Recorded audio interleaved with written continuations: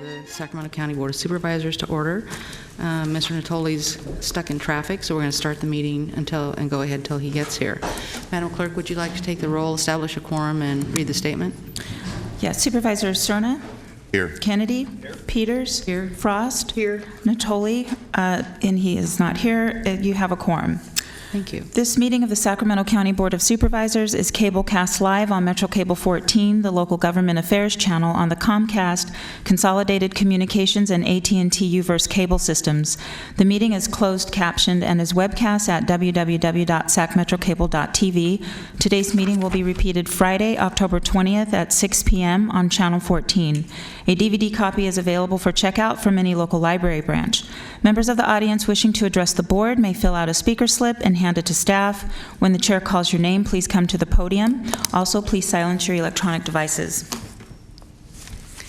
Thank you. Would everyone stand and join me in the Pledge of Allegiance? I pledge allegiance to the flag of the United States of America and to the republic for which it stands, one nation, under God, indivisible, with liberty and justice for all.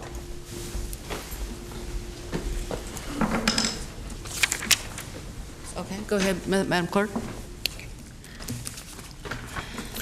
For your consent matters, items 1 through 44, I need a motion to drop item 28. It's the countywide design guidelines amendment.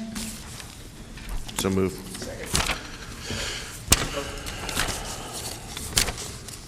Unanimous vote. I also need a motion to drop item number 36, the resolution appointing trustee to Board of Trustees of Reclamation District 1601. Second.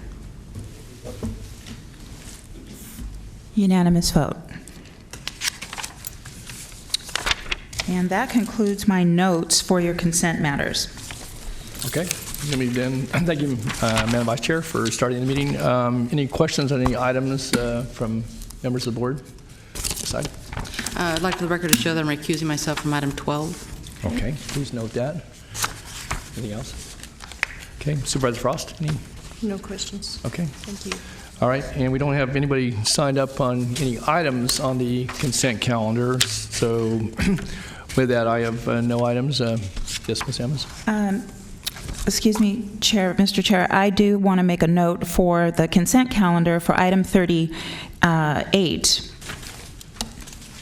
It's the resolution celebrating 100 years of Breathe California Sacramento region from 1917 to 2017. It's on the consent calendar, and this will also be part of a presentation, and so we would like to take that as soon as we conclude the consent calendar. Okay, so we're going to have a presentation. I know that the Gold Star Mothers, I believe that's getting put over till this afternoon at 2 o'clock. Correct. Okay, so we'll move item 38 to our presentation in just a moment. Okay, thank you for that. All right, one more call. Anyone wish to address any item on the consent calendar? If not, then we have a motion. Okay, we have a second. Chair with second. Please note the recusal by Susan Peters on item 12. And if nothing further, then please vote. Unanimous vote.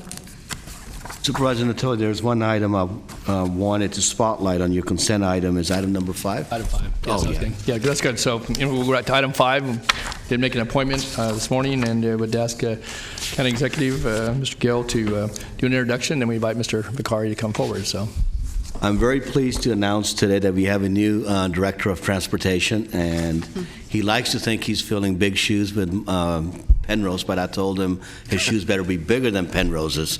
So that's the expectation, the bar set for him. Very pleased. Mike, myself, and Nancy, we interviewed a lot of candidates, and it's very seldom you get into a position that you have 4 candidates, and it was a very hard pick. And every one of them was a very strong candidate. Our recommendation is Mr. Vicari, who is a 20-year civil engineer, and for the last 14 years he's been with the county. He's been a principal civil engineer. He's worked a lot in our development field, a lot of the transportation issues, sidewalks, bridges, passes, and he's been integral in that. So pleased to announce him as our recommendation to be affirmed today. Mr. Vicari is here with his family. I'd like to invite him to come down and address the board. okay. All right.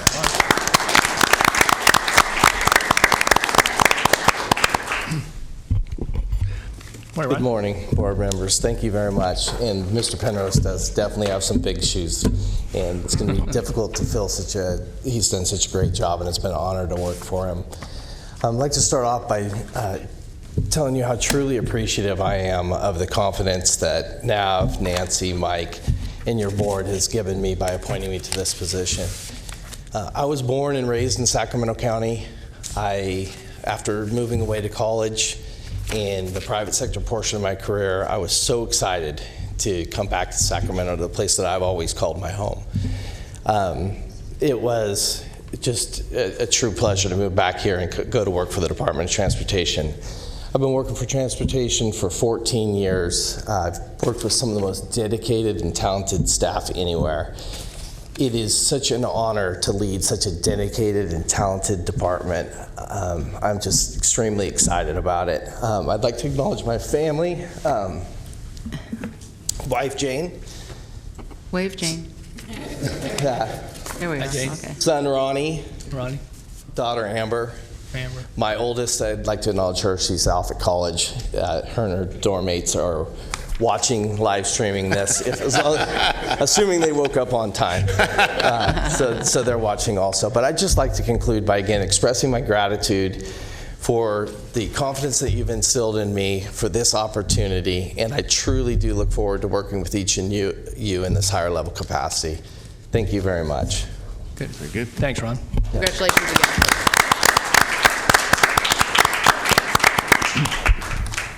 We certainly offer our congratulations to you, Ron, and certainly thank your family for being with us this morning, and maybe a few more hours away from home at times, but nonetheless, I know you're up to the task, and there's plenty of potholes to be filled, and the streets to be paved, and bike lanes to be installed, and so forth. And again, Landscaping to be fixed. see, you already are. Out of the frying pan. Absolutely. Don't let that tarnish the glimmer, but nonetheless, it's again, you're the person for the task, so congratulations to you. Thank you very much. All right, good. Thanks, Ron. Work. All righty. Anything else, Mr. Gill? No, that's it. All right. Okay, with that, then, we're going to go to our presentations, noting that the presentation to the Gold Star mothers will be this afternoon at 2 o'clock, and we'll go to the Breathe California, I believe, presentation. Yes, item 38 is the presentation of a resolution celebrating 100 years of Breathe California, Sacramento region from 1917 to 2017. Great. Thank you, Mr. Chair. I'd like to invite David Modisette and Jennifer Fenton with California Sacramento Region to join me at the podium. He was already on his way down, so. All right. Good morning. Good to see you. Thank you so much. Yeah, absolutely. Well, Mr. Chair and colleagues, it's my distinct pleasure this morning to offer this resolution on behalf of the Sacramento County Board of Supervisors that celebrates 100 years of Breathe California Sacramento region and all the great work that they've accomplished over the course of a century. There are a lot of whereases here, but some of the more notable substantive accomplishments here certainly worth noting is the fact that this organization, and I know them both in my capacity, certainly as a county supervisor, but also as a member of our local air quality management district and as a member of the California Air Resources Board. But they started actually as an organization dedicated to combating tuberculosis here in our community in 1917. Certainly expanded their breadth of advocacy, education, and outreach to include other pulmonary diseases, the prevention and cure of those diseases. And I will note that in 1988, they were instrumental in the passage of Proposition 99, which was a quarter tax on tobacco products. They've been a great collaborator, partner with local government, with state government.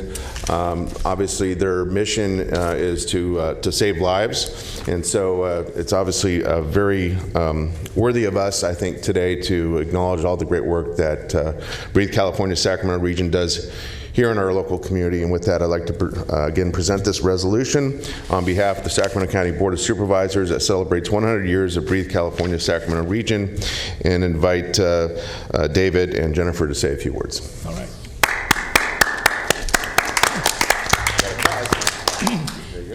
Thank you, Supervisors. I just want to thank you all and Supervisor Cerna for this tremendous honor. As he said, this is our centennial anniversary. We've had great success over the last 100 years, but we're more looking forward to the next 100 years because we have extensive programs in the areas of tobacco cessation, clean air, and lung health. So anyway, thank you very much for this honor.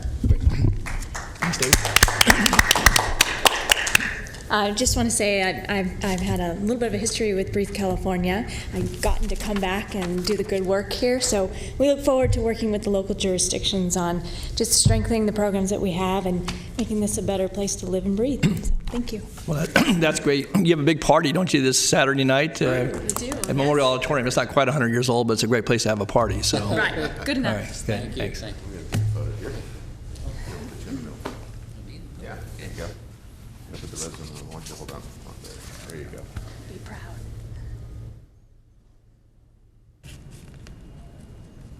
Again, congratulations. Thank you so much. We'll see you this weekend. Thanks, David. Thanks, Jennifer. Thank you, Mr. Chair. You bet. Thank you, Mr. Cerna. Okay. This may have been the quickest part of the agenda for the day. I think we're going to enjoy the breather here. So we don't have anything till 10 o'clock? Okay. We don't, so we can go to your nominations if you'd like, and that would be item 56. I didn't bring my item down. If everybody else has them, we have to. Oh, That's okay. That's fine. We can go through them. I didn't bring my item down. I have notes for you. Okay. All right. Okay. Let's go to the appointments if folks are ready for that. I know.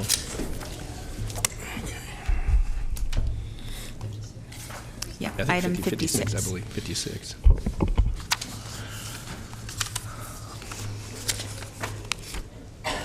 Okay. I'm just waiting. Ms. Peters. I know we kind of got out of order.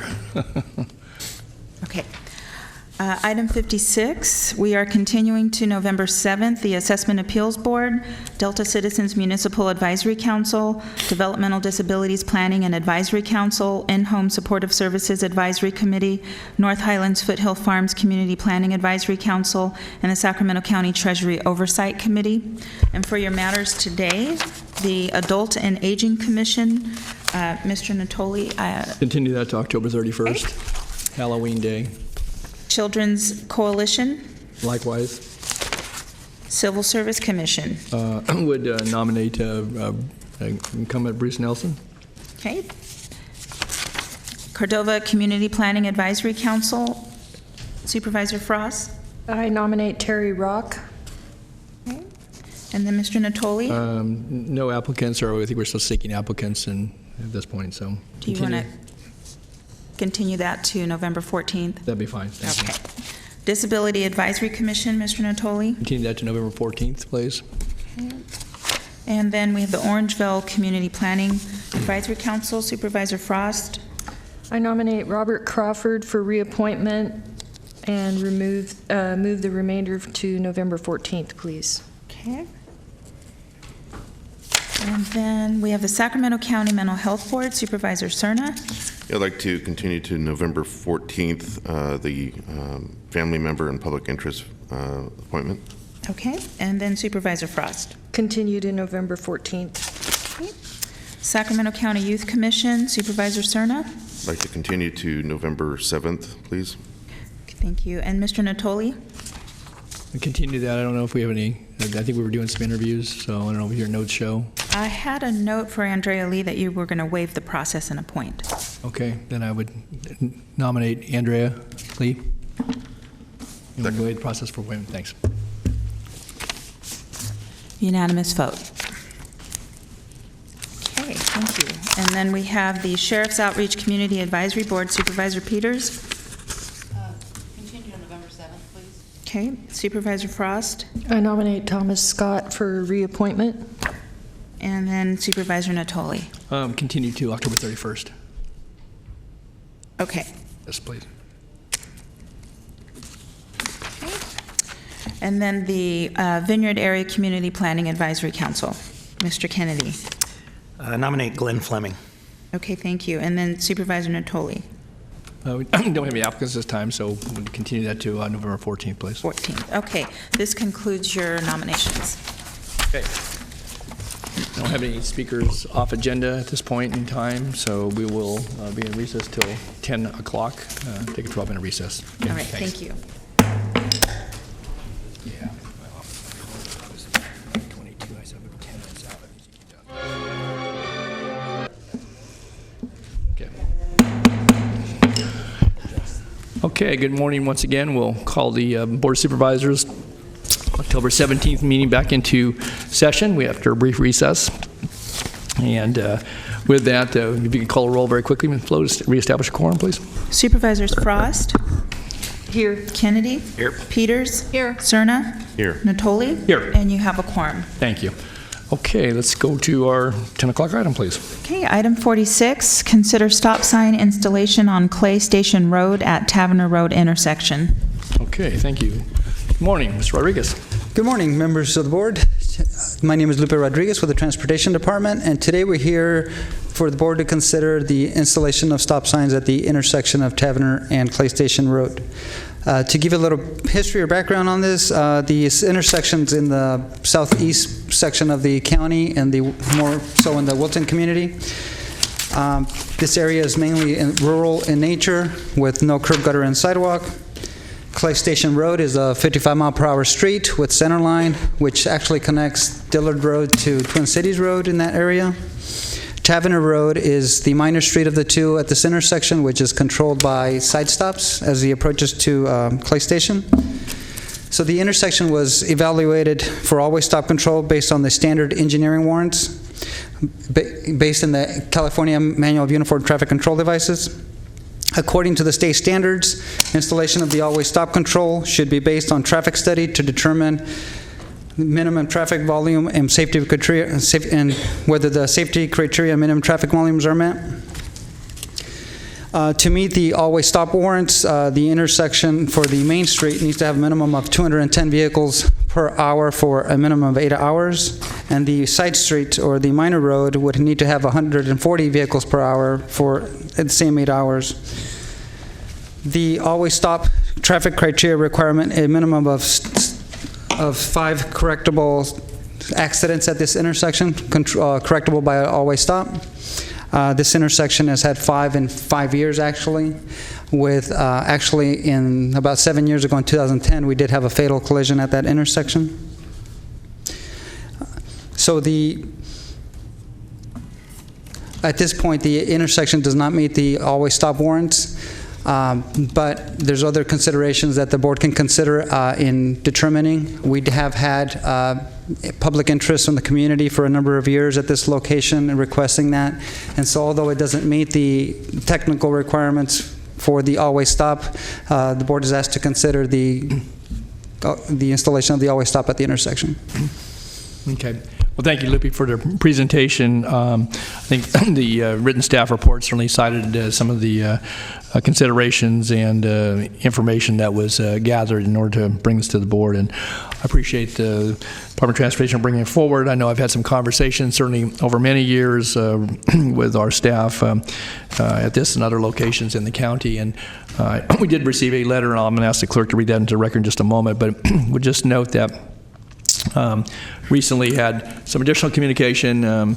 Certainly, I don't know that there's a unanimous opinion reflected in the community, which that would be very unique. But I do think there is some general concern, and as Mr. Rodriguez pointed out, the intersection has had some accidents there. I think one of the factors that, at least in my consideration of this matter, is that the speeds on Clay Station, which is the uncontrolled movement north and south, and with the build out of the ranch, we added a couple of hundred homes in the area. We certainly with the former nuclear plant, but Rancho Seco Park, and I think with the connectivity between some of the foothill communities, and then obviously people moving to the Elk Grove area and other areas on a daily or a regular basis, we see traffic that may fluctuate from hour to hour, from day to day potentially, but nonetheless there are some site considerations as well. I think you certainly can see well at the intersection, but you do come off a bit of a grade on the south as you approach going northbound on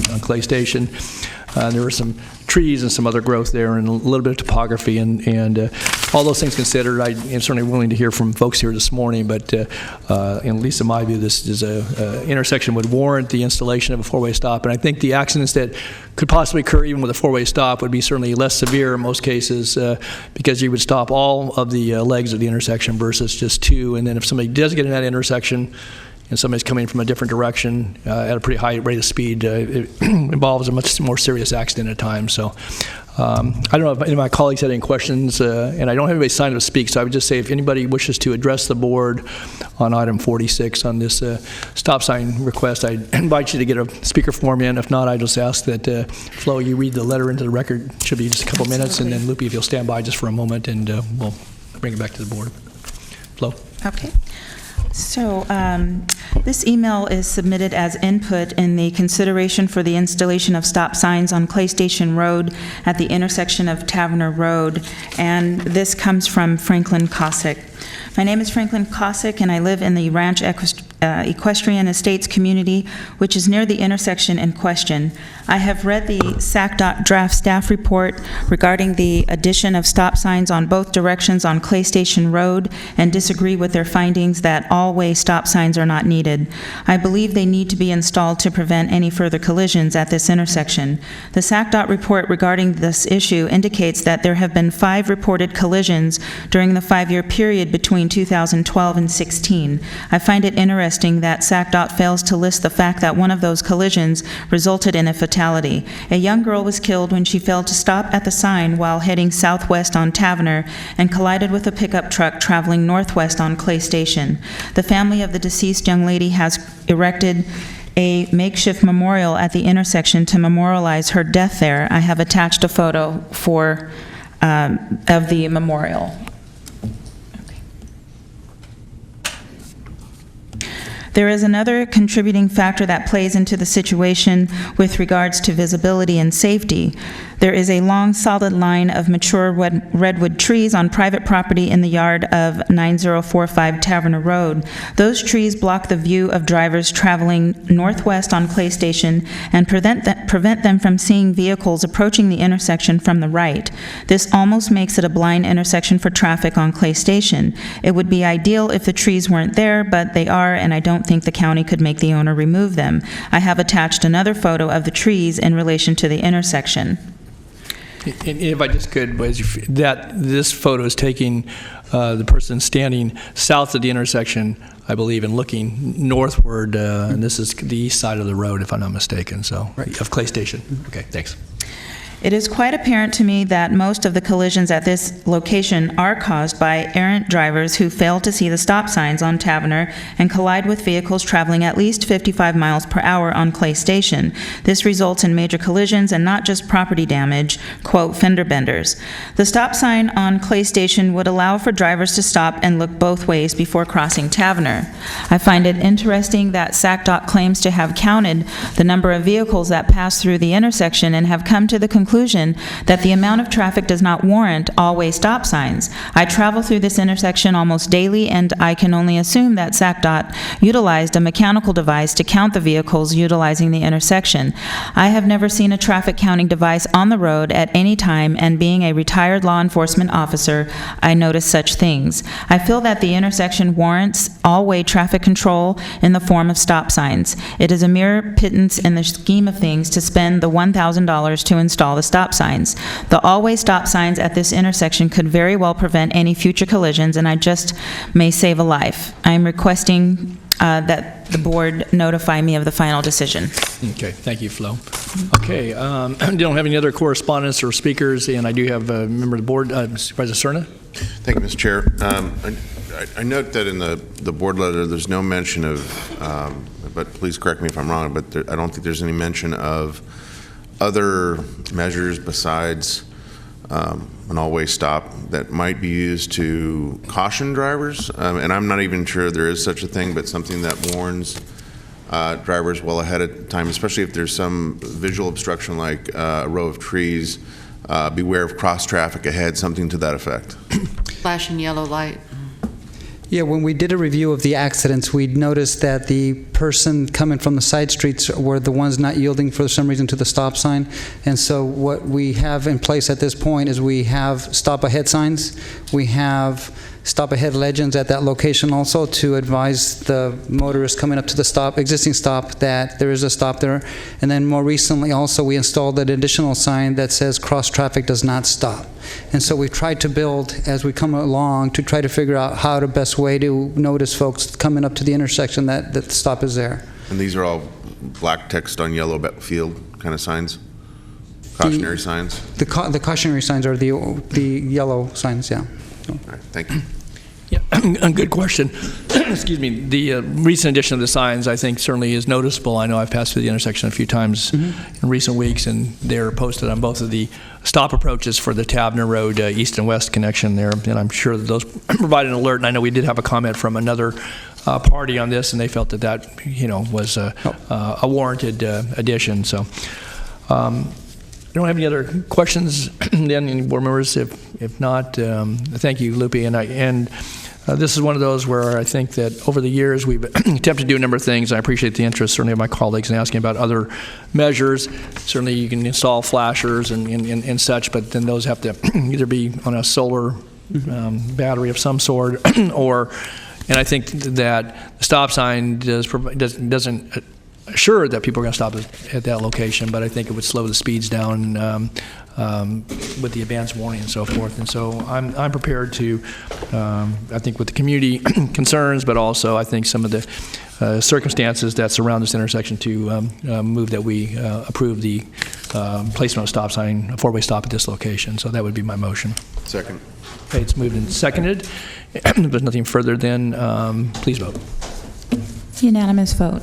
Thank you, Libby. Thanks. Okay. Okay, for item 47, you are acting as the Sacramento County Water Agency. Adopt recycled water feasibility study.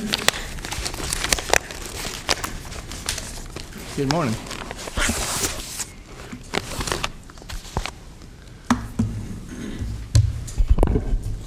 Good morning, ladies and gentlemen of the board. My name is Mike Grinstead with the Sacramento County Water Agency. Mike, maybe if you could just pull the speakers in a little closer, kind of stand between Raise them. the podium Sure. maybe a little. There.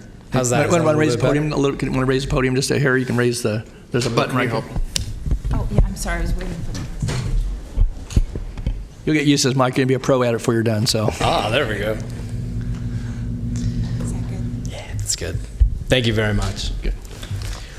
Well, good morning again, ladies and gentlemen of the board. My name is Mike Grinstead with the Sacramento County Water Agency, and today I am here to present to you the recycled water feasibility study. So that's the first thing we're going to do, and the way I'd like to do that is to first give you an overview of the study area and of conjunctive use. Tell you a little bit about the purpose of the study, tell you a little bit about the approach that we used for the study. We'll describe the proposed benefits of the project, as there's a proposed project in the study. And then the second thing I'd like to do is to gain your approval of the resolution approving the recycled water policy for the Sacramento County Water Agency that is recommended by the study. So SCWA serves multiple areas, but this study really covers Zone 40 as the study area. And you can see the outline of Zone 40 here in the map to the right of the writing. The reason why we chose Zone 40 as the study area is due to its proximity to the regional sand facilities. There's already a conjunctive use program in Zone 40. Surface water is delivered, groundwater is delivered, and there's already an amount of recycled water delivered, although it's a small amount. So the purpose behind this study is to evaluate the feasibility of expanding the use of recycled water in Zone 40. This would help with the water supply portfolio in Zone 40 and with our conjunctive use mission in Zone 40. This is really a good time, we believe, to evaluate the recycled water direction. Regional Sand right now is increasing the recycled water supply through their large Echo Water project. There's been the recent drought has highlighted the importance of a diversified water supply portfolio. There's a state of California goal to increase recycled water use. There's also an increased emphasis on indirect and direct potable reuse in California. Regulations are being developed right now for direct potable reuse, and projects are being implemented in the direct potable reuse kind of arena. Also, this is with the advent of the Sustainable Groundwater Management Act, there's an unknown effect on our groundwater supply.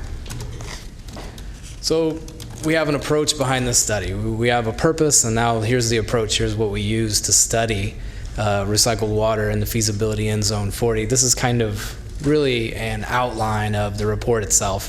First, there's an overview of the Zone 40 setting and the water supply portfolio. The report then describes the problems and the needs in Zone 40. It describes the recycled water supply, that's really regional sand supply and the amount of wastewater that they're producing. It evaluates multiple alternatives. And then the real meat and potatoes of the study is it takes those multiple alternatives, looks at the cost and the benefit of each, and selects a hybrid project. And our hybrid project is kind of a 5-pronged approach here. The first prong of which, and I'll go through each one of these just in the list, but the presentation has a little bit more in depth on each one. And if anyone has any questions, ask at any time. So the South County Agriculture and Habitat Lands Recycled Water Program, the South County Ag Program, is one prong of this hybrid project. We continue with the existing system as another prong. There's an expansion of the recycled water system.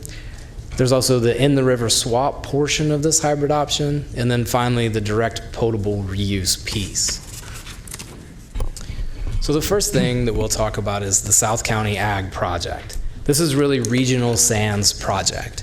Regional Sand is moving forward with the South County Ag Program, and we realize that there's a lot of regional benefit for this program, but we're going to track it and participate as appropriate as benefits become evident and apparent in the Zone 40 region itself. Mike, if I could ask you just on that point, since you said invited questions along the way here.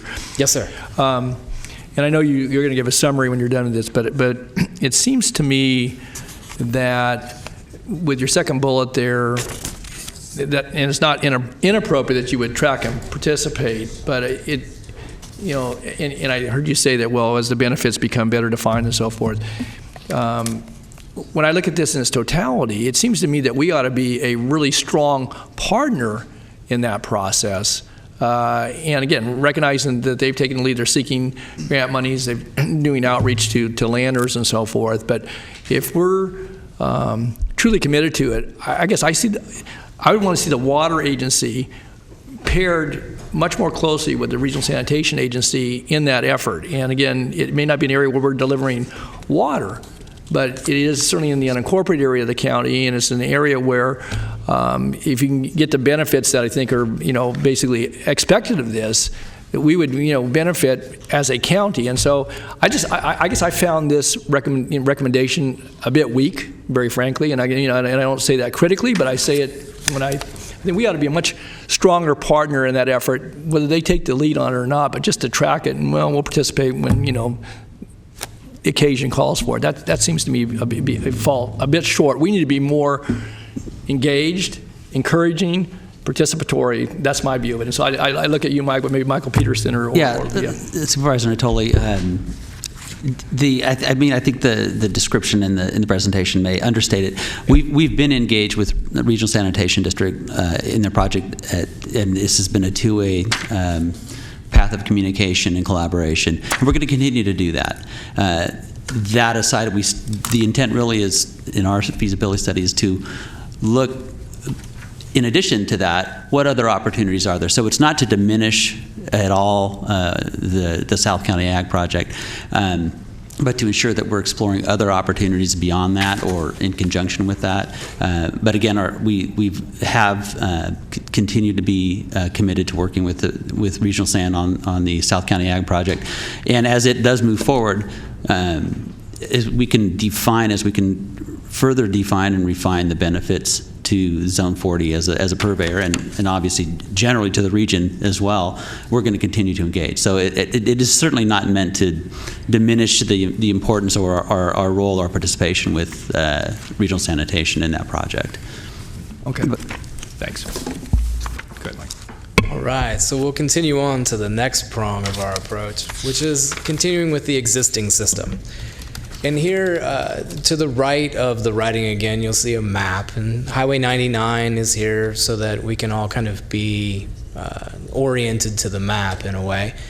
And we're going to continue recycled water delivery to the Phase 1 area. And the Phase 1 area is the pink area, but I'll go ahead and circle around that in the map.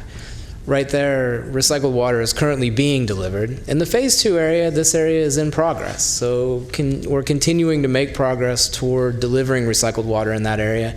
And we want to be sure that these two projects continue. And the next prong in our approach is to expand that system. So we've chosen the limited expansion approach. And what we mean by limited expansion is, if you'll look again at this map, there's a dotted blue line that goes around the outside. And that's a really planning level theoretical area where the benefit and the cost of recycled water to get it to those areas might actually work out. This is to deliver recycled water is a costly infrastructure or problem, right? The further away you get from where the recycled water is produced, the more pumps and pipelines it takes to get the water there. So this is an area where the cost and the benefit could work out. As customers and funding arise, this is where we would look to expand recycled water. And you'll see in this graphic as well a red dotted line. These are theoretical transmission mains to deliver recycled water for approved uses. And these were used to put kind of a planning level cost estimate together so that we could compare the benefits versus the costs. The next prong in the approach is what we call the in-the-river swap. And this is kind of it's an out-of-the-box concept, where we would divert water at the Freeport Regional Water Authority intake in exchange for water that is discharged 1 mile downstream to the Sacramento River from the regional sand wastewater facilities. This is an exciting opportunity for us because we could use existing infrastructure to take advantage of recycled water, but it does require initiating a permit process. So we would go to the State Water Resources Control Board for approval. And this, again, requires very close coordination with regional SAN, as the discharge that is placed into the river is really theirs. And the final prong in our approach here is direct potable reuse. So regional SAN is going to produce, through the Echo Water Project, Title 22 tertiary treated recycled water. Now that water would then be treated to an even higher level, and then that water could be available to be able to supply to the Vineyard Surface Water Treatment Plant. Now, this is something that we've talked about before. The regulations are still in development for this. We just want to leave it on the table. We're going to consider it at a later time. But if you look at the graphic here, you'll see two different pipe alignments. One that comes out of the regional sand facilities and enters into the Freeport pipeline, and another that is parallel and would provide a completely separate water source that would go to the Vineyard Surface Water Treatment Plant. So with this hybrid project, with this five-pronged approach, there are quite a few benefits that I'd like to talk about. I mean, one thing that we all need to realize is recycled water is an important regional resource. Regional SAN is producing this resource, and our project puts the resource to a beneficial use. This would increase the diversity of the water supply portfolio in Zone 40. Two of the pieces, the continued use and limited expansion of the current recycled water system, have some kind of specific benefits for those two pieces. They allow irrigation with recycled water, there's no additional treatment needed, and this reduces the demand on groundwater and surface water supplies both. In the two prongs of the approach, the river swap and the direct potable reuse, the benefits there are that regional SAN produces recycled water independent of drought. They produce it all the time. There's less risk of curtailment of this resource than there is with the current surface water rights, which would mean that we could realize more benefit of the Vineyard Surface Water Treatment Plant in dry years, and we'd have less dependence on groundwater. So considering those benefits, what we'd like to do today is ask you, the board, to approve the resolution containing the following recycled water policy. We'll continue with the current Phase 1 and Phase 2 recycled water delivery, expand the existing system on a limited basis as customers and funding are secured, implement the in-the-river swap option, and begin working with Regional San and the State Water Resources Control Board to obtain permits, explore direct potable reuse when regulations are finalized to allow implementation in California, and finally, track the South County Agricultural Program and participate as appropriate if there is an overall benefit to SCWA. Okay, thanks, Michael. Could I maybe go back to slide 8 for a moment? Sure. Which slide would? No, 8. Page 8. Yes. Keep going. Right there.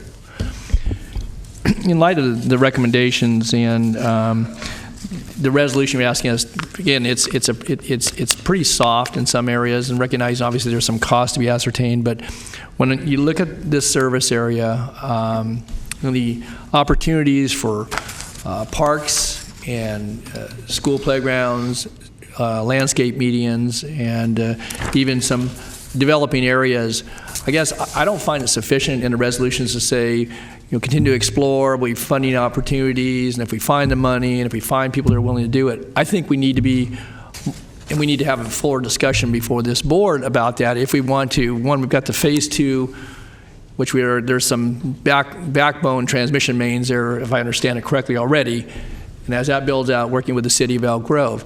But if we're ever going to do this, I think that it's going to be a bit of time before we get to any direct potable reuse. I know it's done in some communities and so forth.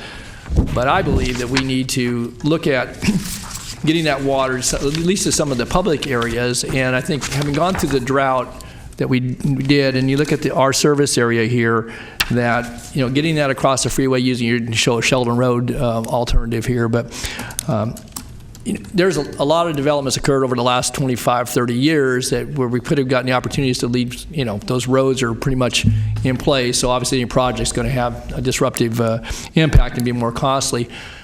But I think we need to look at this more precisely, and that just to pass a resolution that says, well, because you look at what's happened over the last 30 years in the missed opportunities, if there were opportunities there, I would suggest that we need to look at this more seriously, and that otherwise you're going to continue to see build out. You're not going to put in any backbone infrastructure, assuming that was appropriate and that that this board and certainly our water agency decided to do that. And so you do road expansions and you do improvements along Bradshaw Road and some of the vineyard areas and North Vineyard Station. I just believe that we need to have a more thorough look at this, because if we just put this in a resolution, go off, it's in the policy, you're going to do your jobs, and that's the direction, and if somebody comes along, or if we talk to it needs a more concentrated, I believe, review and consideration. And again, we can look at, you've got some of the costs associated with doing that and so forth, but talk about that, because otherwise, the next time a drought comes around, we'll be no more prepared in those public areas nor in people's yards than we were this go-round. And so development is pretty much fixed in a lot of these locations, but there are some opportunities, and I would just say that particularly in that area east of 99, and to some degree on the west side, and most of that's in the city of Elk Grove, that there are some opportunities there that we ought to look at, and look at what sort of infrastructure would be required, at least get some transmission capacity in there, and then talk with some of our public agency partners. And so I would like us, again, unless there's some urgency to this, I would just suggest, as my comments this morning, that we have a chance to have some additional discussion. We've got a very full agenda today. It's important that you've teed this up for the board this morning, and I want to hear from my colleagues, anybody in the audience. But I think this could use a little more time, and actually come back and talk about that alternative before we embody it in a resolution and just send you off and say, this is good enough for today, because I'm not there yet on this particular aspect of it. So. Supervisor Natoli, we can certainly come back and discuss in more detail the costs and the logistics and the time frame that would go into that expanding the system. And I think that's the logical next step. The intent is not that, well, here we brought this to the board and now we can ignore 4 of them and do one of the 5. The next step would be just that, okay, let's define what's the perimeter, what would the cost be, and how would that be financed, because we know it would have to be financed along with development. So that is the next logical step, and that's assuming that that today's item is approved, is to continue that. I mean, that is that's the intent. So in other words, is that an implementation plan by another? Correct. name? When would that come back to us? I don't know, probably, I think we would probably be within, I'd say within 4 to 6 months, something like that. But we need to huddle back and schedule that out. But that would be the next step in terms of expanding the sort of the program that we have in place. Mr. Chair? Yes, Through the chair. sure, yes. I agree with my colleague, and this is obviously affecting a good portion of the South County 3 supervisorial districts.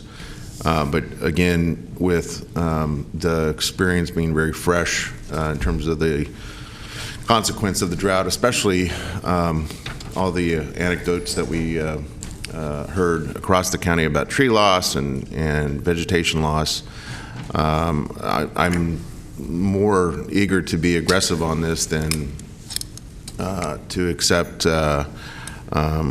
some soft language. But if I'm hearing at the same time that the intent here is to work in steps and that the next one is going to be an implementation plan that spells out exactly, or more precisely, cost, schedule, how we get there from here as a theme, then I'm gratified that that's the case. But perhaps this resolution needs to more clearly state that that is the case. Maybe that's what we're looking for this morning.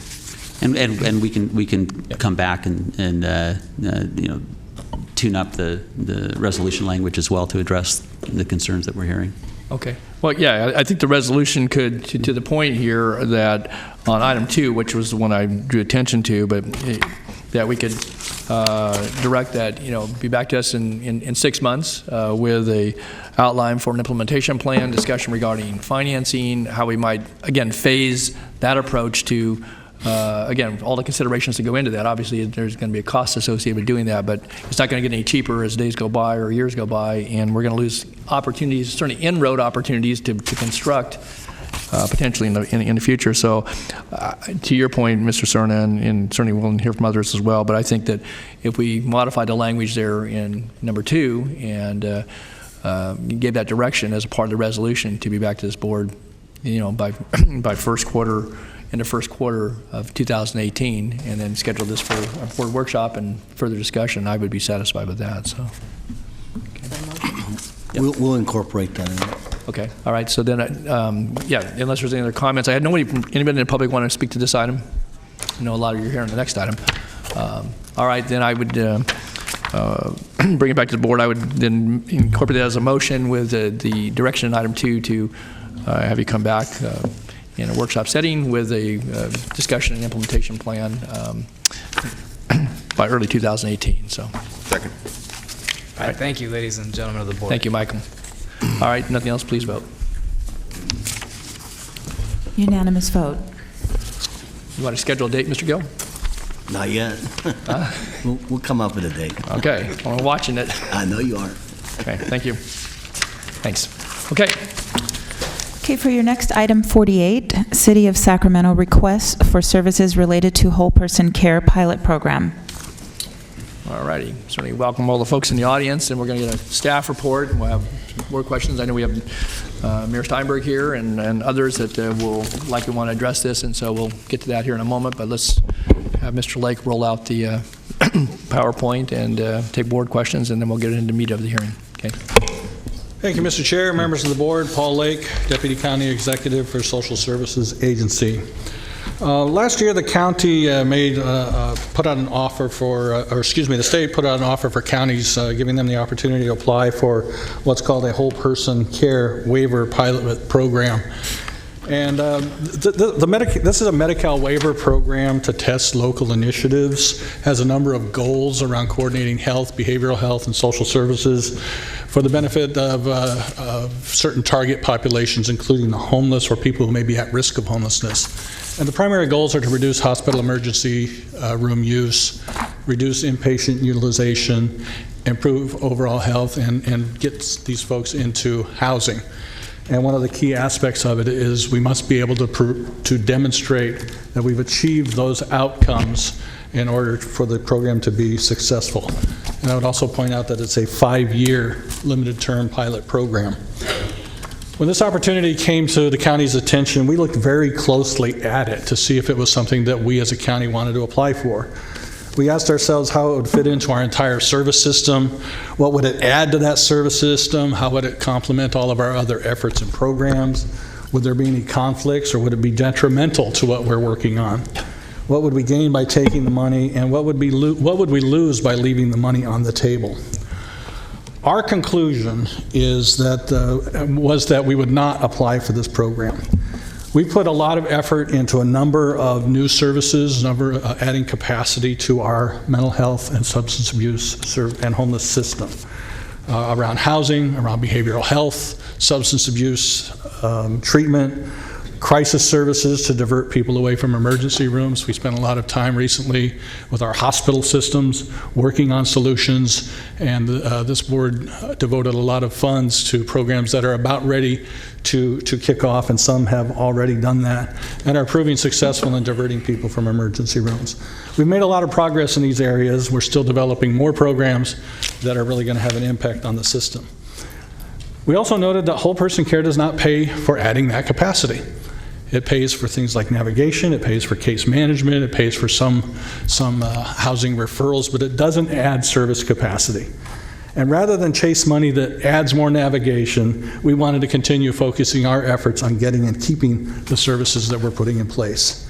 In addition, there's some level of financial risk. If we don't achieve those outcomes, if we can't demonstrate them because we can't put the services in place or we can't get the data, then it would be a financial risk to the county. We would have to pay the funds back. So we concluded that the better navigation and the various housing referrals really don't matter unless you can prove that you've made those impacts. So in the grand scheme, we decided that it was better to spend our efforts on our service strategies and not divert our course to chase money or risk existing programs that we might have to risk to pay back the federal government. The city of Sacramento, on the other hand, decided they wanted to apply for this, and the state authorized them to do that, and the state awarded a program to them.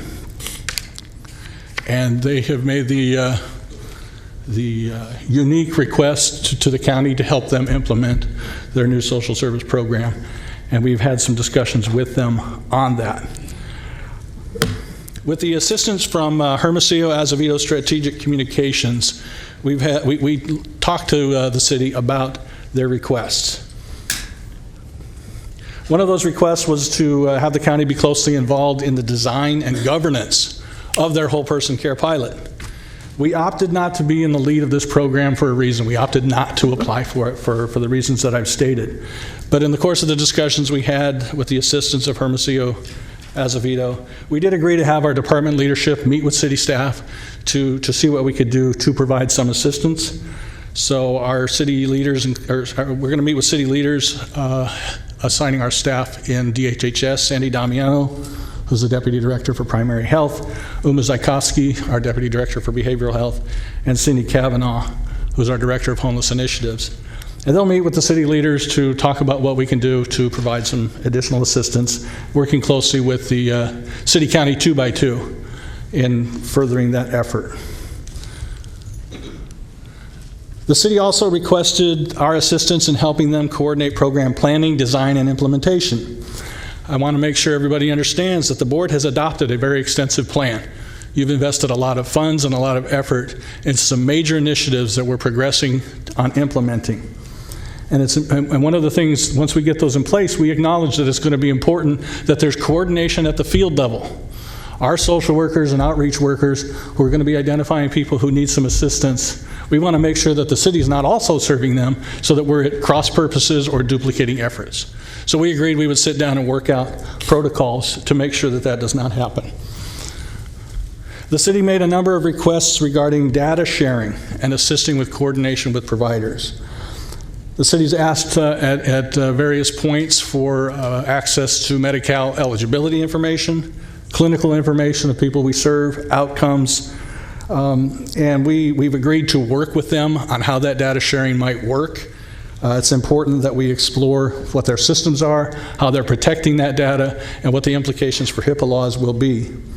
We've also provided them some assistance on how to access the Medi-Cal eligibility information without the middle step of having to go through the county. And we will work with them on how to utilize the work we've done over the years with our GMAC providers through a committee that we currently have. The city also asked us to prioritize our behavioral health services for whole person care participants. And we've had a lot of discussion back and forth, and it's important that people know, and they now acknowledge that this is the case, that a lot of our services are funded by Medi-Cal. And we are prohibited by federal and state law from prioritizing one Medi-Cal beneficiary over another. It's basically first come, first serve, and where you're at relative to your need. And so we can't simply say we're going to take a subset of Medi-Cal beneficiaries and prioritize Medi-Cal programs for them. Likewise, some of our MHSA programs have certain target populations that we're beholden to. There are some programs that we could modify our target populations and reprioritize them. That would require a lot of analysis, and it would require a community process that's written into the MHSA law that we have to do outreach to the community and develop a plan and modify any plans. So we could take that approach and do that should the board so direct us. We've also agreed to provide training and technical assistance otherwise on how the city can access our existing services, and we are proceeding with that. Much of the discussion in the last several weeks around the city's requests have revolved around the Mental Health Services Act budget. We've had meetings with city consultants, with city staff, elected representatives around this, and we provided information and responded to some of their questions and concerns, and frankly some misperceptions about unspent MHSA balances. There seems to be an impression out there that we've squirreled away money or are hiding unspent funds that needs to be spent now, and I want to address that. We have plans for all of our unspent balance and anticipated revenue. These plans have been carefully thought through and designed by the people who have to implement programs for this county. People who understand our local needs, our systems, and how to actually implement programs that have been designed at the Capitol. These plans have been fully vetted through the community processes that I spoke of, with people who live with and experience mental illness and homelessness, and the people who serve them on a day-by-day basis. These plans are important. This process is important. These plans have been approved by this board, who ultimately bears the full responsibility for making sure that these programs operate well, the money is spent effectively, and that the system we have in place can be sustained over a long period of time. So I want to talk a little bit about spend some time talking about the Mental Health Services Act budget. I'd like to focus in, first of all, on the community services and supports area. And we've been using a 5-year projection model on what our needs are going to be. And we start off with an unspent balance of $73.5 million. We are planning to commit these to a number of areas.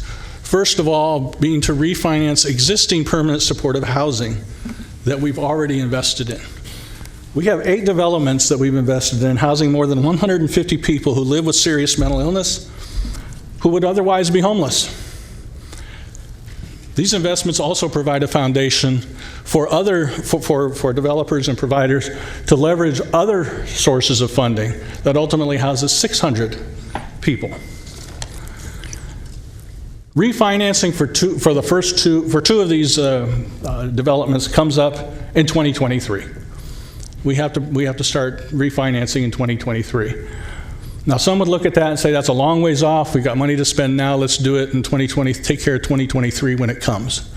We have to give at least a 2-year lead time, because as you all know, developers don't wait till the last minute in order to make their investments to be assured that the county is going to come across with money. Trust me, the money will be there. Doesn't usually sell very well. So we have 3 years to be able to make those commitments and assure them that the county's commitment is going to be ongoing. And it's the commitments we've made in the past that has made developers confident in continuing these programs and working with us to house those 600 individuals. And there are 6 others that will then, refinancing will follow in very short order. And if I could briefly interrupt my PowerPoint and show you a overhead.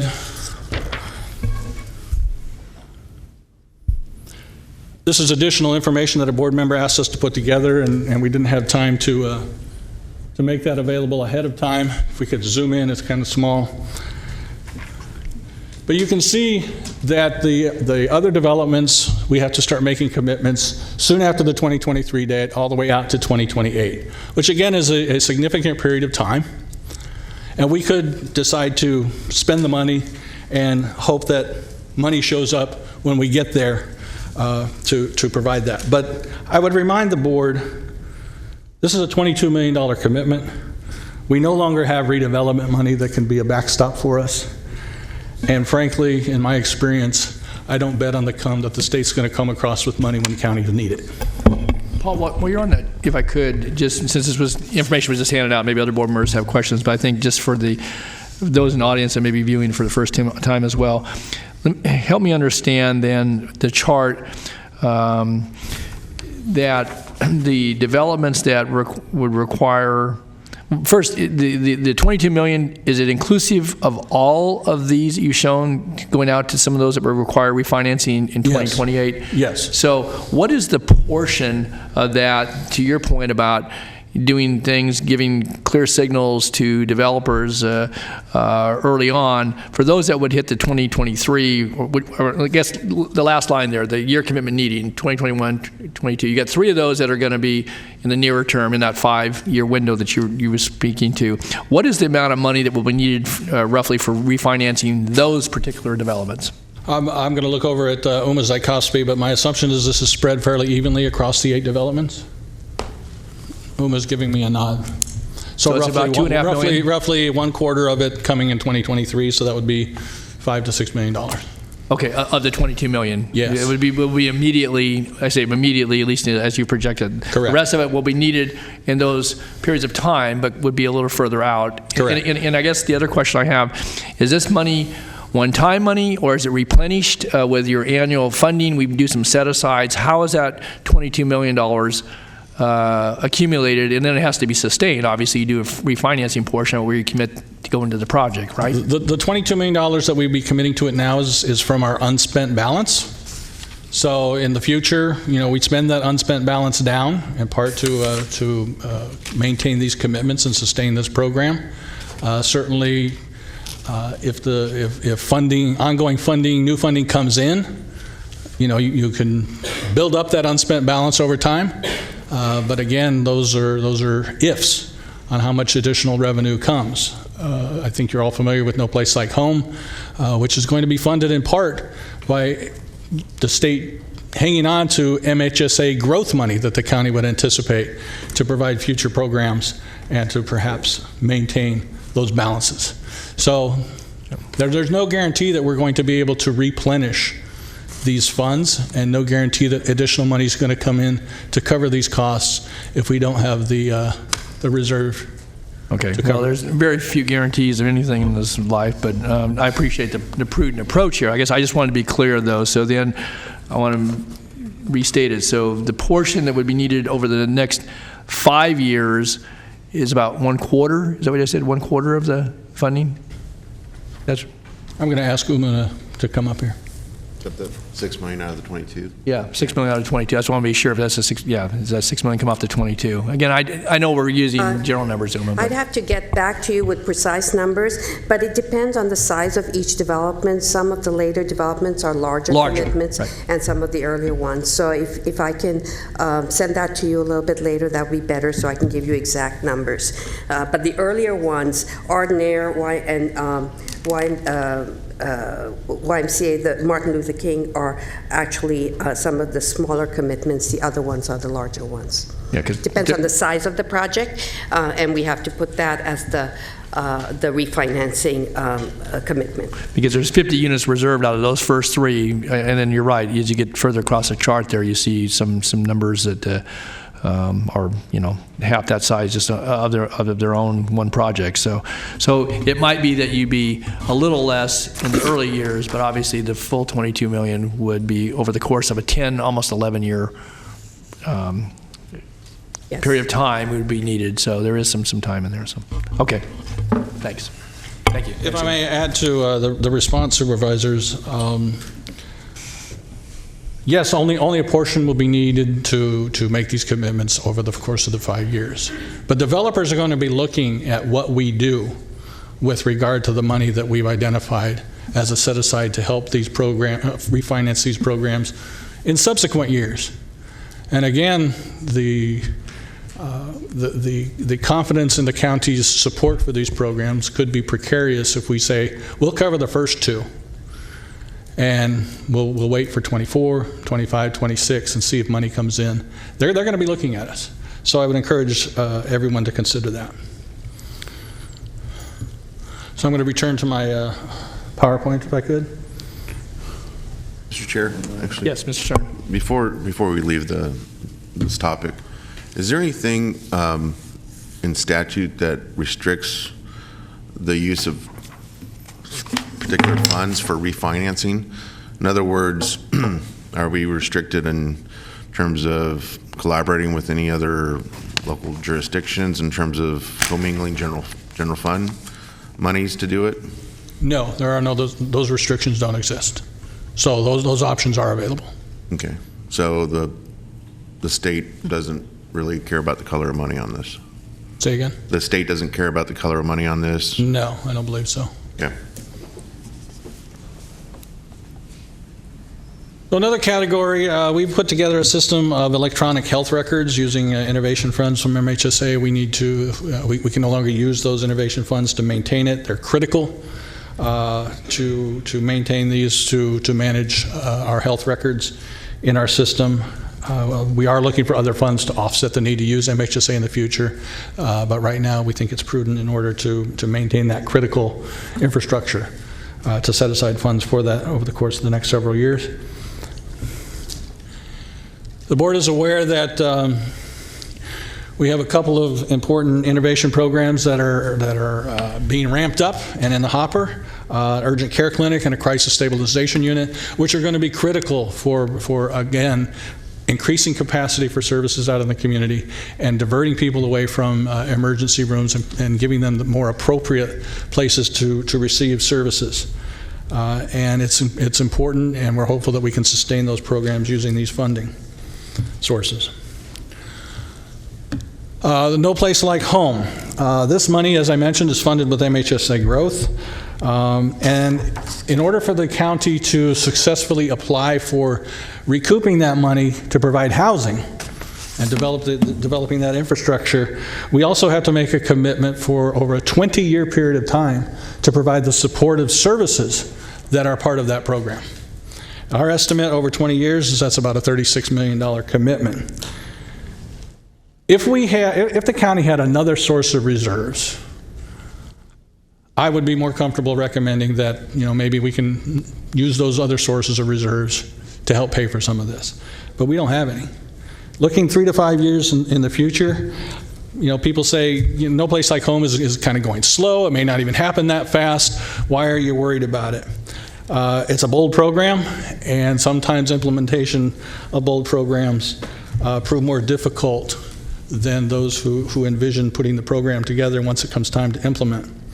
But we have to submit a plan in the next couple of years, and that plan has to state very clearly how we're going to cover this commitment for 20 years for services.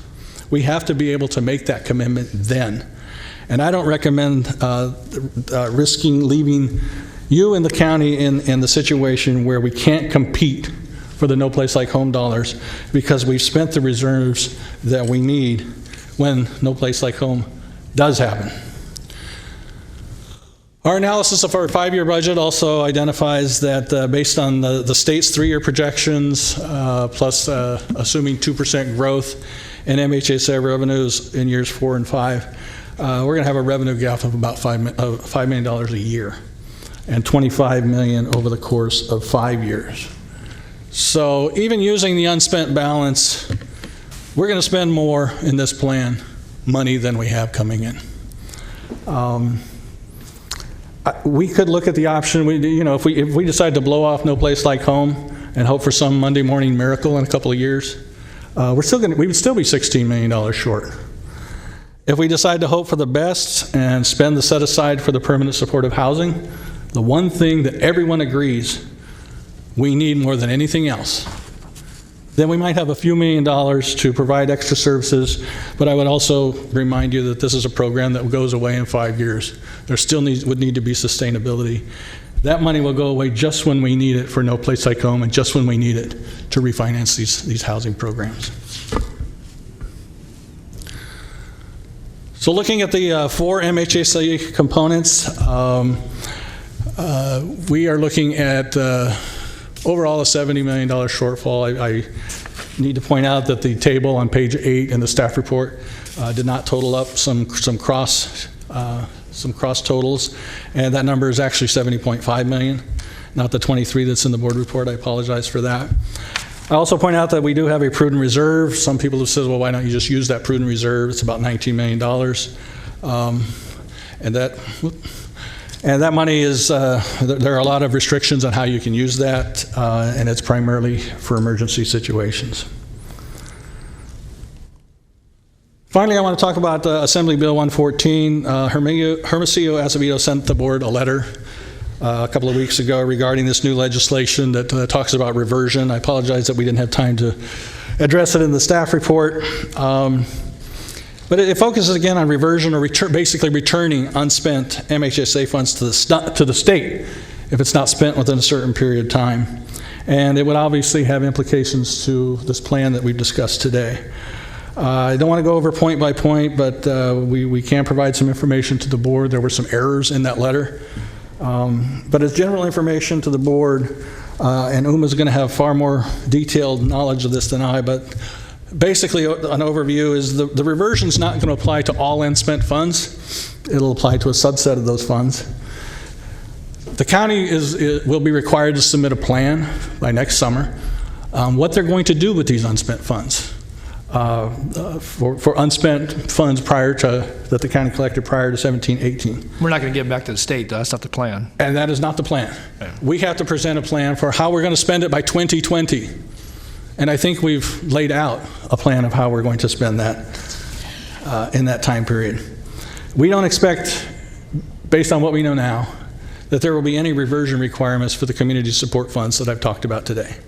We already have plans to expend those funds, and we're confident the state will accept that plan. So bottom line, we don't believe there's any reason to think that reversion will result in the county losing any of the funding that is unspent in the plan that we've laid out today. The City of Sacramento has, as part of its whole person care request, asked the board to modify the MHSA plan to use unspent funds to pay for more services to support their whole person care initiative now, and basically figure out how to sustain these programs later. I would reiterate that staff opted not to apply for the whole person care because it didn't expand capacity and created financial risk. We already have plans in play that are going to increase capacity that could be accessed by whole person care, just like everybody else in the system. We're working on a number of critical areas: flexible supportive housing, full services rehousing shelter, sustaining and expanding our emergency shelter system, providing a winter shelter and sanctuary, providing transitional housing, maintaining Mather Community Campus. At this point, we're not recommending that we change all of these very carefully thought out and vetted strategies and risk the future of them for this program. However, the board does have that option. The board could explore changing the plan in certain areas that are allowable to serve whole person care participants outside of our current system, or to expand services to support other initiatives for that matter. The process would require a thorough analysis on the impact of those who are currently served. There would have to be a community outreach and vetting process. Again, that is written into the MHSA law. And then we would bring forward recommendations to the board based on that for modifications of the plan. But again, we don't recommend this at this time because we may need to consider modifying any modifications we might need to make, may need to be part of a larger discussion of the entire system and some of our own initiatives. And with that, I'm open to questions. And again, I have staff with significant expertise in this area who can help. Okay, thanks, Paul. We have several supervisors. Just before I go to that, I want to announce once again that if folks wish to address the board on this item, please fill out a speaker ID form. I know the mayor, certainly I've got you. I'm going to call on you first, but anybody else, I don't have any other speaker forms. I know the mayor is here, so if there are others who want to address this, just so I can have an order by which to call folks, and I will call the mayor as soon as we get done with board questions here. Mr. Chair? Yes. On that point in terms of speakers, I'd respectfully ask that, I know that we have Toby Ewing, the Executive Director of the Mental Health Services Oversight and Accountability Commission here. I think it's important, chatted with my colleague, the other half of the county's portion of the 2x2, Supervisor Kennedy. I think it's important to have as quick and easy, if that's even possible, understanding of the facts before we engage in a dialogue and exchange today. And I think Mr. Ewing is probably best equipped to shed some light on perhaps where there may be some difference of opinion. Okay. But we're just talking about understanding the facts, understanding the environment of the Mental Health Services Act funding scheme and accounting. I think it's really important that we start from that basis. So I'd respectfully ask that we, after questions are asked of staff, that we invite Mr. Ewing to the podium first. Okay, all right. And as long as folks are okay with that, then we would take questions for Mr. Lake and county staff, and then invite Mr. Ewing, and then we'll invite speakers, and we'll invite Mayor Steinberg as being our first speaker. So, okay, with that then, Supervisor Kennedy, and then Supervisor Peters. Thank you, Mr. Chair. I may have some of the same questions for following speakers, Mr. Lake, but I wanted to go over a couple of these things, and I think that first of all, this is kind of a two-pronged report and process. One was, how are we going to follow up on the process we went through last month at interfacing with the city to the degree that we can to provide the services that we're going to provide to people anyway, but how can we better work together? And I think that the recommendations that came out of that process, which are outlined almost verbatim in the report, are very good. The other aspect, of course, is this MHSA issue, particularly in light of the of AB 114 and the reversion. And I understand that these funds it's very, very segmented, and even within each segment, there's segments that can be used at certain times and percentages and so forth, but at 3 years, 5 years beyond. So I'm going to ask just what your understanding or the county staff's understanding is of two of those in particular, and we've talked about this. One is, you said that the funds would be spent by 2020. Is that right? Let me backtrack just a little bit for a little semantics. When we say spent, are we considering allocated to be spent? I mean, they're actually not spent. Does that work within the law? I'm not sure I'm following the question. Okay, I apologize. okay, let me go back then. Well, I think you're asking about commitment. If they're committed, committed versus actually being spent. They're still in the bank, whether you committed them or so does that satisfy the law? I'm going to turn to Uma.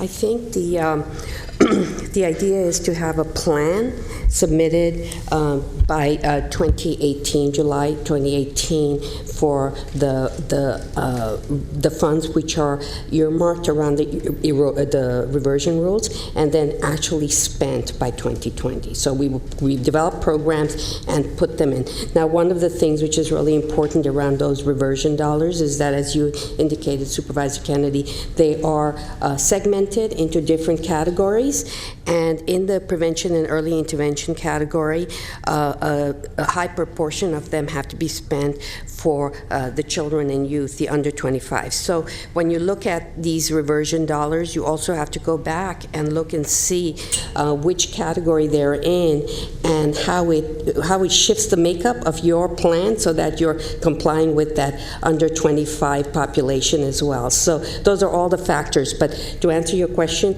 that is correct. A plan has to be submitted and approved for anything that was in the pre-2017 reversion category and actually spent in program. So we would have to do a lot, get it out and spent into programming. So how does that work now, bump over to the No Place Like Home? How does that work? I mean, that's a 20-year out program. How are we spending those within the realm of AB 114? I think one way of thinking about it is money comes in, it's first money, the first money should be, the coming in needs to be the first out. So you sort of are always spending your oldest money in your bank account, so to speak. So the No Place Like Home will just be part of the revenues in the MHSA or in your other funding. As they're coming in, we would be looking at our programming locally, our FSBs and others, and developing capacity in those programs to continuously serve. But that's money that's continuing to come in, so that's not unspent money. No. But we're talking about spending unspent money. Right. This reversion, this AB 114, is very particularly both around the pre-2017, when there were years where there were categories where there was dollars that were not spent. In our county, we're quite confident there's no community service and supports, the intensive outpatient programs, the whatever it takes programs, that there's no money in that category. There is some money in the PEI category, and there is some money in the innovation category. The numbers on those are still being clarified and going back and forth with the state, but it's in those two categories where the old money, where you need a plan for 2018 to spend down and to actually get it out by 2020. That's my understanding at the moment, and it's very new, this AB 114. So the state is still giving guidance to counties. The OAC's also got a role in it, the Oversight and Accountability Commission. So we're working through all the numbers and trying to refine and get to the right number on those. Okay, thank you. Can I just ask a quick follow-on? So what's your estimate of what that is? You're refining that, so what's the range of money that might fit that category as you've at least know it today? Oh, Supervisor Natoli, I really could not give you a number today. Is that an order of magnitude? We're really looking carefully at the numbers. The early numbers, the draft numbers, we thought were one. Then we saw new numbers come out. So I feel very uncomfortable giving you a number today. Okay, is it safe to say, and you can say no if you don't, order of magnitude of millions? Yeah, it would be $1 million. Okay, that's. I'm just getting some sense about it. So it's not a few $100,000. No, it's not a few $100,000. Yeah, so. And it's one of the things is that some of these monies that are in this pot are a result, just for information purposes, are there because they came in with a bump in the recessionary period, and it was very difficult to actually. They came as a one-time bump in the MHSA funding for certain categories, and the guidance was not very clear in the early years. So I think the work done this year by the Oversight and Accountability Commission and others has been very valuable to creating really clear parameters going forward. But the good thing is we don't give money back if we can create our plan by 2018 and take care of that past problem. Okay, thanks, Uma. Okay, other members of the board, any other questions at this juncture? Okay, if not, we can come back to certainly the questions. Let's do this. Thanks, Uma. Then we'll invite Mr. Ewing, if he so inclined, please come forward and.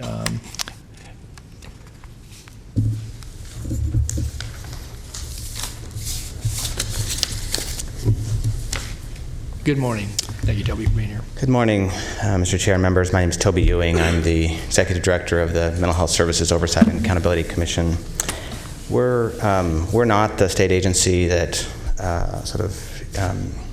oversees the spending. We're more akin to a state-level grand jury overseeing mental health, and so we advise the governor and legislature. We do have some regulatory roles.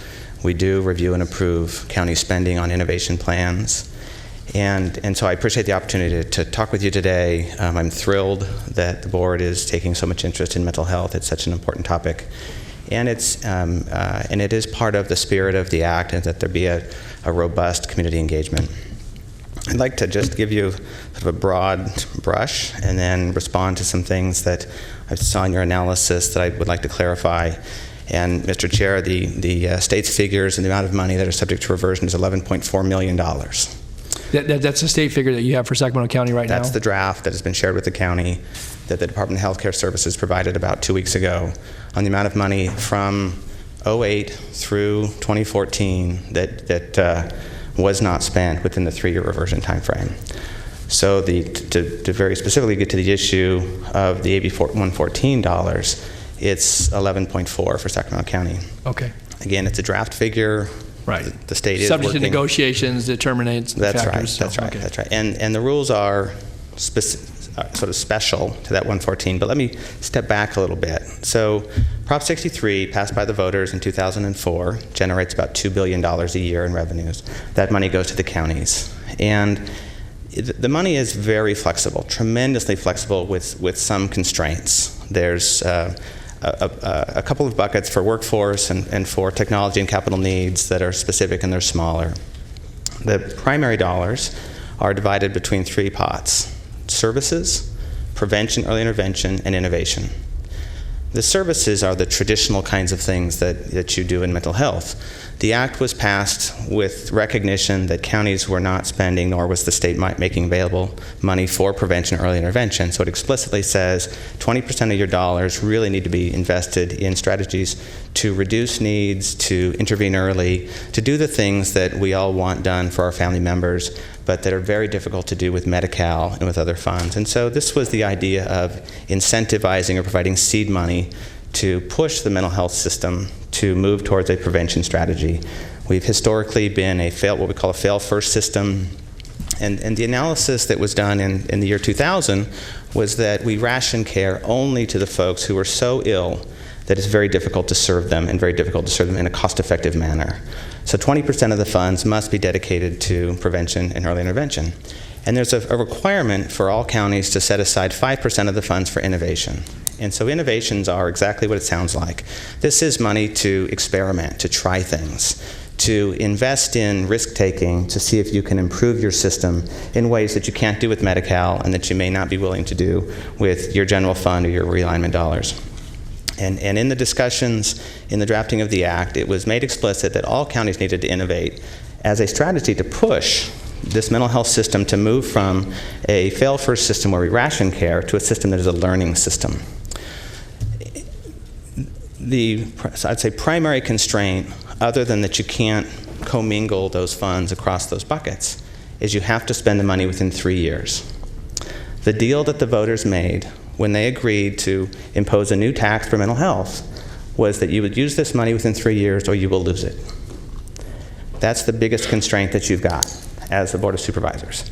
How you spend this money is really a decision that you make, and as other speakers have said, that there's a requirement for there to be a community consultation process. But the reversion component is a key component that we believe was foundational in terms of garnering public support, because people passed this law recognizing all of the unmet needs in their communities. Last year, the Commission started to look at the issue of reversion, in part because community members were concerned that counties were sitting on hundreds of millions of dollars and it wasn't being spent. As you heard in some of the memos, there were newspaper stories about $100 million reserves. And the law is very clear that unless it's in your prudent reserve, which is designed for downturns in your economy, the prudent reserve is designed for the very things that your staff are suggesting. If you don't know if your revenues will be consistent with your needs in future years, you put it in the prudent reserve and you protect it against reversion. If it's not in your prudent reserve, under the law, you're not allowed to have it in a reserve. You're supposed to use it within 3 years or less. There are a couple of exceptions: workforce education training, and some of the technology stuff you have 10 years. AB 114 also allows the clock to get reset for innovation funds when the Commission approves an innovation plan. So if it takes you a year to plan, we approve it, you get 3 years after our approval, but that's a recent development. I want to clarify a couple of other things that I don't fully understand. In the presentation, there was discussion about the innovation plans that the Commission has approved, that you're required to have a sustainable financing strategy. That's not accurate. Innovations are innovations. What we require is that you have a process to learn from your innovation and a process to then decide if the innovation was sufficiently successful that you would sustain it, or decide not to continue. Right, so I think you had 3 categories of budget items in the presentation where there was the county was planning for sustainability, and I appreciate that. Could we put that chart back up? It was this slide here, so that he can reference it, so we can all kind of follow. Are you talking to Metro Cable? Yeah, Metro Cable could put the Mental Health Services Act budget, Well, this 5-year. Or was it a different one, Toby? No, it's okay. It's in the presentation. So there was a discussion about your the table showed a $27.5 million innovation investment, and then tapping CSS in future years to sustain those. Let's see if we can get it up there. Yeah. You want to put that one? There, is this the one here? This is fine. So okay. see, it says yeah. sustain urgent care clinic beyond innovation funding and sustain the proposed CSU beyond innovation. There's no requirement under our rules that you actually set aside funds to sustain an innovation, because an innovation is an experiment. And we actually anticipate that you will pursue innovations that may not be successful. And so what we require actually is that you have the thought process to assess whether or not your experiment would be sustained. Right? So just to clarify, in terms of the 27.5, the county has the option of making that as a policy decision. But I want to go back to the issue of reversion. When we took a look at all of the funds that counties were using, and so that under the law, counties are required to submit revenue expenditure reports within 6 months of the close of the fiscal year. The first thing we found is that counties were not submitting revenue expenditure reports as is required by the law. So we began to gather these reports and to encourage counties to submit these, and we identified about $140 million in unspent funds from 2008 through 2014 that was 4 years old or older. The Department of Health Care Services estimate is up to, let me see here, I got the numbers, because they've looked at a later fiscal year, is up to over $275 million. That's not Sacramento County, that's but not just to be clear, County. that's the statewide. That's year 11.4. Okay. Year 11.4 out of that, right? That doesn't include the latest fiscal year. For many years, the state was actually not monitoring whether or not counties were spending their unspent funds and was not implementing the reversion requirement. Those were the complaints that the commission received from members of the public, from providers, from some county behavioral health directors, because in their minds they had $4 million sitting in an account that was old money, and if they spent it and the state called them up and said you have to repay that $4 million, they had a $4 million shortfall.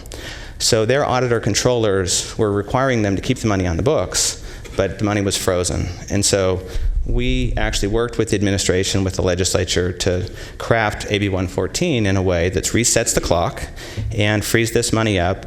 But with this message that says, moving forward, the Department of Health Care Services will monitor annually the amount of funds that counties have not spent within the 3-year time frame. It's 5 years for small counties, but it's 3 years for Sacramento County. And we'll report out whether or not the counties have returned those funds to the state. Working with the legislative analyst, it's very clear that the Department of Health Care Services has the authority to require you to return any funds that you have not spent within the 3-year period of reversion, unless you've shifted them into your prudent reserve or you've moved them into one of the other categories that allows them to be spent in a 10-year time frame. So I think that there's been some confusion in the past because the state was not enforcing the reversion requirement. But I would caution you that the presentation that I've seen today is you're not allowed 5 years to spend MHSA funds. If you've amassed a $100 million reserve over some time frame, every dollar that's more than 3 years old is subject to clawback by the state. And what the law says is that money shall be given to other counties for use. There's one exception. The one exception is at that point at which the commission determines that there are no more unmet needs. I don't think we're close to that. We're certainly not close to that in Sacramento County. So, I mean, I'm not the folks that come in and look at your books. Our office is creating the attention on the reality that the commitment to the voters was that these dollars would be above and beyond the realignment money that you have, above and beyond your ability to draw down federal money, above and beyond your ability to use general fund dollars. This is sort of extra money. It's very fungible, tremendous discretion on how to use this, with one exception. If you don't use it, you'll lose it.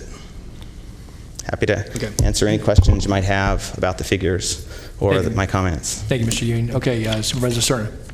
Great. Thank you, Mr. Chair, and thank you, Mr. Ewing, for being here. You and Supervisor Kennedy. I had a chance to speak by phone yesterday, and you were willing to be here at our invitation, and we certainly appreciate you sharing what you just did. I think it helps us, as I mentioned earlier, try and drill down on just understanding the ground rules, if you will, or the facts associated with the do's and don'ts of Mental Health Services Act funds and the schedule, the timing, which is obviously critically important in terms of appropriation versus expenditure. I got a couple of questions. The first is there's been some respectful disagreement by some parties that have asked for some independent objective analysis of kind of what we have to work with, namely a memo dated September 29th by Hermosillo Azevedo, which is a firm that the 2x2, certainly with the Mayor of Sacramento's input, agreed to have complete, and it's part of the information packet that was sent to you yesterday. Have you had a chance to take a look at that? And I did quickly look at that, yes. And what's your assessment of the conclusions that are drawn in that memo? Well, I think that the general tone of the memo is accurate. Is that I'm not familiar with all the ins and outs of Sacramento County's process and the 2x2 and all the conversations that you've had, but I think this overall message that the intention of the Mental Health Services Act is to give you an additional influx of dollars for addressing immediate needs, and you bear a risk if you don't spend these dollars, right? And the risk, again, is that you will lose the money. There are some things that I don't fully understand, which is the extent that some of the dollars, this notion of dedicating a surplus that you have amassed at the moment across a 20-year time frame flies in the face of the very clear language of the law that says you've got 3 years to spend these dollars. So the notion that you can dedicate some excess, some surplus that you've accrued from prior years through to No Place Like Home is, I don't know, I don't want to use too strong of a word, very questionable. So I think that the overall tone of the memo is accurate. The piece that I don't fully understand in the materials that I've seen in your briefing packet also is, although there was a fairly detailed presentation on the MHSA dollars, the county will receive allocations in an ongoing basis from MHSA as well as other sources, right? So I recognize that this county and every county will struggle to put together a financing strategy to sustain the services that go along with No Place Like Home, for example. But the intent is that the money you have coming in monthly from MHSA at that point in time is the money, pardon me? Be used. Is the money that you would use at that point in time. Again, the law is clear. You don't put this money, except for the prudent reserve, you don't put this money in a box under your mattress and then draw it out. You use it as it comes in. And where the prudent reserve comes in, if you're concerned about a future shortfall, that's why the Act allows you to safeguard those dollars. And it's not complicated how to access the prudent reserve. It's a calculation of your revenues have declined. So the prudent reserve is your rainy day fund, specific to mental health, fairly unlimited in terms of how much money you can put in there, and fairly unlimited in what you can use it for. Thank you for that explanation. My last question is fairly pointed, and that is, again, based on kind of what you know, and I know you've probably been drinking out of a fire hose over the last 18 hours or so in terms of reading quickly the materials that were sent to you. Is there anything that you've heard in the presentation or that you've heard directly from the authors of the analysis that would restrict this board's ability to exercise its discretion to reappropriate specifically monies, in this case $22 million, that are currently identified for refinancing permanent supportive housing, as well as a portion of the $36.8 million for No Place Like Home?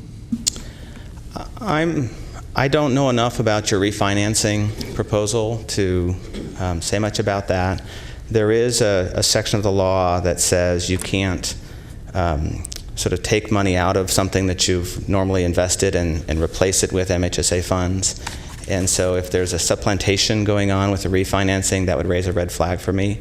I'm not suggesting that's the case, but that would be my concern, just depending on what the traditional meaning of refinance is and how those funds were, what funds you originally used. But again, I don't know. I think the last thing I would share with you is that when we identified what we found to be $140 million, which is now up to about $275 million, the legislature had a choice to make, because the law says those funds shall be returned to the state for redistribution to other counties in future years. And we suggested a couple of options. And we suggested primarily that we reset the clock and let the counties keep the dollars, because it would be so complicated to figure out who owes whom over a 10-year period. It was clear in the discussions with the governor's office and the legislature that this was a one-time reset. So I think, my message would be, you have a tremendous amount of discretion on how to use these dollars. You have a tremendous amount of discretion in terms of how you allocate them within some broad constraints, like the requirement to spend a percentage on youth. But where you don't have discretion is to set them aside as a rainy day fund outside of your prudent reserve. And I would just suggest that those members of the legislature who were eagerly anticipating be able to capture these reverted dollars and reallocate them through state-directed initiatives, stand ready to do that. We're under an audit. I'm under an audit. Healthcare Services is under an audit, and 3 counties are under an audit because of the concern around reversion. And I think that attention will be sustained, particularly as the numbers that DHCS produces on unspent funds continue to climb. Thank you. Okay, thanks. We may have another question. I just wanted to note, though, that, and I know I talked to the county executive last evening, that some of us did not get the September 29th memo, so it's not before us to really dissect. I know the 2x2 committee was there, and Paul covered in his last slide, obviously, explaining why, but that puts some of us at a little bit of a disadvantage in this conversation because we don't have Mr. Hermosillo's information available to us, and so appreciate the exchange. Mr. Kennedy. Thank you, Mr. Chair, and for your benefit, I'm going to read something from that memo. All right, good. For everybody's benefit. So we have here, and going back to No Place Like Home, Mr. Ewing, what I'll just quote from the memo that's in question. I'm sorry, Patrick, you're talking about the Hermosillo memo? I'm talking about the memo that you may not have, and that's why I'm going to read this. Oh, the invisible memo. Yes, Okay. yes. 3 of us didn't get it. And I did not realize that. I thought it was distributed. Was it circulated this morning? I don't want to misstate it. I don't think that it was. So I don't believe it was. So there are 3 of us that do not have that in front of us. Okay, so bear with me. I'll do some reading. It says, basically, the county indicates a commitment of $36.8 million for No Place Like Home treatment, which we've heard. Beginning in fiscal year 21-22, on the annualized basis, this would mean $2.3 million of this money would be spent in the next 5 years, with the remainder of $34.5 million spent after 5 years. I understand that you haven't had an opportunity to dive into the details of all of our plans, but on the face of it, does that sound like a serious threat of reversion of those monies that are out there? If I was sitting next to you as an advisor, I would be prepared to cover a shortfall when the state asks you to return that money. Yes. Thank you. All right. Thank you. The law very clearly says 3 years. And so if the county is anticipating setting current dollars aside for any year after 2020, yes, you would anticipate that we will continue to monitor the fiscal reporting and the extent that the Department of Healthcare Services enforces the reversion rule. And it's very clear that the legislature will keep the pressure on us to be clear there. And so absolutely, again, it is your discretion to decide how to spend these dollars.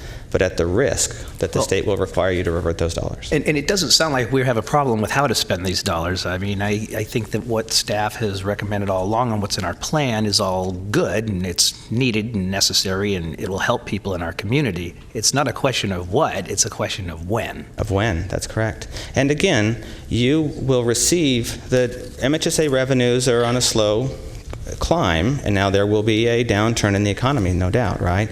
And so, one of the questions I think you need to ask as the board is, how did you amass such a significant surplus? Because we didn't spend it.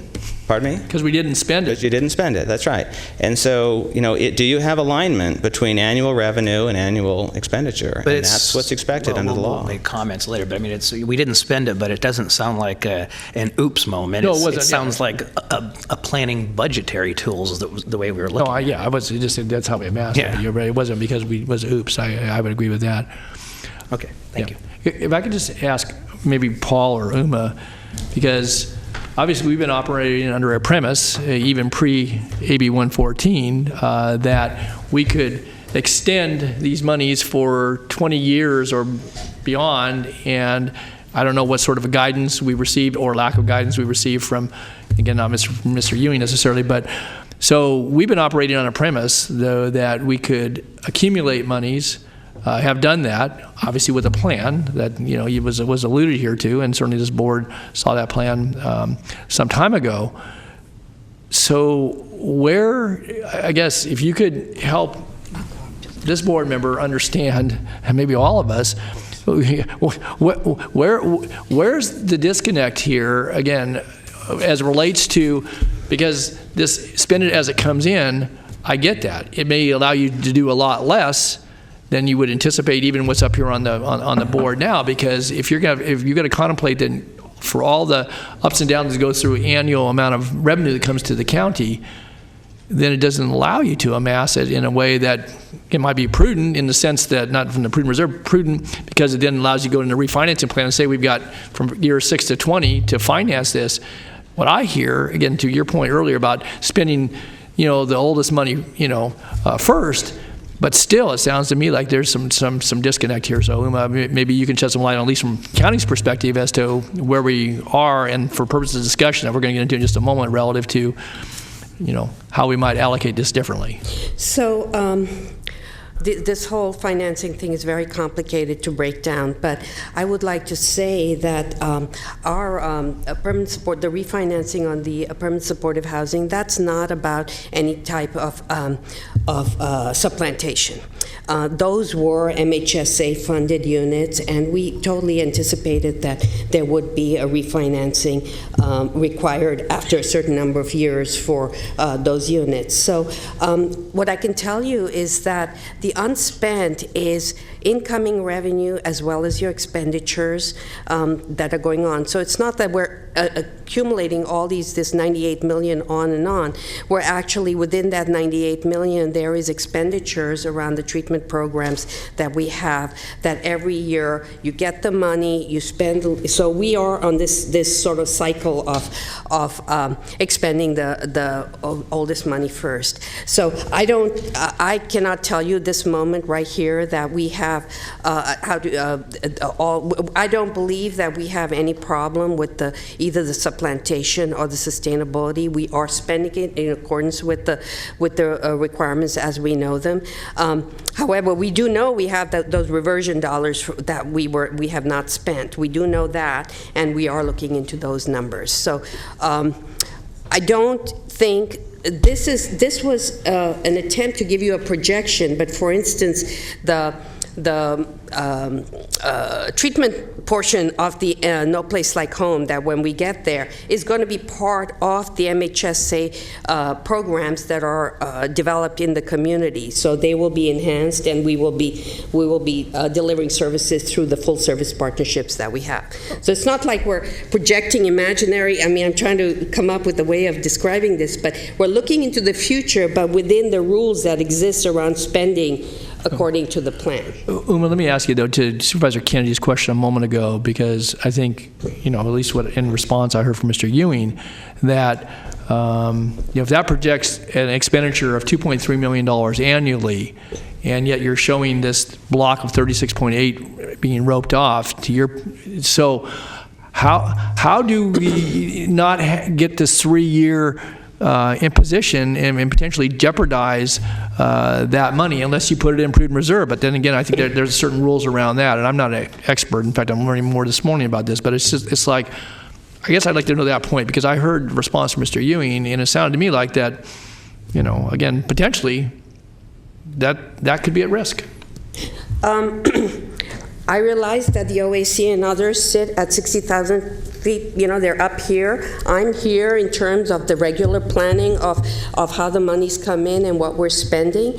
We were looking at we're still in the No Place Like Home planning phase. We are actually going to thinking that depending on how we size that commitment, that is what we will have to spend in that phase. So it will depend on the monies as they come in, that we have that flexibility and ability to spend them. So let me ask you one other question. I know that we've got some speakers here, but from all the times I've heard flexibility quoted here this morning, so we want to be prudent, we want to adhere to good planning process and so forth, but if I, and again in response to Mr. Kennedy's question a moment ago, that there's a lot of moving parts. There's certainly a plan. There is the threat of, or I guess the reality of reversion if we don't spend it and spend it appropriately. But I guess I just want to understand from your perspective, we do have flexibility. This morning, if we directed us to do something different, again, it might have to comport with the planning process. It'd have to be revisited, because I heard Paul's point.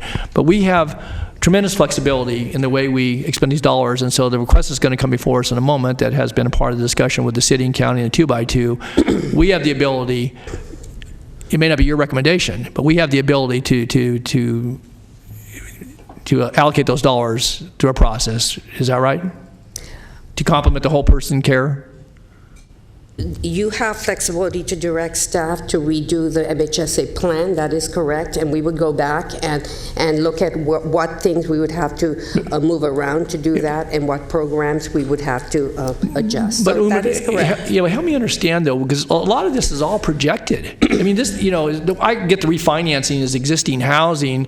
Okay, those are occupied units, but some of this is based upon what we think we want to do, what we know we want to do.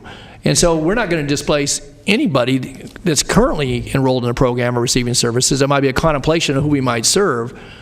Is that correct? No, you would, if you were to direct doing something different, we would probably have to look at some of the funding. Say, for instance, what you asked for earlier, Supervisor Natoli, on the financing for the later PSH units, and put those into play to grow a program or design a program locally for the purposes that you're requesting. So we would have to do the planning process to redo our current plan based on the funding that we have in MHSA.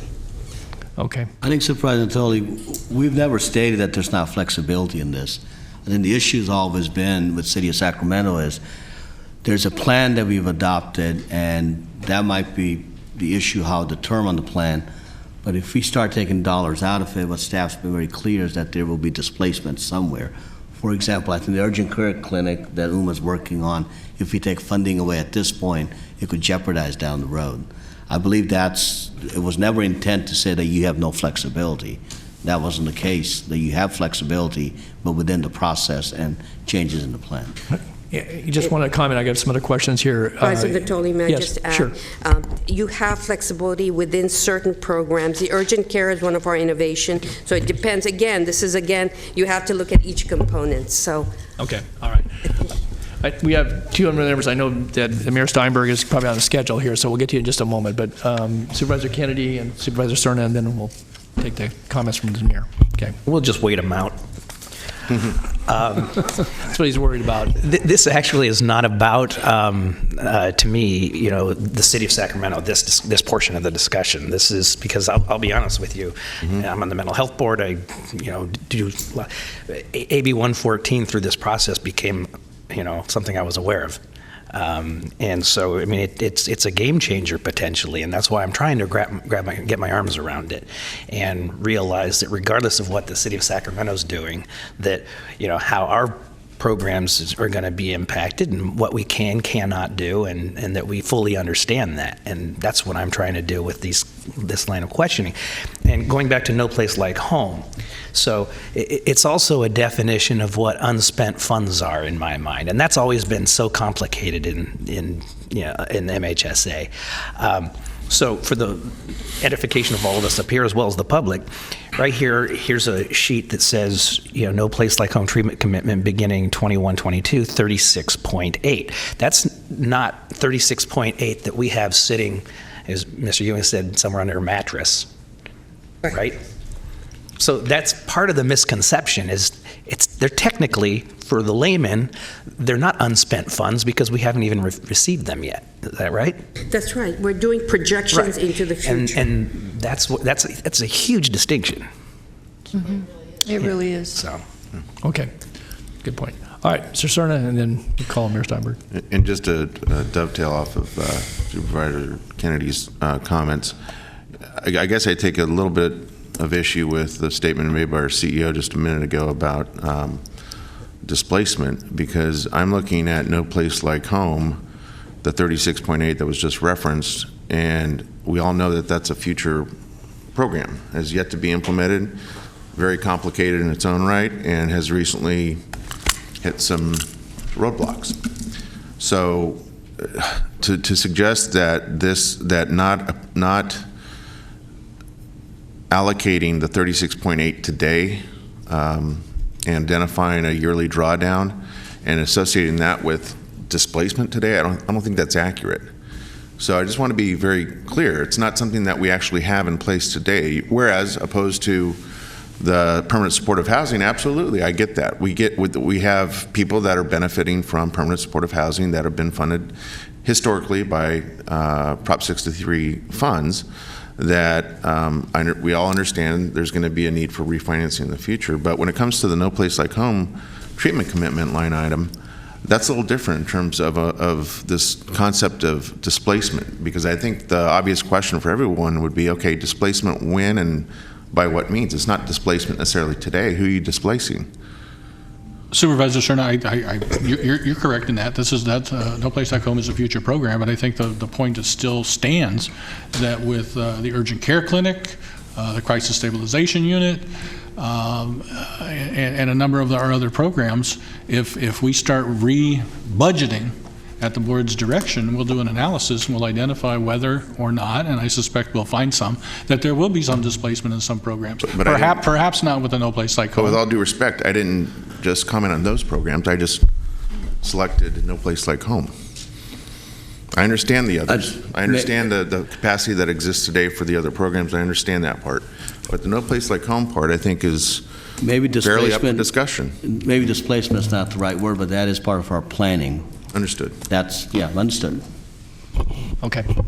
All right. Thank you very much. We'll pause for at least a moment here and hear from Mayor Steinberg, and then we can take more board questions. I don't have other people signed up, so again, if others want to address the board, please. Thank you very much, Mr. Chairman. I appreciate the time, and I do think that the order which you called the witnesses was very appropriate. I think it was very, very helpful, because I think Toby Ewing laid it all out very, very clearly. I want to begin, first of all, by thanking you for your diligence and your time here, and by emphasizing that we, and I'm joined by my colleague, Councilmember Jay Chenier, our City Manager, Howard Chan, and our Homeless Services Coordinator, Emily Halkin, that we're not here today exclusively to talk about a particular grant.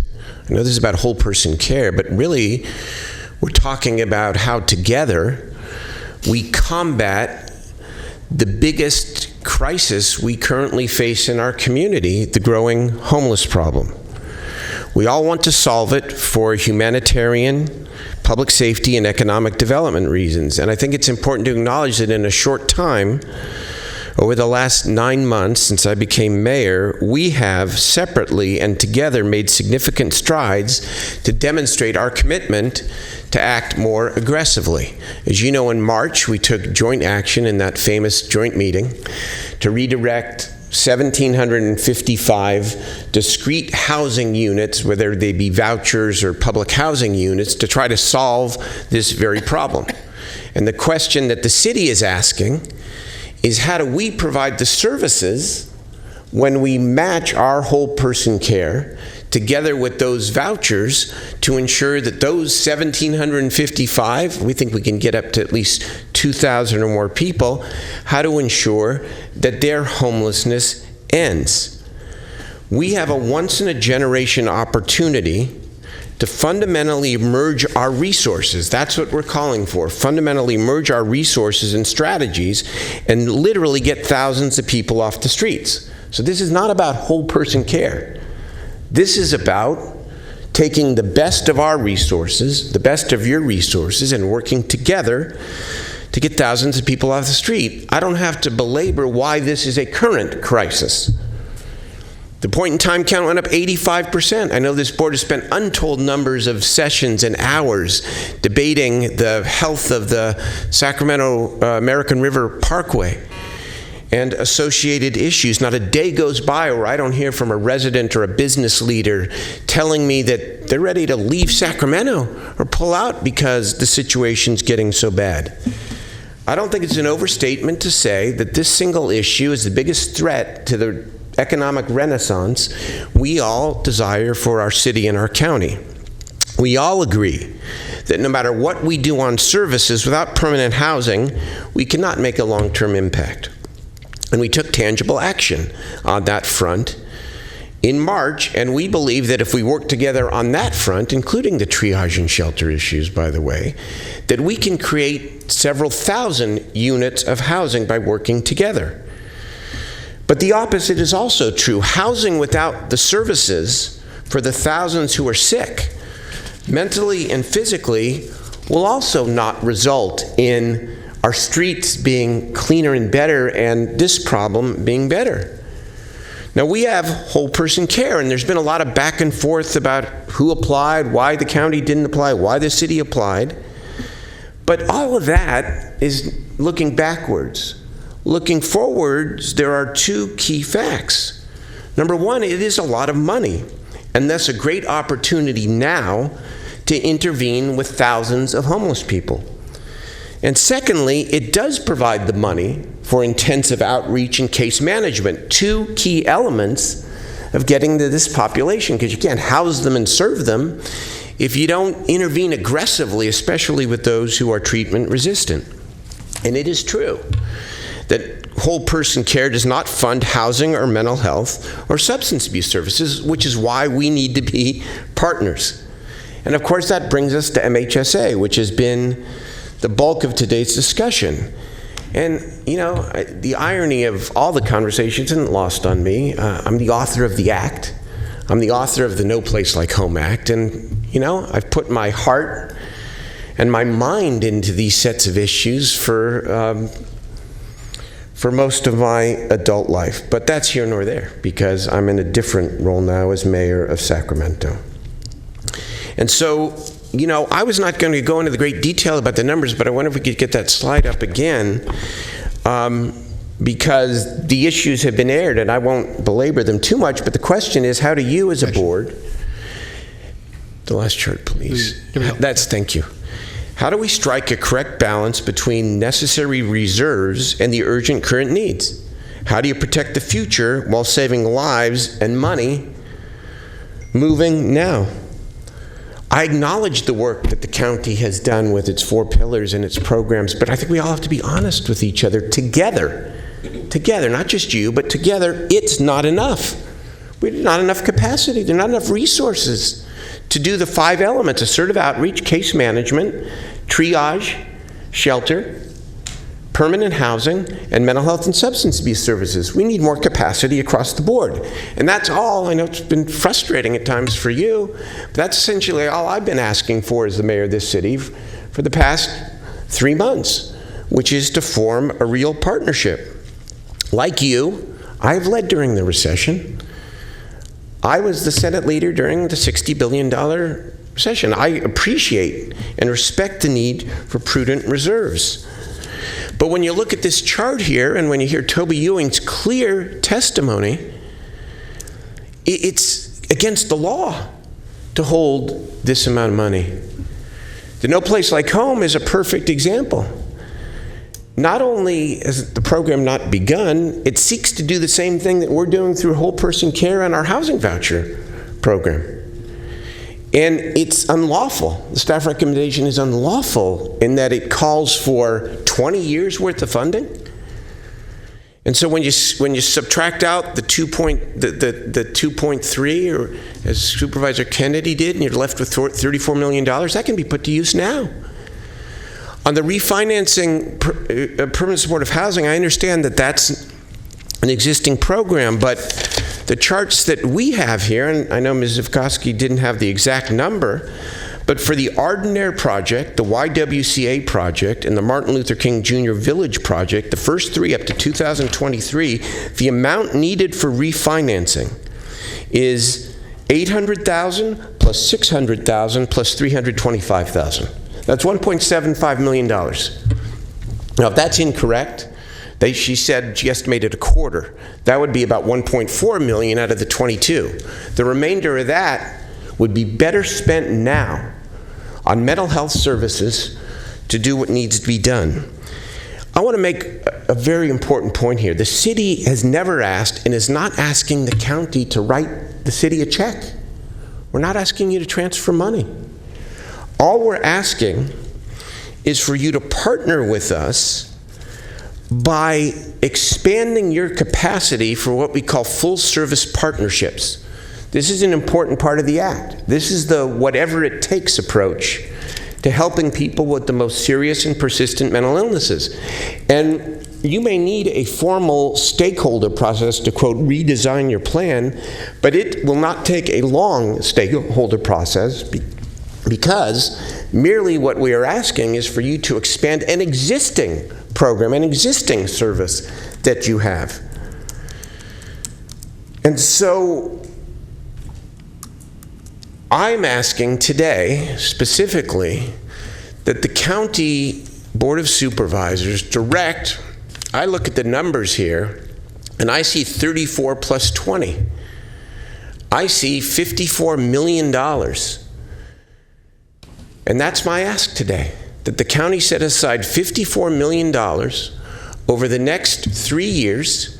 You can do it annually, to expand your full-service partnerships and to functionally partner with the city to take our whole person care ground and do what Jose Hermosillo and his fine work, Jerry Azevedo's fine work to get the staffs to work together, to have us do our outreach and case management, couple that with the expanded full-service partnerships, work together with SHRA and our other partners on the housing, and let us stand together 3 years from now and even earlier than that, 1 year and 2 years from now, and celebrate together that we made a dramatic difference in beginning to solve a seemingly intractable problem. Our $64 million plus your $54 million, that doesn't even account for the value of the new vouchers, but just take those two numbers, 64 plus 54, $118 million. $118 million. $118 million. This community has never made such a concerted effort to combat this crisis and this problem. We can get thousands of people off the streets if we put together $118 million. Thank you for your time, and thank you for your questions today and for your anticipated action. Appreciate it. Thank you. Happy to answer any questions. Okay, thanks, Mr. Mayor. Supervisor Kennedy. Thank you, Mayor. Thanks for being here. So you heard the question I asked, my last question of Uma. I mean, and you seem to be of the understanding, I don't want to put words in your mouth, please correct me, that it went down. The $36.8 million is money that's just sitting there that we could reallocate to something else. But what I'm being told is that that's more of a projection of dollars that are coming in. That's not the way that I understand it. That was the way I understood the way that is real money. No, Over 5 years, that would be real money. but it's projected. Yeah, projected over 5 years. It's not sitting in the bank It's not to be sitting in the spent bank. today. That's what I'm saying. That's what I'm trying to get to here. Is that how much money do we have that we could reallocate to something else, or what's projected to be income in the future? And that's where there's a disconnect somewhere. Supervisor Kennedy, I would like to take that back to my staff and really break that down in terms of which pieces projected and which is there. I don't want to give you an answer which would be, detrimental to our effort to work together. Okay, that's fair.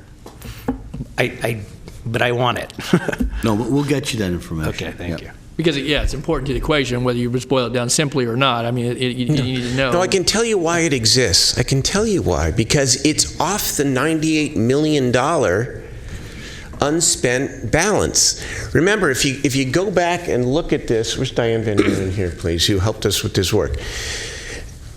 You started with a $98 million unexpended balance 2016-17. That's how this whole thing started. And then we asked you, how do you account for the $98 million? And you put forward a list of proposed expenditures.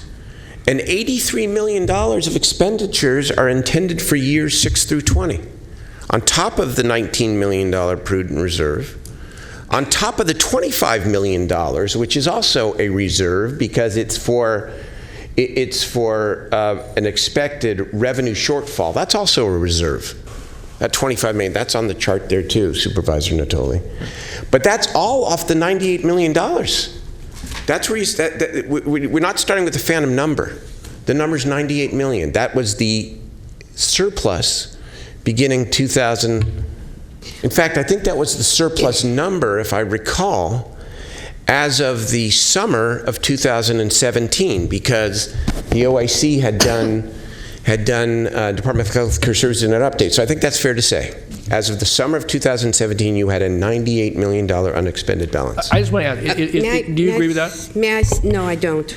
Okay, then you need to explain, please. So our unspent is our incoming as well as our expenditures. We have expenditures in our programs right now. There's something in the order of $45 million or so. What I'm hesitating to give you is what are those earmarked? We've been doing all these growth expansions with our different programs, or on the children's side, on our FSP, or our new TAY FSP. So I want to give you an accurate number, but that $98 million includes revenue coming in and then our expenditures for the next year, which then brings that back down. So that's why I'm hesitating to give you a final number, because I know that this is a very important number in your mind and in our effort to collaborate. So if I may, Mr. Chairman, this is the county's chart. It begins with what is described as a projected 16-17 unspent balance. Is dated August the 16th of 2017. What chart are you looking at? We don't have it. I'm looking at Another thing we don't have? Yeah, no, this was the. We do have it? We have it? Mr. Hermosillo's second memo apparently was not included. It was apparently not included in the staff packet. If I may, it's actually a county-generated table that Uma and her staff put together, and we've all been given it at one point or another. But it's not in the staff report. It's not in the staff report. It came to you a couple months ago when we did our annual report back to you. Okay. But but the county report that I have starts with 98.3. Yeah. Can we put it on the projector? Yes. Okay. Good, just put it face down. Face up, excuse me, face up, I'm sorry, face up. Yep, sorry.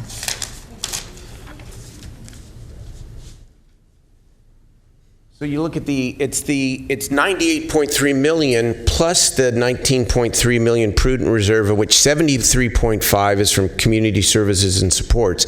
And it includes, and I consider this sort of a third reserve fund, it includes the updated 5-year revenue gap. They're making an assumption, the staff, that somehow you're going to be $25 million short in revenue, even though MHSA revenue, because it's not indexed for inflation, goes up every year. So that's $25 million that you're essentially setting aside because you think the revenue may come in lower than anticipated. So you've got the 73.5, you got the 25, and you got the 19. And the no place like home expenditure, of course, is off the 73.5.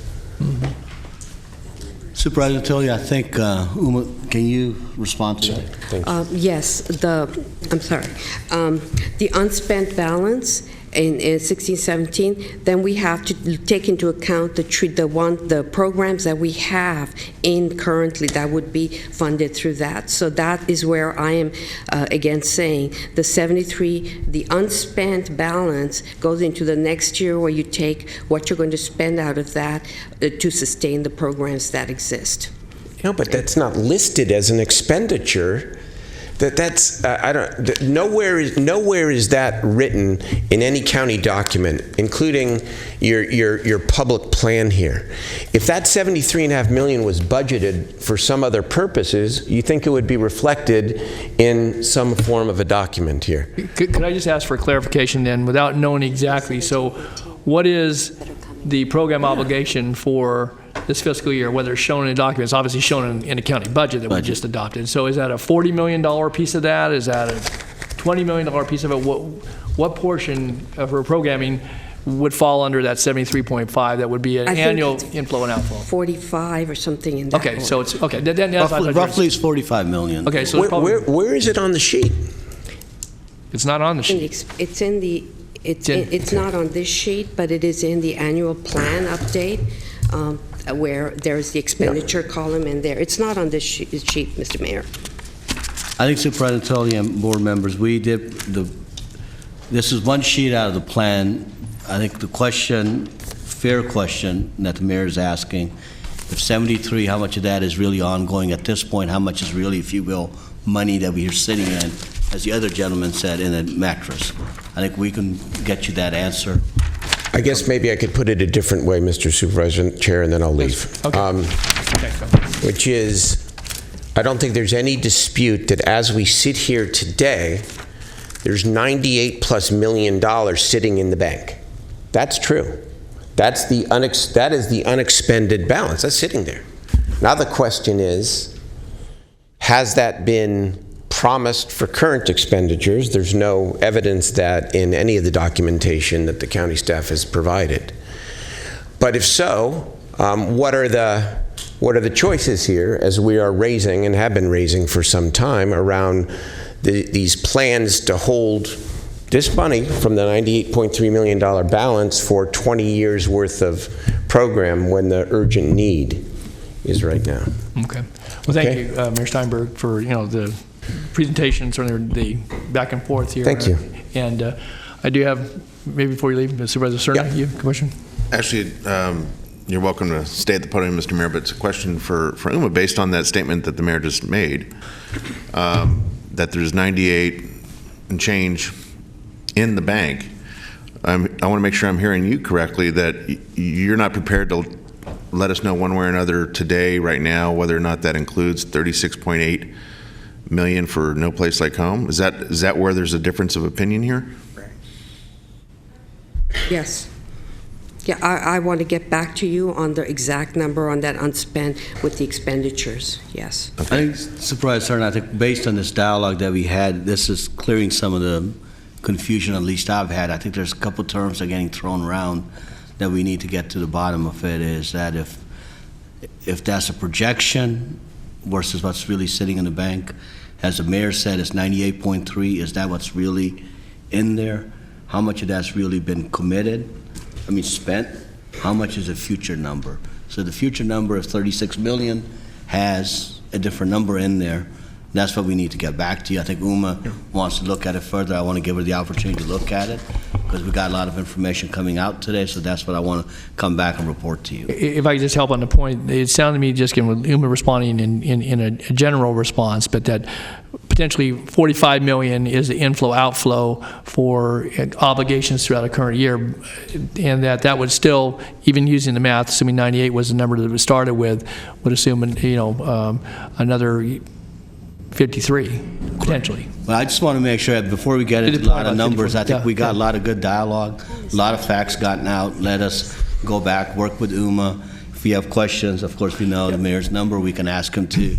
But I think I understand the nature of what the question is. Well, and what it boils down to, the nature of the question certainly is try to get some agreement on the numbers, but also then, what is available to this board for purposes of discussion as it relates to the request that's been made by the city. Obviously, it's not a brand new request, but I think with the statements here, so I think... The nuances, yes. Yeah. Okay. Yeah, absolutely, that's part of that in there. Okay. Mr. Mayor. I just go back to an hour ago, and Mr. Lake's PowerPoint here describes the use of projected 16-17 unspent balance. This describes as 73.5 million, which is the... Right. So this is... I guess the question is to check, number one, is 98.3 million, 98 plus million dollars sitting in an account in the bank? I think that's the first and fair question, and I think the answer will be yes. The other thing that, of course, isn't accounted for is the county's anticipated receipt of your 17-18 Mental Health Services Act funds, which, based upon the good economy and what's happened in prior years, remember this fund was once $750 million a year statewide. It's not $2 billion. We didn't index it for inflation. The number's going up. And so in terms of $25 million set aside in another reserve because of lower than anticipated revenue, I don't know. It's conservative. Yep. Thank you very much. Okay. Thank you. Okay, Mr. Stern, did you have any? Okay, Supervisor Frost. We've been talking a lot about the money, and I know we have some questions that we need to answer in relation to that, but I wanted to ask about that requirement that, one of the reasons we did not opt to go with the whole person care was because we weren't necessarily sure that we could demonstrate the outcomes. Does the city of Sacramento have the ability to demonstrate outcomes as far as technology, and if we're investing in whole person care? I think I'll invite Ms. Holcomb. She's with City of Sacramento. She's implementing the whole person care. Hi. Good afternoon, Emily. Good afternoon. Thank you, Supervisor Frost. I believe I'm Emily Halkin. I'm the homeless coordinator with the City of Sacramento. I've been driving the Whole Person Care project. I just want to make sure I understood your question is about technology and our capacity to track and report on outcomes via Whole Person Care. One of the key components of whole person care and our requirements to the state is to be outcomes oriented and report on a quarterly basis to the state a variety of outcomes, including housing outcomes. Luckily, one of the critical funding programs involved in whole person care is the ability to build that infrastructure. So we have a whole IT team that includes IT professionals who are helping us to develop the infrastructure. We can pay for that, which is a great opportunity for our community to really think outside the box. And we're hoping that while we have to support very specific things with whole person care, that we can use this one-time money to expand and create a data system that can support our broader community. So the short answer is yes, we will be tracking outcomes. We will be able to pay for and support the technology to do that as well. Thank you. Thanks. And then I also wanted to just go back to our plan, our initiatives that we approved through our budget process. A part of the reason we didn't go with the whole person care was that it didn't really give us what we found that we needed at the county level. And so does the whole person care provide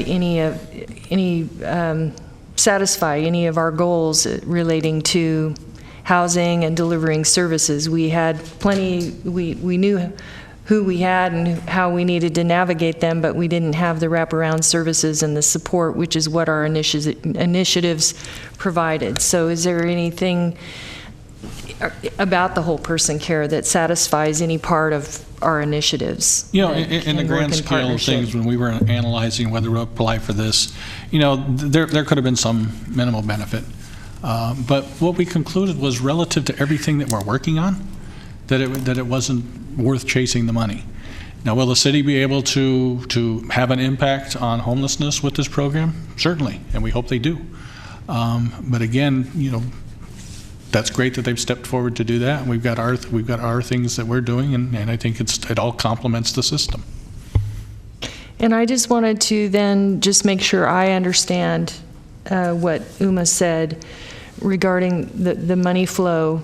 The money is being spent within 3 years. We're using it within 3 years. It's coming in, we're using it, it's going out, and we're looking at this from a bird's eye view, but we're not in danger of losing some of these funds. Yeah, is that correct? I'm glad you raised that point, because my understanding, based on the conversation from Mr. Ewing, is, you know, we're at risk of about $11.4 million, I think was the number I heard for reversion. We're going to be able to spend $11.4 million in 3 years. We've got innovation programs that could be used to spend that. We'll have a plan. Can't detail that out yet. State hasn't told us how they want us to present that plan. They haven't given us a whole lot of guidelines on doing that. We will present that plan to the board next year and to the state next year, but I don't know that I have any doubt that this county will be able to make sure that we don't lose that $11.4 million that's at risk. By sticking with our plan that took us 1.5 years to put together, basically. Okay, thank you. Okay, Mr. Gill and Mr. Kennedy. President Natoli, I think one of the things I wanted to clarify, I think from what I'm hearing, we got into discussion where we think a projected, how we're going to spend the money out, and then we got into what the MHSA budget, inflows, ins and outs, what we do on an annual base. As the board is deliberating this, I was just going to offer that if the board would like, we could do a workshop on MHSA budget. To Supervisor Kennedy's point, that this is not about just a request. There's a request component to it, but it is a fairly complicated budget with a lot of ins and outs. And if the board so desires, we can set up a workshop, walk you through the inflow, outflow, how do we go through the process, where do we spend the money, where do we think we need to go. So if that helps the board as you're weighing this request, we'll be more than happy to come back and do that. Yeah, and Supervisor Kennedy's punched up, but I want to just say to your point that I think a workshop would be useful, but I do think that the question that's before us, that's on the table, that has been on the table, is that does the county choose to, somehow want to or need to, it's choose to, for the reasons that we all know as it relates to a lot of unmet need in this community, be a financial partner with MHSA monies or any other dollars as regards to the whole person care in the city's initiative. And I think, you know, for us to have understanding that that would be very important and it's very relevant, and again, not to do it on the fly, and I appreciate, you know, Uma and Paul fielding questions here today. But that is the question. That has been the question. I think there's been a lot of good information. The 2x2 is proven to, I think, be helpful to surface some of these. But even just moments ago, we're still at odds. And so I think it boils down to this question. We need to have the information, whatever we choose to do, that's clear, it's understandable. It may be disagreed upon because of either terminology and or the way monies are either allocated and or input or output of that. But I guess what I'm sensing, Mr. Gill, and I would just say this, and that we need to, as a board, whatever we do, come to a conclusion on this fairly shortly. And so if you're anticipating a workshop sometime, you know, down the road, this would have to be very quickly. In fact, I would anticipate this have to be for October 31st. We have that discussion, the workshop, and have it scheduled for an action item if this board chooses, and tee it up and allow us to, I think, get some just direction that would help our staff, city, and anybody else that's observing this to know where we're going to go with this. I mean, I wasn't contemplating 3 months out. I was thinking fairly fast. So as you're deliberating, you have all the facts in front of you. Okay, Mr. Kennedy and Ms. Frost. Yeah, one thing I want to point out, because I don't want it to be lost with all of this very complex conversation we're having with MHSA, which I agree for the need for a workshop sooner rather than later, so that everybody in the community understands where we're at. I don't want to get lost the staff's recommendation in the staff report today, which we've spent very little time talking about, because this whole thing came up when there was a clear disconnect between the city and the county, and how we were going to, short of implementing it ourselves and taking it, as part of ours, the whole person care. And because historically we've not worked with the city that way, and city hasn't worked with the county that way, so it was a complete change in the dynamics of the relationship. And so that's how we embarked upon this, and we had the facilitated discussions, and the recommendations that came up here made to some look watered down, but they're not. It's a cultural change, and I think it's a really important step in the right direction to avoiding a lot of these conversations in the future, but also for us as a county to serve the people that we're going to serve anyway. Whether they're navigated to county programs through the city or elsewhere, this is what we do, and it's our role and our responsibility to do that. I think that the 4 points that were made in the recommendation go a long way toward getting us there if we have the commitment to actually follow through on them. Okay, thanks, Mr. Kennedy. Okay, Supervisor Frost?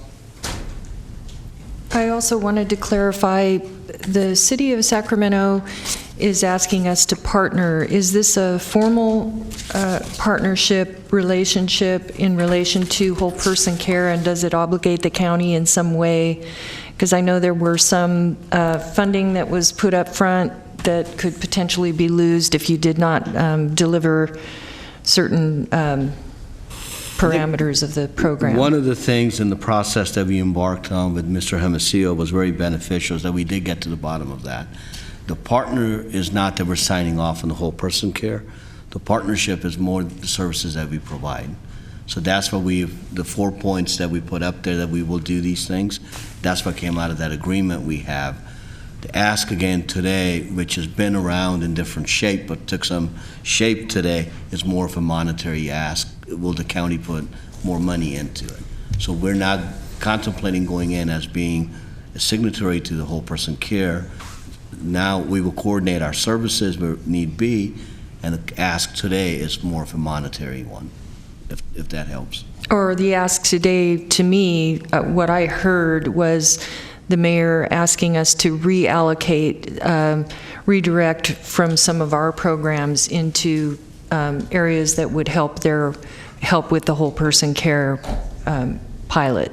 Is that correct? Is what I was hearing correct? There's a little bit of it, not a little bit, there's a lot of debate. We spend time on it, is that we have programs where we want to fund, so the question has become, are those money they're committed, they're not committed? But you're right, you can get to that conclusion. But I think if the mayor was here, not to speak on his behalf, he would say that money's sitting in the bank, so I'm not asking you to reallocate. And we're not sure it's sitting in the bank. That's what we're going to come back to in a full workshop, talk about the whole conversation about it. Okay. Okay, Councilmember Chenier, then Supervisor Cerna. Thanks, Jay Chenier. Just really quickly, Supervisor Frost, I think those are really good things. I just want to reiterate a couple of things that the mayor said. I know he had to go to a meeting.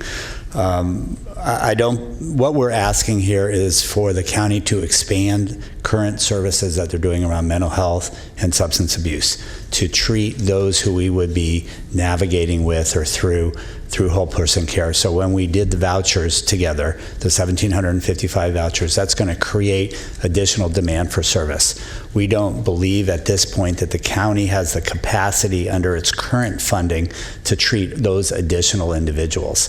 So what we're asking you to do is take funds not from programs that exist now, so the No Place Like Home particularly, and when you need the refinancing, that's a timing issue, but what we're asking is that you use those funds, some portion of those funds, to expand, again, current services to treat the individuals that we've together, I think, will be putting in housing through the 1,755 vouchers.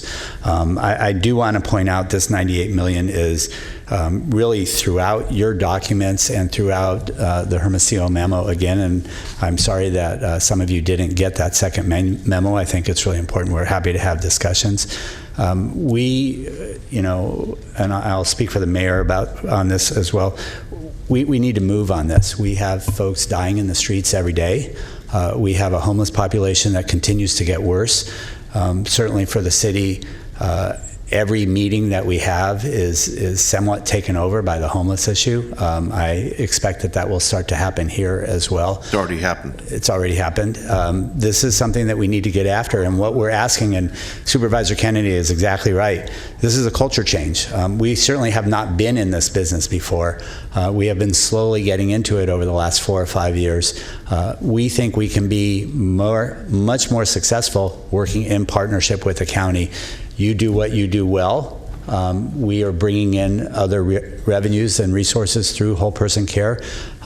We don't care who gets credit for any of this. We need to get people off the streets into housing with services and solve the problem, or we will all be going down together. And so just to clarify, you're asking us to prioritize whole person care? Not above current programs that you're running. What Okay. we're asking for is funds that you currently have earmarked for your 16 through 20 through No Place Like Home, and some of the dollars that are refinancing that we don't believe will be needed within the next 5 years at least, and I don't think we have good statistics beyond that, that those monies be dedicated to, again, expanding the services that you currently provide in mental health and substance abuse to treat folks, the 2,000 folks who we think will be using these 1,755 vouchers over the next 3 years. So we're not taking... Assuming we have excess funds that are sitting there. Assuming you have those, correct. Okay, thanks. Thank you. All right, Supervisor Cerna. Thank you for giving me the Thanks. opportunity. Jake, Thank you, Mr. Chair. I think it's really, really important at this point to reflect on how we want to frame the discussion moving forward. I could tell you that the 2x2, Supervisor Kennedy, myself, the mayor, and Councilmember Chenier had I thought what was probably one of the most productive phone conversations less than a week ago on the subject. And there was agreement about which line items of existing service were going to remain on the table, so to speak, and which were up for discussion. And you've heard it multiple times today, but it's the permanent supportive housing refinancing and No Place Like Home that I think should be the target subject of future conversation moving forward, whether at the staff level, quite frankly at the board level. When we have a workshop, I think that ought to be, quite frankly, the focus, just so we don't get too far afield and start revisiting different positions that we all respect from past discussions, whether it be use of innovation funds or appropriating Mental Health Services Act funding for urgent care. That was a past conversation. We're in a place where we have functionally narrowed the conversation, I think in a very productive way, to those 2 line items. So that's what I would respectfully ask everyone involved, including the city, to stay focused on. Well, I think that's a good point, and just a minute, Supervisor Frost. And I would just think that we ought to look at a date, and I don't know, I think October 31st, I think we need to be back here quickly with that analysis, and then allow, again, the work that's gone on. A lot of work's gone into this. We've devoted a lot of staff time, as has the city and other consultants that have been employed in this process, and I think that narrows it down. That goes to the point that Mayor Steinberg and his comments, and certainly Councilmember Chenier alluded to as well. So I think that's where we need to bring the focus. And if that flexibility is there, we can have the conversation about either what's in the bank, what's anticipated, what's available, and how we might want to approach that in light of the request that's before us. And I think we need to do it very quickly, and it needs to be an action item in addition to workshops. So. Yeah, very quickly. I won't commit to the 31st. I think November 7th, but I will communicate back to you with a time and date specific when we're bringing this back in the month of November. Okay, and just for those that may be tuning in, we only have 2 meetings in November, and they're the first week, November 7th and 8th, so it's going to be, to your point, it won't be any longer than 3 weeks from today. Correct. Can I ask a point of clarification? So is there anything that restricts there being a functional workshop where there's plenty of staff presentation about answers some of the questions or many of the questions that were presented today, that comes with it a recommended action at the end of it. Can we have kind of a hybrid workshop / action item? Because I'm very. It needs to be an action. It needs to be an action. Okay. Yeah. Well, I just want to make sure, because No, we that's what I said. throw around the term workshop plenty around here, and we have workshops that are informational. So it's staff giving us a presentation or invited guests with no recommended action at the end of that. And that's more, at least my experience, is that has been more often the case when we use the term workshop than what I'm glad to hear you say, Mr. Chair, is your understanding of what we will consider as early as, I guess, November 7th now. Well, there'll be a recommended action for whether or not this board's willing to reappropriate funding that we actually have in our control, that we actually have in an account somewhere in response to the city's request. Yeah, if November 7th is just a little bit flexible, I got to make sure we can get everything lined up, but that's what I took the intent, what you all were giving me direction on. Right. You bring a recommendation, and whether we agree with it or not, we'll be able to deliberate it, hear from folks, and then make a determination at the end of the day, if that's what this board chooses to direct, I guess, at that point in time, how we want to proceed forward then. But it'll be an action item, right? Correct. Okay. With the workshop portion being clarification of these issues that we heard today. Correct. First part will be the workshop clarifying, so you have the facts. Right. If after that you want to take an action, you will have the ability to do Okay. And so clearly understood, you don't think it's going to be the 31st. It may not be the 7th, but it won't be any later than the 8th, because there's no other meetings. 14th, we have a meeting. 14th, right? We have a meeting on the 14th just for one item. Okay. Okay, but I no. need to talk to Flo of how All that right. will work. And we've held time on the 8th, though, correct? On the 7th, we have. But we have a Wednesday. A Wednesday afternoon held on our calendars. At least I do on mine still. We do. If we need to. It's right. Let us talk about that, see how, because we have gotten the 14th, it's almost a whole all day. I just need to talk to her. Okay, I just don't want to belabor this, so I think in light of all the other. I think we're right there. Yeah. Right. Okay. Supervisor Frost, I'm sorry.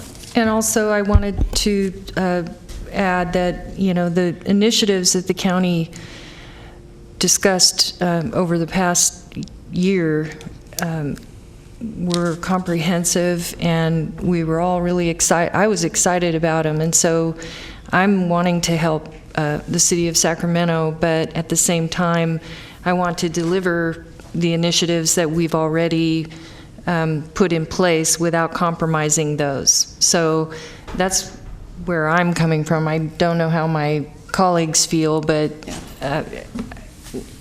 I don't know how to narrow the discussion yet without getting answers to some of these questions that are still on the table. Well, when they go through the budgeting, they can mark the items that would be reduced, right? Correct. And they're asking for expansion of services, right? Which is not just further clarification. It's just not a dollar amount now, not expansion of services. That's what we need to start looking at. What can we do? Well, what can we do? But as it relates to the initiatives, those were general funded, and now so they anticipate at some end of the line that you're going to have no place like home, so you can move people to permanent supportive housing. But the MHSA funding was not a significant portion of any of those initiatives. I just want to be clear about that. So I don't think it jeopardizes that, at least immediately, unless I'm wrong. So we're starting to get down into the whole workshop, because there is linkage that we have in those programs. And I just want to make sure that rather than just have a very cursory conversation, let's get in depth with it so we can explain to you the programs that we had with some of the clinics that are opening. I know that's not part of the second part of the question, but the workshop, we want to show you how they all link and what the give and take is. And then we can get into the second portion, which is the money amount, if we're going to allocate, what can we do? Yeah. Okay. And then one part of that analysis I could ask you would be that then you talk, because they're talking about expanding these services to folks who might be eligible for vouchers and or within the, the service delivery system, or could be admitted to that system, recognizing that there's log jams there now. So I think there needs to be some discussion about that, the benefit, because we just talk about in dollars and what we want to do, what they want to do. Where would this dovetail in a way that it really benefits people, so that we can, to the need that was spoken to, what we all know exists out there. It's our front door here, that how does it help us if we were to reallocate dollars to do that? So again, recognizing our challenges with that. So, okay, anything else on this, Mr. Gill? Do you have clear understanding what the expectations are of the board? And yes, very clear. Okay. All right. Anything else? So then, we did have the recommendations. I know Mr. Kennedy spoke to that a little while ago. Did we want to offer any direction around the actual item itself? No. No? Okay. Because, well, it was directed to keep working with the city and so forth, but we're going to do that. That's going to continue doing it. Okay. So there's no action item, just that we would move this item to a hearing workshop and an action item in the next 4 weeks. Yeah. Okay. So I guess that's the direction that comes out of this. And, to be continued, more to come. Thank you all for being here, and we anticipate action in a short amount of time. So, thanks. Okay, Madam Clerk. Any other items for that? That was the morning agenda. That's it for the morning. Okay. All right. So we do have a request that I need. That item, the 2 p.m. item, will come back at 2. There is a request to continue it for 30 days. And I did not have an opportunity to talk to Susan Peters. You're talking I need to talk. The Arden Creek I just got the project, handed yeah. to me. So, Yeah, 49 and 50. Correct. So we will be asking for a continuation, most likely till December 5th. But I need to work with Flo on the date. We'll come back at 2 p.m. to get you the right. well, you're going to have people probably en route now, so if we can get the word out, if that's the intent. That's what we're working on. I'm starting to get emails. I'm sure Supervisor Peters' office is, and others from folks. Yeah, but if we can get move on from our meeting, they can contact people. And that's why I want to make sure if anybody was watching that that's the request, we are going to honor it. So we're going to start making all the communication out to folks. Okay. All right. So to be clear, if you're watching this, there have a request that will be honored to postpone the 2 o'clock items 49 and 50 to a yet undetermined date within the next few weeks.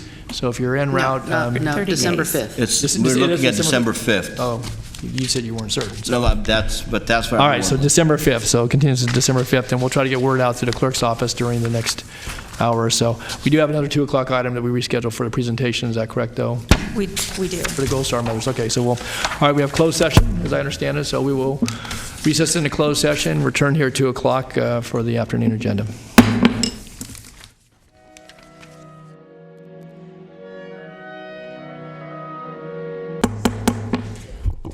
Good afternoon. Want to call back into order the October 17, 2017 meeting of the Sacramento County Board of Supervisors, and certainly extend a welcome to all those who have joined us for the afternoon session.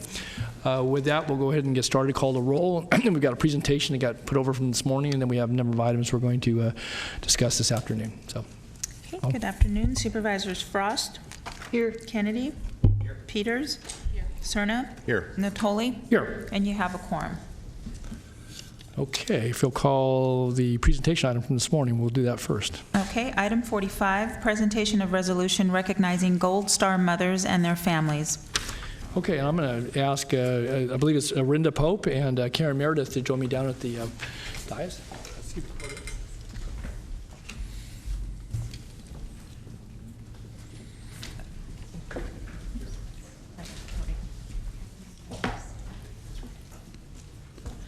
We'll get you all turned around. Sorry. You can face the audience if you like, but so I'm very pleased, certainly on behalf of this board, and certainly to be joined by, is it Rinda? Rinda and Karen, okay. This afternoon, they're obviously representative of many, certainly mothers, but certainly parents and others who have had their young ones, certainly their children serve in the military, and in many cases, those young men and women have been casualties, in not all cases, but certainly this organization is one that has recognized throughout many, many years in this community and elsewhere the service, certainly the courage and the service of our military service people, our men and women in the armed forces. And again, just a little bit belated, because I know on the last Sunday of each September, so. But then time we got the notice on this and so forth, we weren't able to get it scheduled on the agenda. But it's still appropriate, because I think it doesn't say that just on Sundays, last Sunday in September, we should recognize, I think we should, each and every day we ought to recognize our young people, certainly the sacrifice they make, and the mothers and others who hold them dear but keep their memory alive. And so we have a resolution that recognizes the Gold Star mothers and their families. This organization's work, certainly since its founding in 1928, back in Washington, D.C., and obviously right to this very moment here in Sacramento, California, and the work that goes on each and every day to support the families, our armed forces, our men and women who serve throughout certainly this country and throughout the world, and those that certainly have lost their loved ones in service to this country. I would just note that Gold Star Mothers certainly works to promote patriotism and love of country. They've generously extended their assistance to the descendants of Gold Star mothers and their families. They advocate for peace and goodwill in America and throughout the world. And of course, work tirelessly to perpetuate the memory of those who gave the ultimate sacrifice in service to our nation. And each year, here in California, but certainly right here in Sacramento, I believe there's a run that starts in Elk Grove, if I'm not mistaken. It's a 150-mile run that goes over the course of 3 days, and I'd like to ask Karen or Rinda to talk more if they'd like about that. But basically, at each milepost, there is a remembrance that's left to call attention to the person who is being honored, that veteran of service, and they place an American flag at each milepost and a personal biography of the fallen service member who's being paid homage at that point in time. And this is done each year, and I believe there are about 760 California servicemen and women who've died and been a part of, obviously, the Gold Star Mothers and that organization's recognition of those particular veterans and their service. So today, it's my deep honor on behalf of this board, on behalf of a very grateful county and the people that reside here in this county, to express our thanks and appreciation for the outstanding work and dedication of Gold Star Mothers and their families, and for their ongoing efforts in this community and throughout our state and nation and throughout the world to promote and bring meaning to an understanding to patriotism and the personal courage and sacrifice that comes with serving in the armed forces, and certainly being a parent or a loved one of those who serve and some who perish in that service. And so we extend our heartfelt thanks to each of you as representatives of the Gold Star Mothers here in the Sacramento region, but also to all the Gold Star Mothers here in our country, and acknowledge a little bit past tense, but that September 25th was the day that we did that, but we'll look forward to September 25th of 2018, and again recognize each and every day the service of those who serve this country, but also the Gold Star Mothers in that organization. So Karen and Rinda, if you'd like to say a few words, I know you both have had your children serve, and you may want to tell a little bit about the story as well. So, okay, Karen. My son is First Lieutenant Ken Ballard. He was killed on Memorial Day in 2004. He was my only child. He was a fourth-generation Army officer and had been in Iraq for about a little bit more than a year, and when he was killed in Najaf, Iraq. I joined American Gold Star Mothers, which is a veteran service organization, a couple of years later, and are working to have a chapter in Sacramento. Rinda is number 4. We need 5. So, and the California Run for the Fallen, which does take place, it would have been our 3rd year this year. We had to cancel or postpone it this year because of the fires. They activated Travis Air Force Base, and we may be rescheduling it if we can, but it is a 3-day event, and but it's quite moving. It goes from Elk Grove down to Tracy up to the Dixon Cemetery, the National Cemetery there. So if anybody can come out along the way, our website is carunforthefallen.org, and you can find the map. But to go out and I travel the whole 150 miles in my car and to meet up with families who have come out to see their sons and daughters and their families being honored. So, and Rinda? Oh, thank you. My name's Rinda Pope, and my son Alex Varela was raised in Sacramento County, Orangeville and Citrus Heights schools he attended. Very bright young man. he decided he wanted to be part of something bigger. So he joined the Army. He was a private first class when he died in Baghdad in 2007. So right now I'm putting my energies into the Gold Star Mothers and serving our veterans in that fashion. Thank you. We're a part of something bigger, just like our sons were. Yes. We turn our sorrow into service. But thank you very much. I really appreciate the attention to this, and sorry we didn't give you enough notice, but we will next year. Yeah, that's right. So, our incoming chair, Susan Peters, will make sure we get to her and we'll get a resolution, get it done timely. Okay, so. Great. Well, thank you so much. Well, and again, express.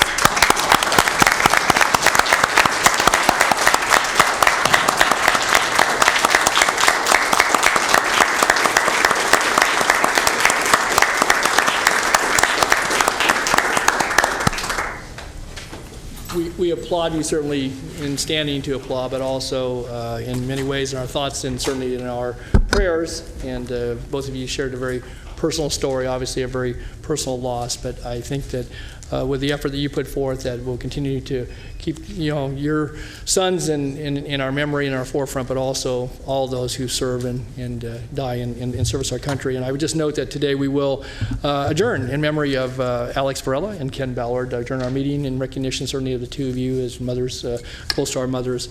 And I would just give you one more opportunity. If you say you're looking for one additional Gold Star mother, that would be so you could get your chapter here. So if you have any information, there's a website people can go to or whatever, or contact. So you may, out of this, be able to achieve that goal. So if you want to just put that on over the air and just announce how people can get in contact with you.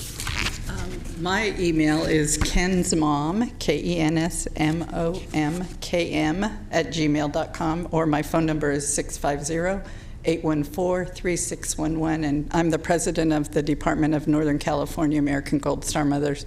So we go from Monterey up to the border in Oregon border, and would love to have any other mothers that want to join us in serving veterans. Great. Thanks, Karen. Thanks. Thank you. Okay, we'll do a presentation here. We're going to get a picture. Oh, we do have a picture.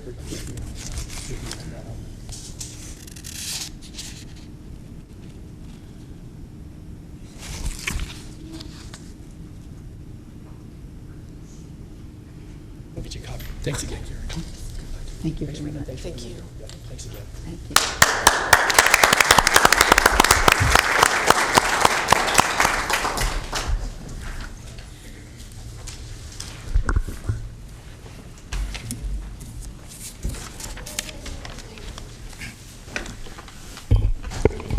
Okay, again, thank you, Karen, thank you, Renda, and thank you to our audience for your applause as well and recognition. Okay, Flo, next item, please. Item 49 is the Arden Creek Town Center Linderman Appeal Fee Waiver Request. Okay, we're going to call items 49 and 50. I think so. Okay, yeah. and then item 50 is the Arden Creek Town Center Appeal of the Zoning Administrator's approval of the use permit, special development permit, and design review for a property located at the northeast corner of the Watton-Arden Way intersection in the Arden Arcade community. Okay, thanks.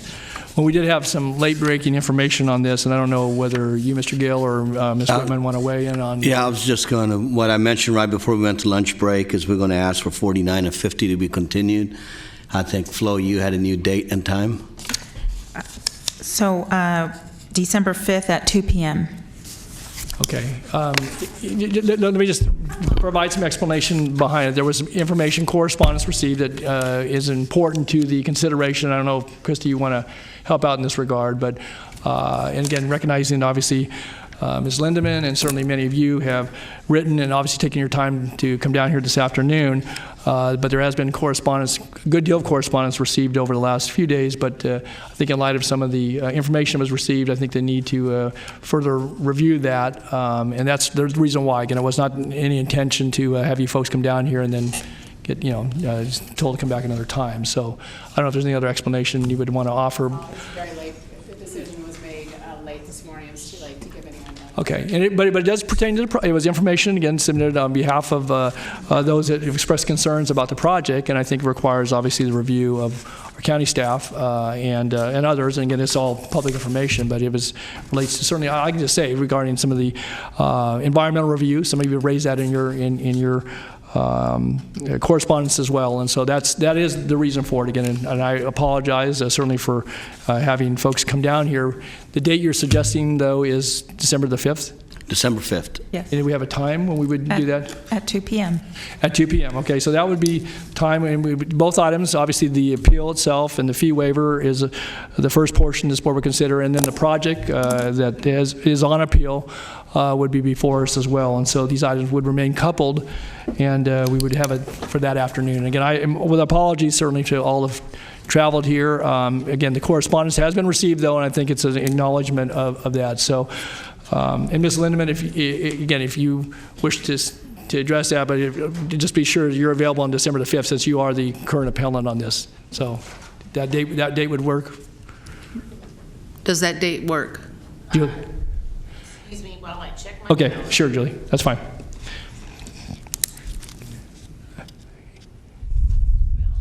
If I can get somebody else to take my auntie to her doctor's Okay. appointment at 2 p.m. on December 5th, right. And if there is a problem with that, we certainly will, Julie, worked in my office, the chair's office, with the exec and planning department to do something. But again, if that seems like it's going to work for everybody that's here and others that would be obviously have been in attendance, I think we got the word out to some folks. If that, does that seem to work then, okay? And if You know, I can only say it tentatively works. Okay. All of my neighbors Right. and community representatives who have taken the time Right, to Joe. come here today may or may not be able Okay. to do that then. And Okay. so Okay. I do my best to Okay. see if Okay. that works, and I will let you know. Okay, and you work directly with my office on that, certainly. Okay.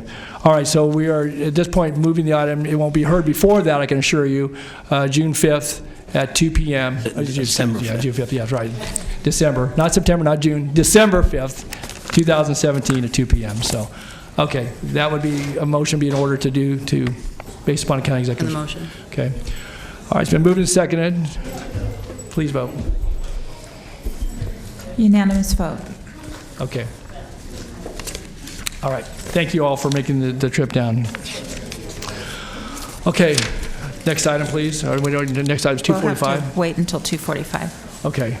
All right. Then we are going to recess briefly until 2:45 and be back in here at 2:45. I'm sorry. We have an off-agenda. Oh, we do? Okay. Excuse me. We'll stay in session. We do have an off-agenda speaker. I don't. Oh, I saw this, so I'm assuming that's off agenda. You have The gentleman at the top of the stairs? Mr. Warren, David Warren. Okay. I guess we don't have a speaker sheet. Oh, here it is. Okay, so it's stuck over here behind my stuff here. Okay, we do. Great, thank you. Okay, so we do have an off-agenda speaker, so my apologies. David Warren. David, we did get your copies of documents for discussion. I've seen the correspondence, so. Thanks. Good afternoon, David. Thank you. This is my third time here. Since I was here, my wife was in the hospital again. I had to transport her. Spent 4 days and 3 nights at UC Davis. Again, she could not and would not be transported by Metro Fire. It's ridiculous. I've read the report that was submitted to you by the Department of Health and Human Services, and all it does is summarize the very things I told you back in July. I even provided you the correspondence and the summary. It's incredible that I cannot get this on the agenda. As you can see, on September 12th, I sent Mr. Gill an email and letter, which, as you recall, was not available to him on that date. On September 26th, I called Mr. Gill's office, never got a call back. On October 2nd, I sent a letter to Mr. Gill's office. I received, instead of a call back from Mr. Gill's office, Mr. Medino from Health and Human Services called. And this is the very person who told me there's not a snowball's chance that they will change their policy. In other words, the person called me, who I've been working with for 2 years, to tell me, why are you calling? Because I'm not going to do anything. I then contacted Mr. Gill's office again. And after going over numerous hurdles, I contacted my supervisor's office, and I received a phone call, voicemail, because I happened to be in the basement at UC Davis in the radiology department, saying that I'd be hearing from county council. County council sent me an email saying that they were canceling the hearing because this board does not have the authority to consider a review of the policy. It belonged to the state. The following Tuesday, I contacted that office, and last Friday, they sent me an email confirming the fact that this Board of Supervisors is the place to go to review the 50/50.12 policy. No place else, or the Superior Court. What is more troubling is that County Council is deciding policy. Mr. Gill is deciding policy. He is taking matters off this calendar and preventing a hearing on a matter. I don't know that you're going to vote the way I want you to, but I just want the opportunity to have someone come here and say, it's not just because I know better than you. If you read the summary that was provided by Health Services, there's nothing in there at all about a specific intelligent waiver of the limitations set forth in the policy. And that's all I'm asking for. I'm not asking for any other change. Now, it isn't just me. It's all the people in Citrus Heights who happen to have UC Davis physicians cannot go to UC Davis in an ambulance. There is recently a neighbor who is a Kaiser patient was transported to Mercy even though Kaiser Roseville is only 10 minutes away. This is a certain degree of insanity. Now, when I was a boy, I went to Cheder, and the rabbi said to me, children, this is bacon, eat it. Now, we had all that time been told two things by our parents. One, never eat pork, and always listen to the rabbi. You can imagine the conundrum. I learned that day, the rabbi's lesson was, if you know it's wrong, don't do it. And this is wrong to prevent it from being set for hearing. I also learned another valuable lesson. When I was 6 years old, I lived in Chicago in the Polish section of the community, and a 7-year-old boy took a 2x4 up to my arm and broke it. Long before Meyer Kahani, I learned never again. Now, I do not want to involve myself in civil litigation. I do not want to go to court. I just want a hearing to protect my wife's life, and possibly mine, and other people situated in Citrus Heights. Now, I don't know what the result is. All I ask is that you please set it on the agenda. Have the people who have expressed the conclusion that we know more than you, we know better than you, we are superior to you, to explain why. Not just the conclusion, but why. I'm not asking for anything more than that. Now, my mother's end of Shiva is for the last meeting of this board in October. I can't be here. But there's no reason why this can't be set for the first meeting in November, which will allow me not only to be here and be prepared, but to get further interested people, seniors such as myself, and ARP to come down here and explain that we are not stupid. I'm not a gadfly. I'm reasonably intelligent. I'm just asking for a reasonable exception based on my ability to make a decision about my life. I can agree to terminate life support. I can agree not to accept doctor's advice, but I can't get in an ambulance to go to UC Davis, and I can't get my wife to do it either.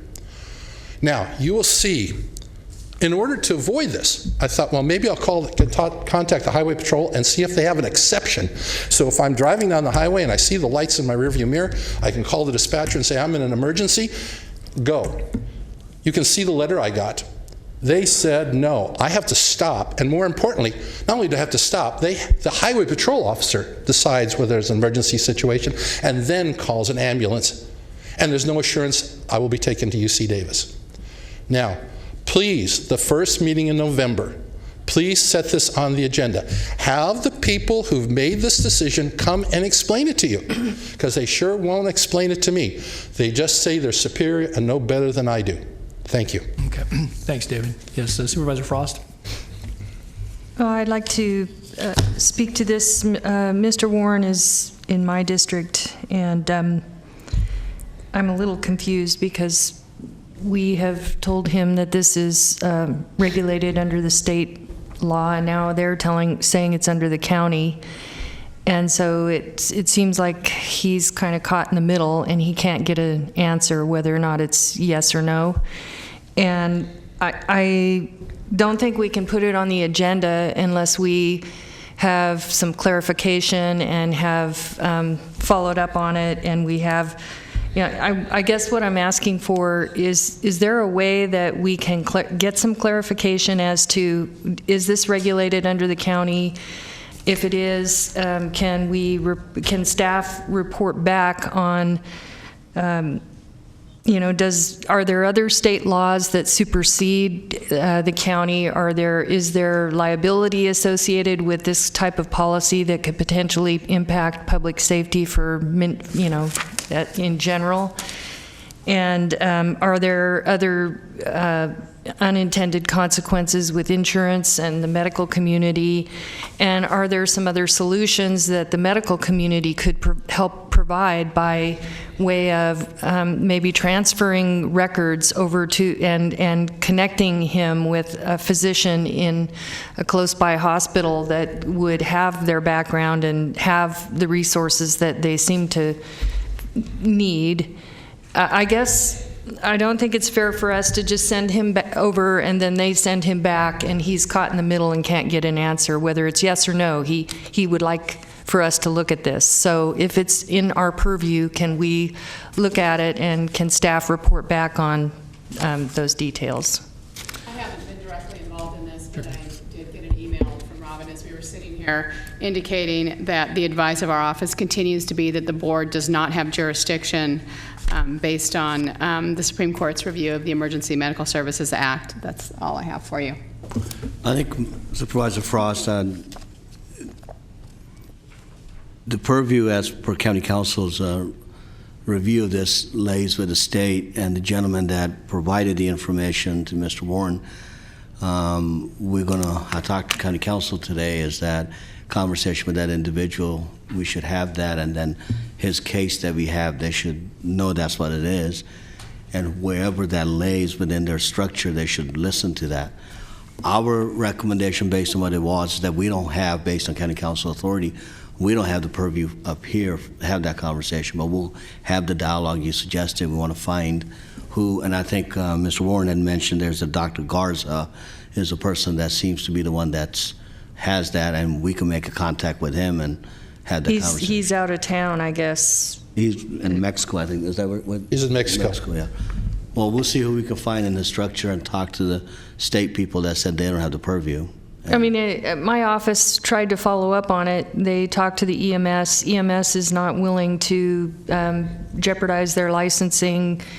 We don't, I don't know how to help him. If it's not under county purview and it is state, then why is state handing it back down to us? And is there someone at the state that we can talk to get him connected with who he needs to be connected with? Yeah, we'll do that. I found out today that that's what they came back. Let's find out. Okay. Do we not? And our office is willing to provide a memo in response to Mr. Warren as well. Yeah, because we're going to do that. That's what Robin had mentioned. But not I think just I'm not looking for just a memo of it's not under our purview. I'm looking to figure out how can we connect him with someone that can help him. I think what you're asking is who in the state can Mr. Warren go to? Yeah, I mean, whose responsibility is it? And let's get them to talk to him. And I think what I can also do is also talk to our state lobbyists too to see who in that purview can help Mr. Warren with the issue he has.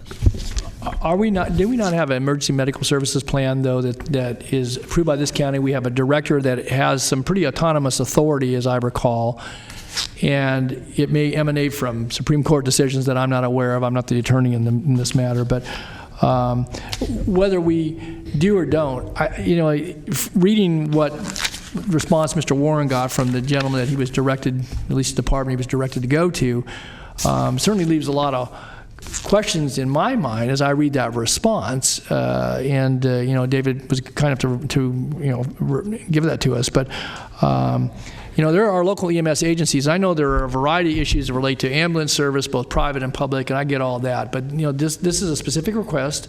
There is a committee that reviews it. That's a local committee. Somebody somewhere along the line has to approve that plan. If it's not this board, who is it? And I think that's the question that's been posed here. And I think you've tried to assist in this regard. But to Ms. Frost's point, no more of this. It either is it's us, it's you, it's somebody else, it's nobody, but I think that, that response needs to be provided. And I know there was an item today, item 68 was the follow-on. It wasn't, not on the agenda, it was a receive and file. But somebody did some work up behind that as well, which was good information. And hopefully you saw that, David. Yes. Yeah, that informs this discussion. But appropriately, somebody can make that call, I guess. No, that's what we'll look. Yeah. I mean, we were told it's the state saying it's not them. We'll get in the middle of it and see where it is. And if Roseville's doing something that is working, maybe we can look at what they're doing. If Placer County is doing something, I don't know. Again, I He's think describing something in Placer County.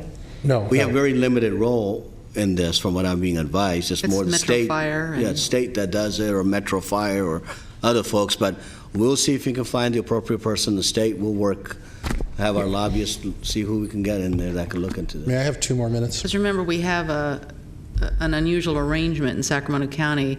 We're one of the very few, if not the only county that has the fire department as the ambulance carrier. It's mostly in the state private ambulances. But even private ambulances won't agree to transport differently. They're worried about their licensing. Okay, David, you wanted to... I just asked for two more minutes and I'll be done, Sure. I promise. Okay. As part of the response, I would request an explanation as to why an informed waiver of liability cannot be provided by the county. You do it all the time for all sorts of other things.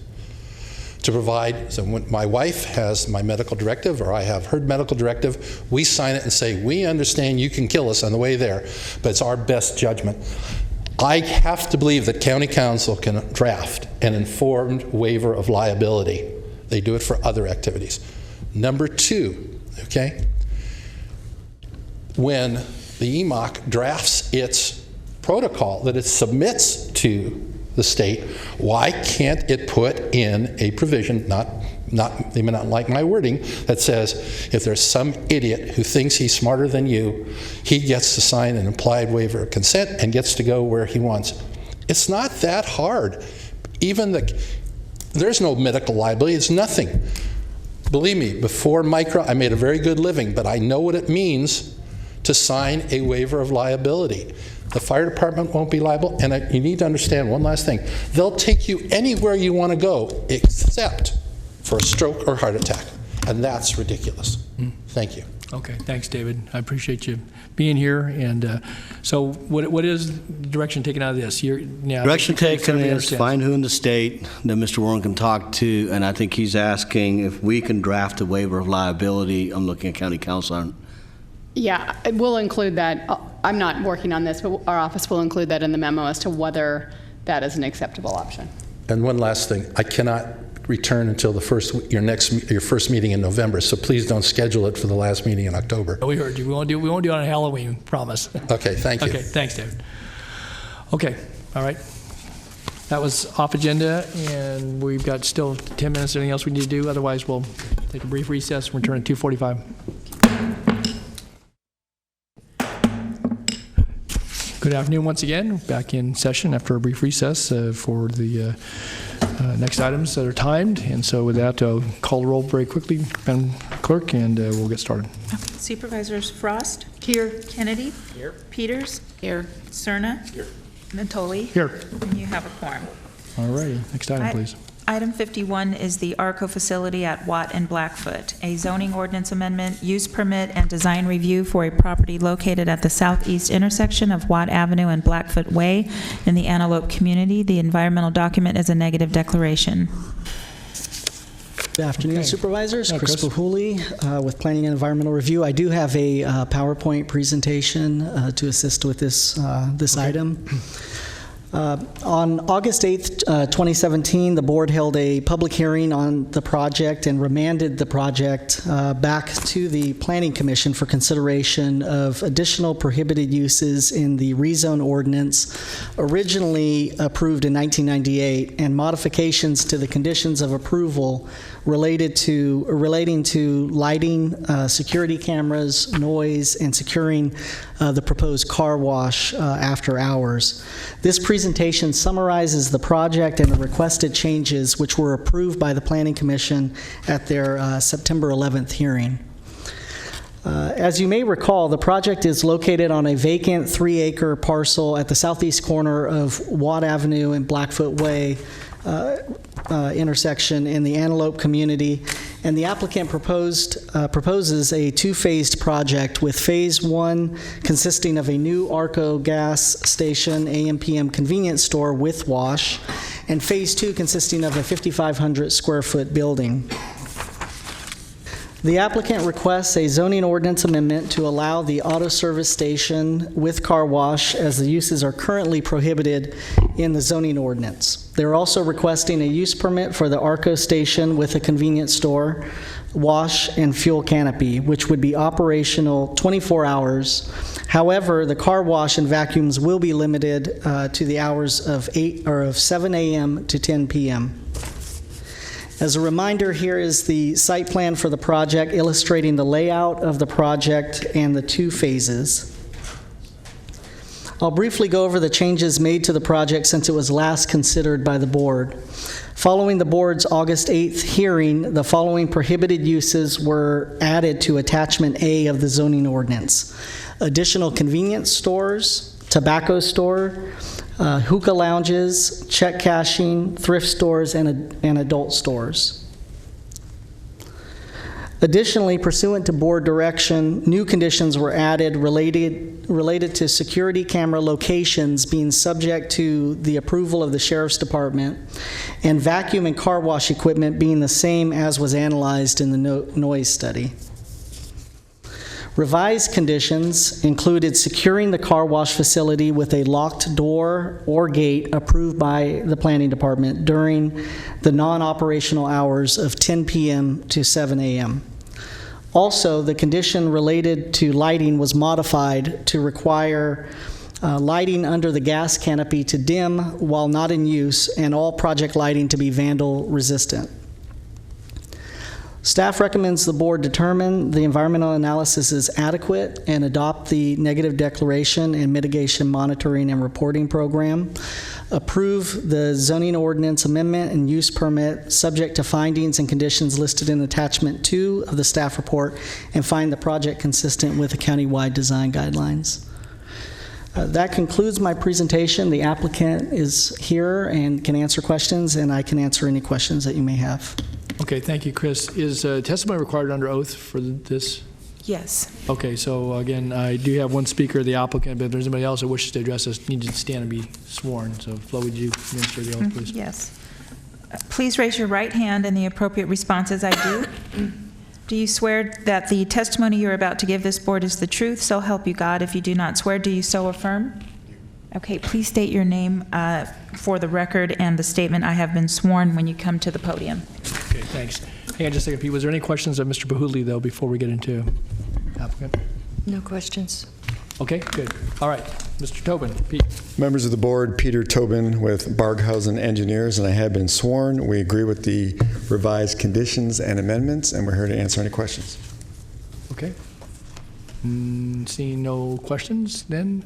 All right, thanks, Pete. Stand by. All right, so we do have the recommendation, as well as obviously the testimony, and we have the revised staff recommendation and conditions. So, Supervisor Frost. I'm prepared to move approval. All right. Second the motion. It's moved and seconded to approve the project, the ARCO facility, the zoning ordinance with all the pertinent, the appended conditions. So, all right. Anything else? If not, then please vote. Thank you for your patience. Unanimous vote.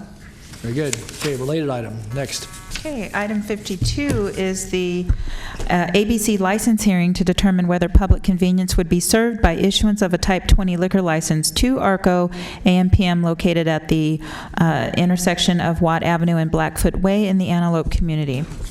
Okay. We're not quite done yet. Yeah. So I also have a quick PowerPoint presentation that I will move through pretty quickly on this item. So this is the hearing for public convenience and necessity related to the same project.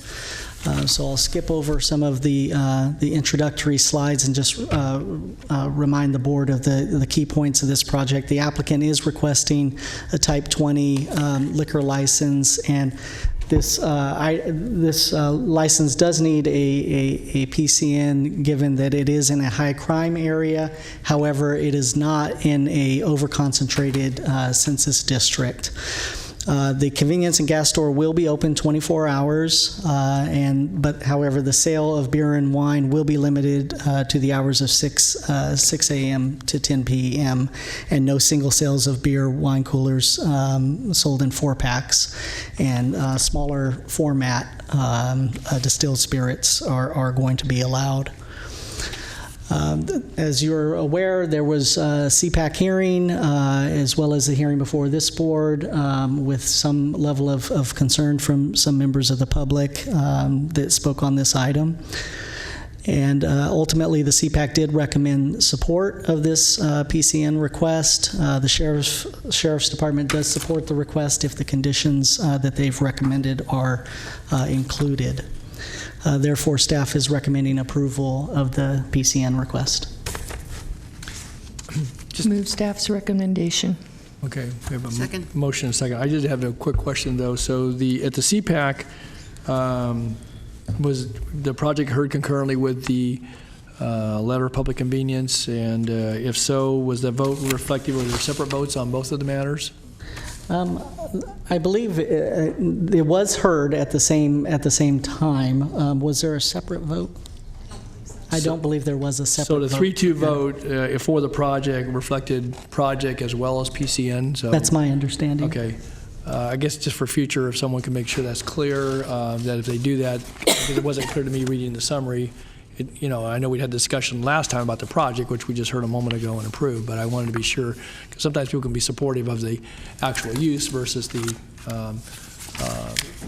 sale of alcoholic beverages, and so I think it needs, that distinction for going forward ought to be clear, so thanks. Okay, no one's time to speak. Anyone wish to address this item? All right. Mr. Tobin, you don't feel necessary on this item? What? For the record, Peter Tobin with Barghausen Engineers, and I have been sworn, and we also agree with the conditions associated with the PCN. Okay, very good. Okay, nothing further then. Noting that, please vote. Unanimous vote. All right, very good. Okay, that the 245 item. The next item is for 315? Yes. Correct? Okay, we'll do a stop-start here today, so. All right, with that then, unless there's any other items, no other off-agenda speakers at this juncture?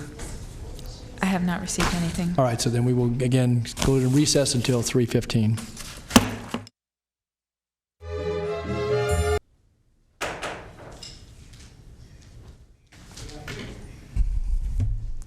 Good afternoon once again, and back in session, kind of a stop-start afternoon. So we'll have the clerk call the roll once again. It's probably set a record here before we're done today, I think. So. My apologies. Supervisors Frost.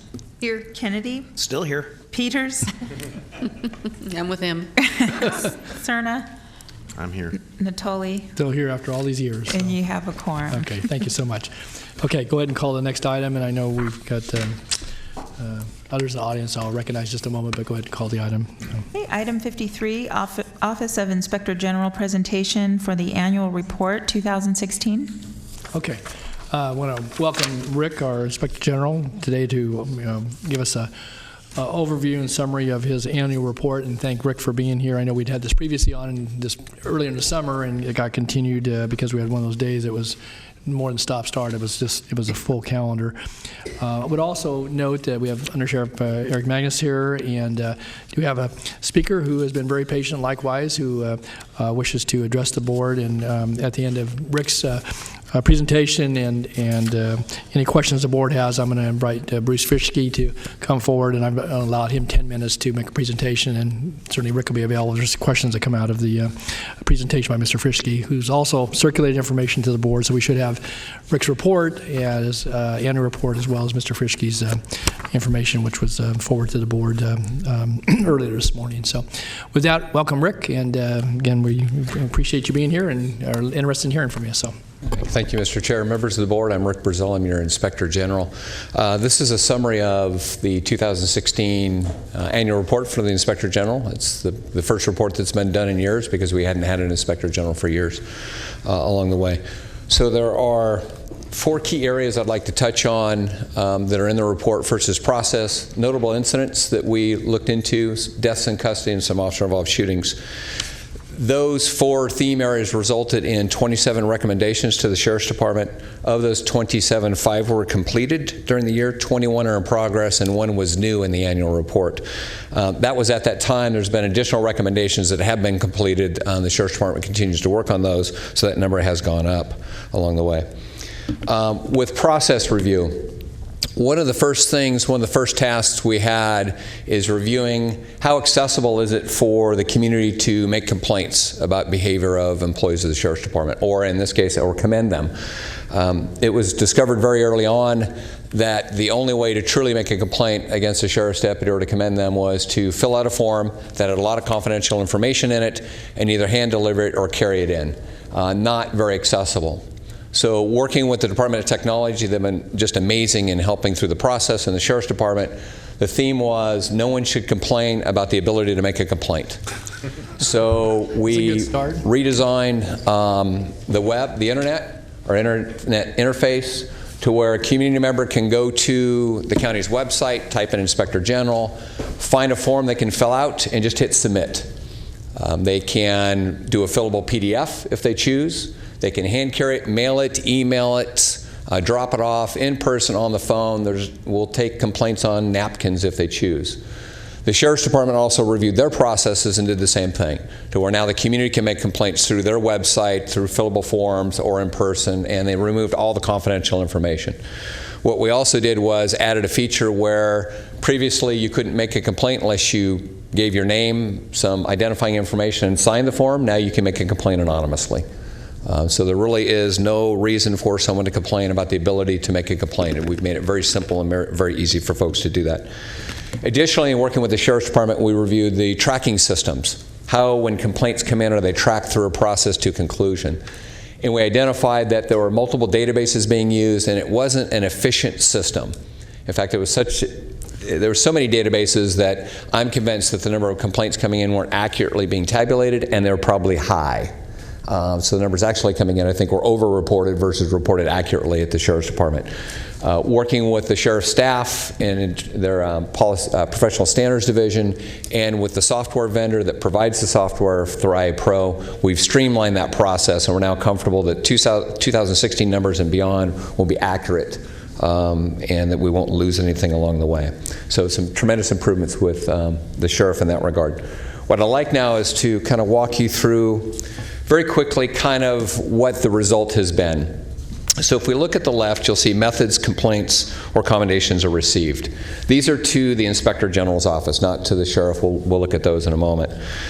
In 2016, there were 135 items received.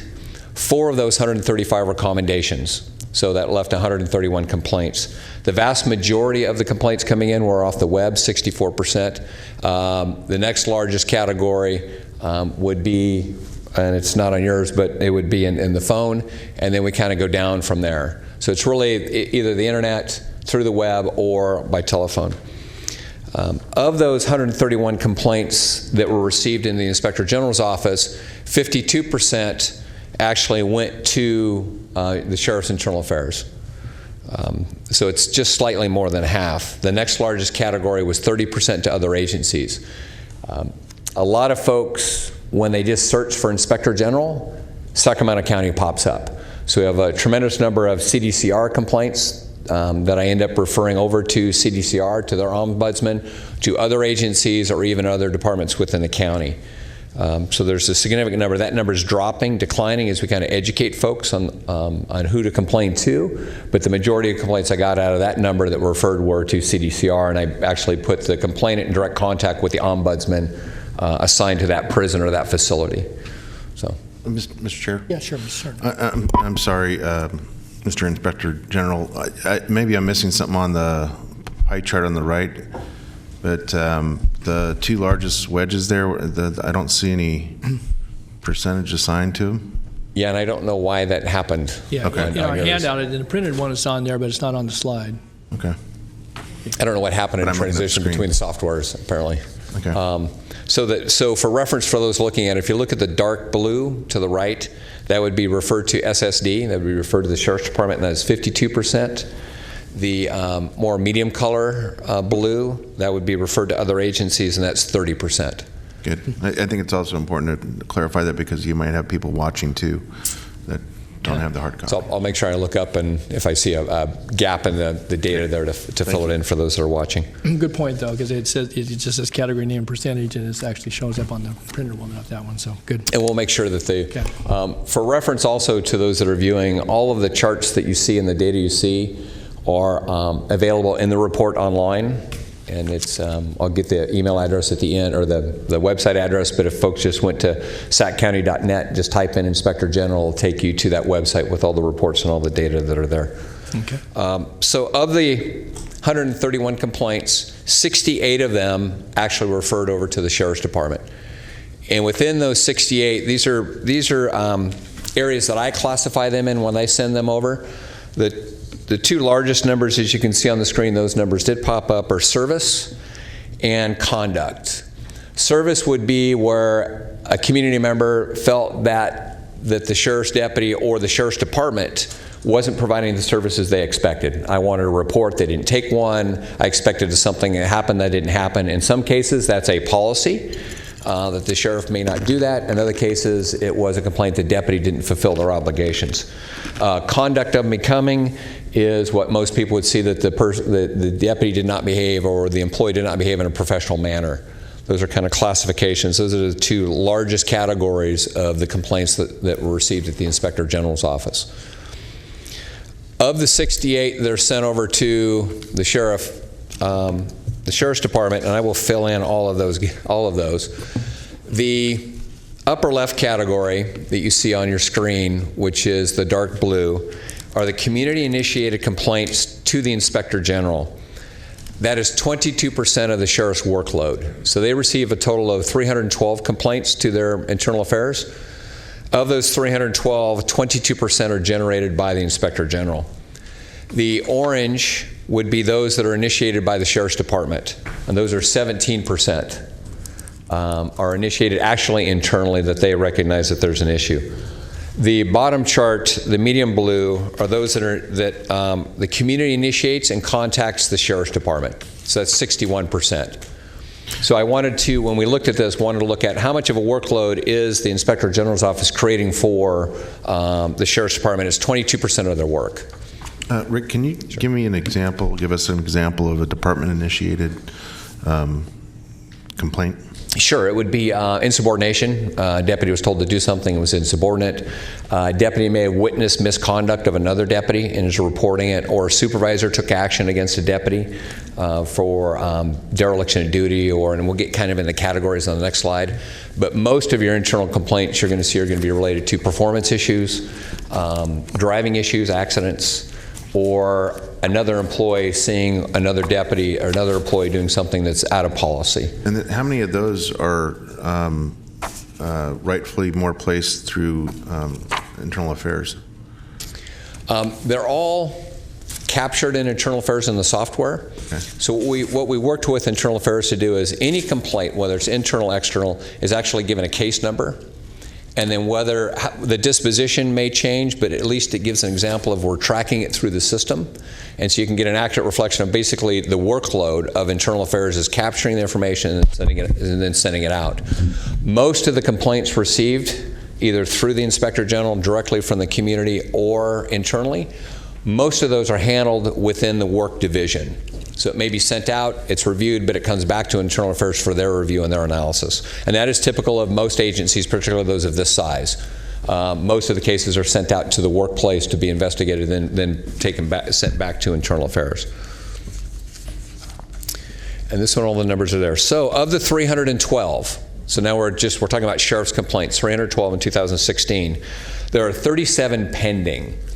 So if you total up all the numbers, you'd come up with 275 because we don't know what the final disposition is of those 37. So it's 275 that we're looking at. The orange are department-initiated complaints. The blue are community-initiated complaints. So when you look at the chart, the biggest categories from the community, over 53%, have to do with misconduct or discourtesy, which is what you typically would see in a law enforcement agency. The majority of complaints from the public are surround themselves around discourtesy or misconduct. In this case, you see the orange are initiated within the Sheriff's Department. That, again, is not uncommon for conduct unbecoming. Someone witnesses a deputy doing something that's just not at the standard that they expect. That would be a conduct unbecoming. You'll get some where they witness discourtesy, and then you get neglected duty. They're just not doing what they should do, so they initiate a complaint within the Sheriff's Department. So these are all within the norms of what you would see of an agency this size. Rick, just a quick question. So on the neglected duty, on the previous chart, your OIG complaints that you forwarded to SSD, you had 8 neglected duty. So is that 8 a subset of the 34 that shows here? Yeah, the neglected duty, so if you go to the blue, the community 24, that 8 is a subset of the 24. Okay. So the Inspector General received 8, the balance was received from the community directly to Internal Affairs. Okay, thanks. None of the orange resulted from the Inspector General. There's no internal complaint that we initiated that we saw that occurred. So this is a summation of both mine and what the Sheriff's Department looked at. So now we have, of the 312 ones that have been resolved, there's 275. These are the findings within the investigation. And again, we broke them down by community and department findings. What was concerning is when you look in the unfounded category, the unfounded category basically says that the person made a complaint and the complaint is totally untrue, or the event that the person is making a complaint never happened. So it's basically a lie. That number, 150, is extremely high. It's 62% of all complaints. I believe that's it's a systems issue in the Sheriff's Department, and not understanding the difference between exonerated and unfounded, and it may also be that a lot of the complaints are resolved at a sergeant's level, where someone complains, the sergeant's able to mitigate it either in the field or through phone calls. They reclassify it in a way that I think that it's a coding issue when it gets coded in there. So one of the recommendations is Sheriff's Department review their processes to make sure that the finding is the accurate finding along the way. And I think it's more of a coding issue than anything else, but the unfounded complaints at 62% is extremely high. I think you'll see through an audit, would be my guess, you'll see a lot more going to the exonerated. Yes, it did happen, but the deputy was within policy, did nothing wrong. Well, right now they're saying it's unfounded because the deputy did nothing wrong, when in fact it should be exonerated.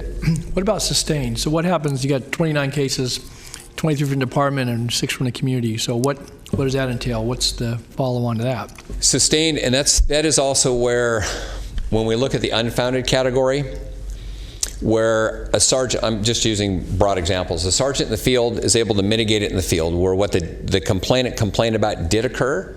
They realize that just talking to the deputy is sufficient for the complainant. That actually is a sustained complaint.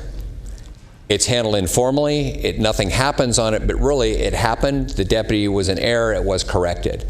I believe now what they're doing is reclassifying as miscellaneous, and it's being inappropriately categorized into the unfounded category. So again, it's a coding issue. They're not doing anything wrong at the other end, the actual action end of it. It's just how is it coded in the software system. Sustained cases, you will see in agencies a high percentage of sustained cases within internally generated complaints, because most of them are either initiated because of a fact pattern of crashes or somebody witnesses misconduct. So those tend to be on the high end of sustained because somebody witnessed the behavior and it did actually occur and they're taking action on it. So you're going to see a higher number of percentage of sustained within internal complaints. So there's no category for founded? That would be sustained. That is sustained? That's sustained. Sustained and founded are the same. So I can walk through this real quick. So unfounded means it's just not factually anywhere close to being accurate along the way. Exonerated means that the person making the complaint, they did make a complaint, but the deputy's actions were appropriate. Not sustained is one of those can't prove either way. You can't prove what the deputy says happened or what the community member happened with any certainty. You're kind of can't figure out which way it happened. Sustained means it did happen, and then the Sheriff's Department takes appropriate action depending on what the complaint is. And miscellaneous are cases that came in that don't fit in any category, that really weren't involving it's more service type stuff, and or the cases are still outstanding and they haven't figured them out yet. So these are based upon your review, or this is the department's review and determination that you're showing in this chart? Great question. This is the department's review. What I do, the complaints coming back, and now that the 16 complaints are coming back to me now, what I do is I keep my own record bookkeeping, so to speak, record keeping. I review their dispositions, and I either concur, do not concur, or I've sent them back for review. There were several, particularly early on, where I didn't believe the disposition or handling case was appropriate, and it's more of a kind of like a mediation. I won't call it, it's not really formally mediation, but I would go back to the undersheriff or the former undersheriff and say, hey, I don't think we handled this quite right. They'll review it, look at it, and then maybe make modifications to it. So I kind of work through there, but I get all the dispositions of the cases that were generated out of the Inspector General's office. I review those and then categorize them concur, not concur, or additional investigation required. So is there, I don't think it's in your charts unless you added one, but so is there a chart that would be concurrent with this that would then, just what you said, would show either concur, don't concur, or re-refer it? For all the cases that are in this chart, then you would have a matching one that would reflect in 3 categories, depending upon the nature of what those are there. I guess if it was completely unfounded, then if you agreed with that, but for those other ones, so do you have you keep your separate accounting? Is there a separate chart for that, Rick? There is not now. When we were producing this report, the data set wasn't large enough because they were finishing up theirs, and so we didn't have a complete, because there's a delay in everything we do. So the end of the year 16 reports, they don't get done until 17, then I don't get them until midway through 17, but I can go back and produce that for you. No, I'm not even asking. I just was curious because as you were talking, I'm getting a vision of then how you then categorize them and kind of put the concluding period on that, and or an ellipsis carries it on because it goes back for more reviews. So correct. The ones where I think there's significance of the disagreement or there's strong disagreements, I generally go to internal affairs folks and or the undersheriff and say, hey, we should chat about that, chat about where we're at on this one. And just one other question. I know that this involves a good body of work. So if they are, say, come from the community or the department and they're unfounded, is there any follow-on to say, you complained, but there was no foundation to this, or if somebody fabricated something, obviously they knew they did and they did it, may not admit to it, or is this exoneration? So is there some sort of a paper reference that may not be in every case, but just describe, I think, so again, as you present this to the public, what that work ends up as far as any sort of conclusion on paper or in writing. So no, perfect. What ends up happening is after the complaint works its way through the investigative process, it has been reviewed inside the Sheriff's Department, then the individuals making the complaint are sent a final disposition letter. And the final disposition letter lets the complainant know this is what we've talked about, this is the interaction we've had, and in most cases, not all, but in most cases, a sheriff's supervisor has talked to the complainant on the phone. And it's not a surprise, the letter that's the follow-up. So there has been some phone conversation between a supervisor in the Sheriff's Department and the person making the complaint. And in some cases, there's been conversations between myself and the person making the complaint. Okay, thanks. So I'm going to move on to notable incidents, if I may. Sure, you bet. There were 4 notable incidents that resulted in some changes to policy. One of them was not a complaint. It was something that got people's attention on a social media post. It was an incident at the Family Relations Court. That resulted in the Sheriff's Department working with court staff to identify different holding areas to separate juveniles from adults. And it was very responsive at the Sheriff's Department. In fact, they had done a lot before I ever contacted them. There is one complaint that Mr. Fritchie will discuss later. It was the serving of civil papers.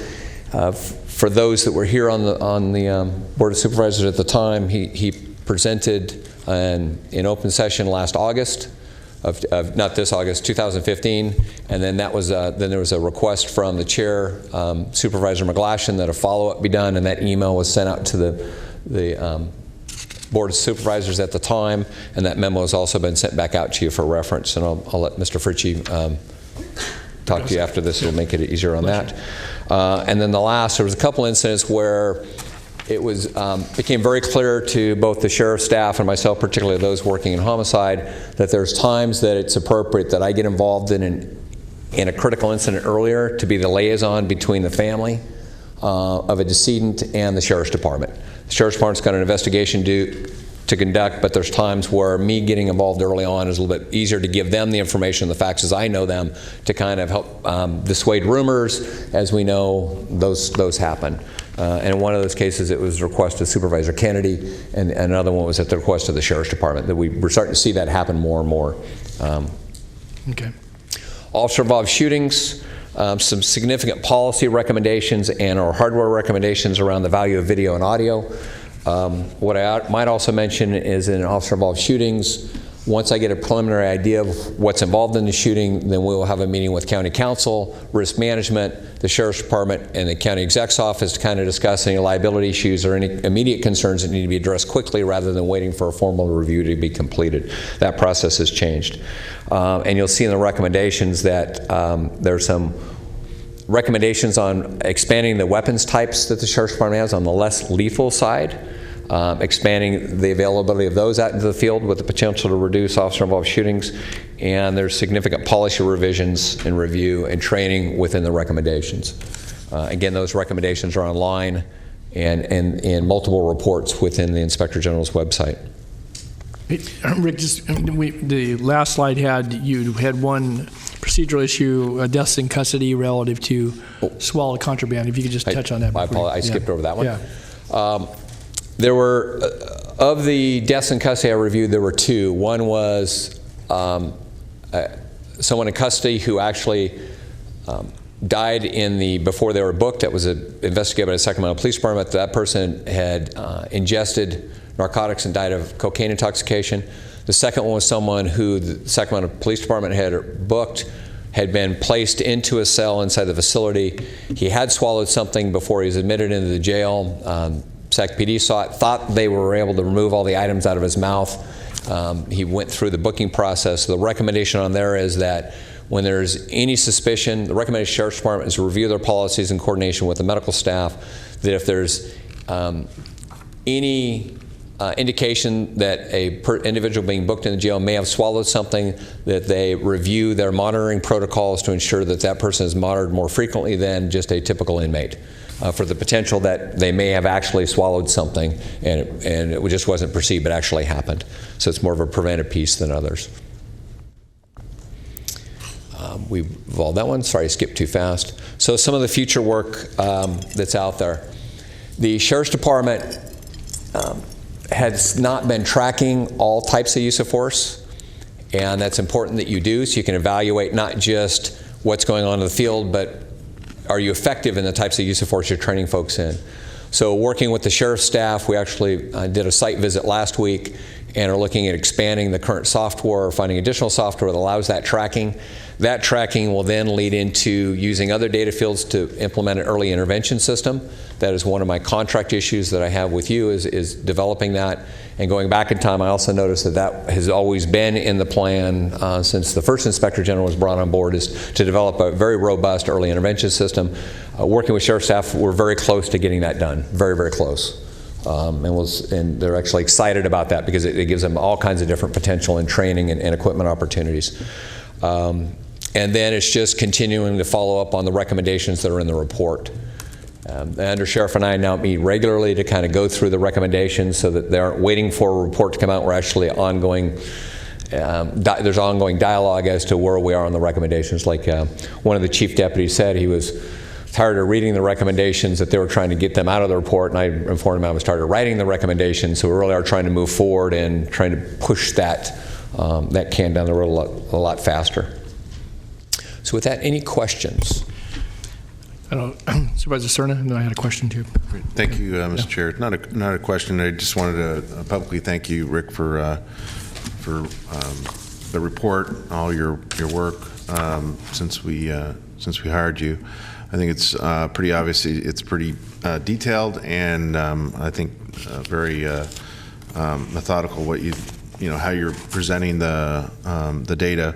I guess my one question, though, for you is how are we letting the public know that we even have an Inspector General, and what your responsibilities are to the board and to the public? The only reason I ask is I was approached the other day by someone that's fairly active in our community that was under the impression that there was very little oversight in terms of sheriff activities, and had no clue that there was even such thing as an Office of Inspector General. And I took a look at our website while you were speaking, and it's a portal. You can get there, and you can use it in many of the ways that you've explained this afternoon to submit complaints or what have you. But is there anything that you think we should be doing differently to better broadcast to our constituents that you exist and you do what you do? Yeah, absolutely. We can always do it better along the way. So one, I can do it better by getting out in the community more, and then also working with your staffs of all 5 of you to identify what community groups, what business groups I can actually go to and present what we do in the Inspector General's office. Because it's not just about making complaints, by the way, as well. Right. There's a way to recognize for good work, because too often we forget that if we're doing good work and we do more of it, we have less complaints, is the way I look at it. So how do we do both and give feedback to the Sheriff's Department? So I get out there more often, and it's going to be word of mouth for the most part, because we do the web and that stuff. I will tell you that the Sheriff's Department did put a sign up in the jail. If you have complaints, call the Inspector General, and my phone started ringing quite a bit from both jails. So they're pushing at the jail facilities the access to the Inspector General's office. Now it's more important for me to help get out into the community and educate them. So I'll work with your staff so I can get out more often to do that as well. Thanks. Good. Well, Rick, I certainly want to thank you as well, and I think certainly the reviews that we get from time to time on the critical incidents, particularly those where we have fatalities, that it's important, I think, to know. Certainly it takes time to review, but also a meeting with our law enforcement officers, and certainly with the affected family in the event that that's part of the overall scenario of any given situation. So I appreciate the effort you put into that. I guess I'm curious, and maybe with Undersheriff here too, you might be able to shed a little light on this, is that in the recommendations, as you mentioned, some of these are ongoing, in progress. In 2 in particular, I guess I'd maybe a little more detail, since it's the 2016 report, as to where we've advanced now that we're 3/4 of the way through 2017. One being the continued evaluation of body-worn cameras, with a goal, obviously, of full field and corrections implementation. And this says in progress. The department's completed field testing and is reviewing the results. And secondly, the 16.14, which is the review of potentially deploying less lethal devices that provide maybe some greater distance between officers and suspects. And reading there, it just says that they're looking at potentially deployment of less lethal shotguns, and there's a little bit more description in the report itself. So I guess I'm curious as to, since the report was issued, from your perspective, what, if any, progress has been made towards those 2 items, maybe a status report, and then again, if Undersheriff wants to respond on part of the department, I appreciate it as well. So sure, I'll give it from my perspective, and then let the Undersheriff kind of move forward. So the Sheriff's Department is moving forward in those regards. We have, meeting with the Undersheriff, actually brainstormed different ideas on how to get less lethal weapons out there, and with that comes a cost. Not only the acquisition of those things, but then you've got training and training dollars. But I'm come from a risk management perspective. When I look at these, is you invest now to save potential liability and litigation down the line, and or injury or death. So it's important to me to kind of continue to push that, and let the Undersheriff kind of talk about where they're at in progress. Good. Thanks, Rick. Thanks, Eric, for being here today as well. Yeah, absolutely. Supervisor Natoli, members of the board, thank you for the opportunity. And let me start by just reiterating the appreciation we have for the Inspector General and the relationship we have. Obviously, he offers a fresh set of eyes for us, and we're able to collaborate and bounce some ideas off one another. And like he said earlier, we meet regularly to talk about issues. With respect to body-worn cameras, we did look at those. We had a field study go on back in 2015, and that lasted about a year. At that time, the sheriff was not ready to implement body-worn cameras. However, just recently, we talked about body-worn cameras again. In fact, several days ago, I met with our committee once again and asked them to kind of freshen up the material that they have and the information to start looking at vendors again. We'll be working with county purchasing because I believe the sheriff is now ready to implement a body-worn camera program. We don't know how that's going to look, whether it's just going to be patrol, whether it's going to be all enforcement units, whether it's going to be corrections as well, but I asked the committee to do their homework and get back to me by January with some recommendations. With respect to less lethal weapons, as Rick mentioned, we looked at several different options. We are in the process of transitioning all of our shotguns to less lethal. Those have all been pulled back, and we're in the process of transitioning those to less lethal weapons. We also looked at 40 millimeters, but ultimately we feel the shotgun less lethal is a better option for us. Okay, thanks. Eric, just thank you for that update. As it relates to the body-worn cameras, obviously that's something the sheriff and certainly you and his staff have looked at very closely. At such time as there's a determination made, obviously going to have a budgetary request behind it. I think it would be good, and I certainly would ask my colleagues to weigh in if they have different thoughts, but actually maybe have a presentation, at least in general, about what that entails and how that would be implemented and so forth, because I got to imagine that would be, again, with the training and just the purchasing and making sure that there's protocols for all that. And then I know behind that then comes, once that information is recorded, then how that is released and how it's made available for in the event that there is a crime for prosecution and such. And so I do think, and I maybe look at Mr. Gill too, that I think at some juncture, as that comes together, because the sheriff obviously would implement, we would have to authorize the budgetary authority to make the acquisition.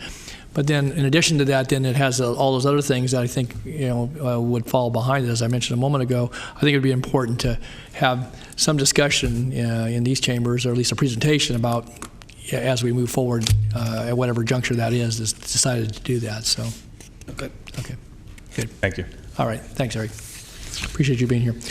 Okay, any other questions for Mr. Brazil on the report? If not, Rick, thank you very much. And mind standing by, please. Okay, Mr. Fritschke, Bruce.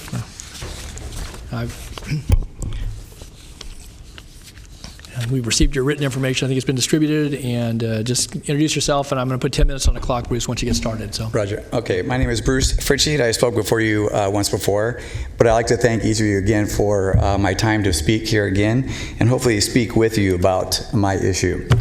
I have a couple issues that were brought up during the past presentation, and that is, in my particular case, where does my case fit in this data that was displayed by the OIG? And the reason I ask that is because my case has several legs in it, and we're all satisfied that all fit different categories, and were they viewed properly by the board to be able to make decisions for future decision making. Second is, well, I'm sure the Sheriff's Department tries to communicate the best they can. In my case, when the initial use of force investigation was relayed to me, I spoke to Sergeant Pye via phone in our interview, and I didn't hear from him again until I received a letter with his decision. There was no in between, no counter or a chance to address anything that he found with the deputy's investigation. And the third is, one of my first questions was, after my event, was the deputy wearing body camera? And of course they're not, and in my case, it would have made this a whole lot easier to present both sides, whether it came in my favor or not, but that equipment would have been very helpful. And the less than lethal equipment, again, that was one of the conversations that the OIG and I had, was in my case, in a home in Wilton, of a school teacher delivering papers, and unholstering a weapon was a little excessive for that case. Was there anything else the deputy could have thought of if he truly was threatening that case? So again, revisiting use of force would be very good there. Okay, with that, in the documents, I sent the email chain I had with the OIG. And in that chain, I requested the report from the OIG concerning my investigation. And I received an email from him that there was no report to issue and that he wouldn't be sending anything other than his verbal communication. I sent another email to him, and he later sent an email with some codes or statutes as to why he justified not sending the report. I looked up each one of those reports or each one of those codes, and they did not pertain to my situation. So I'm here first and foremost to request the board to understand why I am unable to receive the documents or investigation from my investigation through FOIA, and that has yet to happen. Of all the FOIA requests I sent in, I received only the documents I submitted to the sheriff and to the OIG, not one document organic to the OIG inspection. So I'm here still requesting that report with the documents of who he talked to, what they discussed, what came out of that, etc. Okay. In my notes that I sent, I listed in there the use of force, and I refer back to the Graham versus Connor case. And there's a standard there that is used when deputies use force. I also submitted the post-training document I found, pages 5 through 30, which also go through quite a few descriptions of use of force. And in the investigation, part of what I was looking for is if it was based on department policy, the sheriff's decision, what was that policy in relation to this other judgments that are out there? And I never got that response. My response from the sheriff's department is it falls within policy. If that truly is the case, then maybe the policy of the sheriff's department with regard to a situation like mine would need to be revisited. And again, that was never presented for either myself or anybody to rebut. I submitted the document for the Public Records Act, which again was to help support the request for the information from the OIG. And I also submitted some letters from the Sheriff's Department. And I'm not going to cast aspersions upon their job because I don't live their job. But in the response I got, I felt it somewhat demeaned my validity in the fact that I truly had a question about what was done, how it was done, and how it was resolved. Anything we do, there'll be mistakes. That occurs. How those mistakes are resolved is the key. Case in point, one of the legs of my case is Officer Tippins was in my mailbox. Now, I don't know, I can't say exactly what he was doing in the mailbox, but that violates federal law. And that, from what I was told, now created or constituted a policy change with the Sheriff's Department. The OIG or the Sheriff's Department or the public would not have known that had I pursued my complaint. In making my original call to the Sheriff's Department, there were quite a few gatekeepers that prevented me from getting to someone in the Sheriff's Department to talk about that specific issue. I was persistent. I've been fortunate. I'm persistent. Again, I'm here today too. But how many people are not as persistent as myself and never have their issues truly heard? And if they're not truly heard, can any agency, whether it's the Sheriff's Department or anybody, truly make the changes or be better, like the OIG said? And that's for all of us. So without that clear process or that true validity in that, we won't know the things that need to be changed. So there are several things in my case. I'd like to let you ask some questions if you like, but I'm here to present that again to each of you. Well, thank you, Bruce. And again, I think you give a pretty comprehensive package. You certainly highlighted in your comments. I guess just one question. So you had made a Freedom of Information Act request to the Sheriff's Department and to the OIG. Is that correct? Yes. Okay. Okay. And did you receive a response? I'm just trying to look through the documents here. The response I received was I did receive a packet, and that was full of the documents I submitted. Okay. Okay. So it was, and you've said that to me before. Yes. That you just returned, the documents were returned to you that you had submitted. Yes.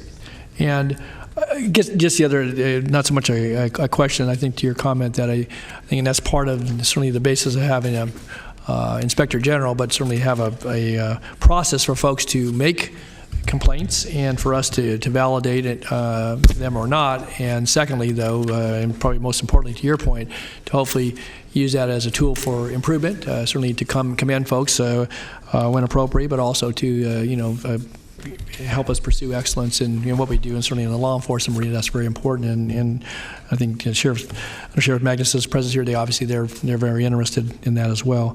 And so I do think that to your point about being persistent, not everyone is that persistent or persevere in their effort. But I think it's important for folks to know, one, that they can make a complaint, that they can then get some determination, again, if appropriate.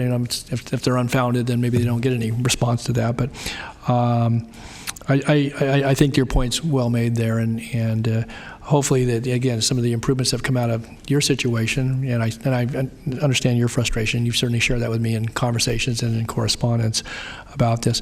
I guess if I could just maybe boil it down then, Bruce, appreciate you being here today and your patience as we schedule this, and certainly have communicated with the OIG, make sure we did it on the same day.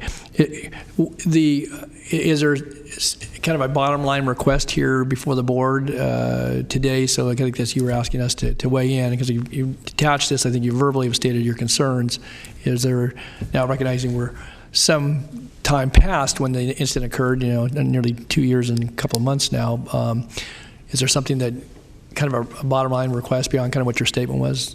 No, I'd still like the OIG report specific to my totality of the investigation to, again, refer back to a comparison of what the Sheriff's Department claimed or used as policy, and compare that with what is known or out there. The other thing, too, is the LIG report, page 3 includes quite a verbiage about transparency. And again, not that we're Los Angeles, but in the development of any process, taking what's good in others and using it in your own, that was a very good section that could be utilized with Sacramento. The other thing, too, with your community member who mentioned to you, I believe that somebody with knowledge of the community, law enforcement, would be a good addition to the OIG as part of that grouping to help give that balance on both sides. Would be a recommendation I'd provide to the board to supplement. Okay, very good. Well, again, thank you for your comments. I don't know if there's any other questions, but Bruce, thank you so much for being here. And Thank Rick, you. I don't know if there's anything you want to offer in response, I guess, at this point. Is there any? Unless you have. Okay. All right. Then with that, thank you, Bruce. Thank you, Rick. Was there any other member of the public that wished to address the board on the OIG annual report? All right, seeing none, and then I think this was very good, Mr. County Executive. I think this was helpful. I think it's a good protocol to follow to annually have this presented to the board. So, and thank you, Undersheriff, for being here. So this is a receiving file, and we'll do that and move on to the next item. Thank you very much. Thanks, Rick. Thank you, David, for your help on the technical stuff as well. So, okay. Okay, item 54, authority to enter into an agreement with First Step Communities in the amount of $435,000 for operation of the Winter Sanctuary Program effective October 17th through April 30th, 2018. Okay. Just so we know, to have one speaker sign up. If there are others that want to speak on this item, you need to get your speaker form in after Ms. Edwards makes the presentation. So, okay, Ann. Good afternoon, Chair Natoli and board members. Ann Edwards, Department of Human Assistance. As you know, during the harsh winter months, the need for shelter for our homeless residents exceeds existing inventory. The Winter Sanctuary Program has been providing an additional 100 beds for those unable to receive shelter through our other programs. The Winter Sanctuary is designed to provide a warm, safe place to sleep and 2 meals for vulnerable residents during the cold and wet winter months. DHA has funded winter shelter for many years, using both a single-site model and a rotating shelter model. Since 2010, DHA has collaborated with Sacramento Steps Forward and the faith-based community to provide these services. Sacramento Steps Forward contracted this service out to First Steps Community, and in order to maximize funding for the program, DHA took the lead in procuring, operating, and managing the contract for these services. So on July 31st of this year, we released an RFP for the Winter Sanctuary Program, seeking an agency that could provide project management, coordination, and transportation to and from the Winter Sanctuary intake and shelter sites. First Steps Communities was the sole submission and demonstrated they had the knowledge and experience to fulfill the program requirements successfully. Although not requested, First Step Communities' proposal included multiple service delivery options, which were the current or previous faith-based community rotating site model, which we have done in the last number of years. They also proposed a single site facility operating 24/7.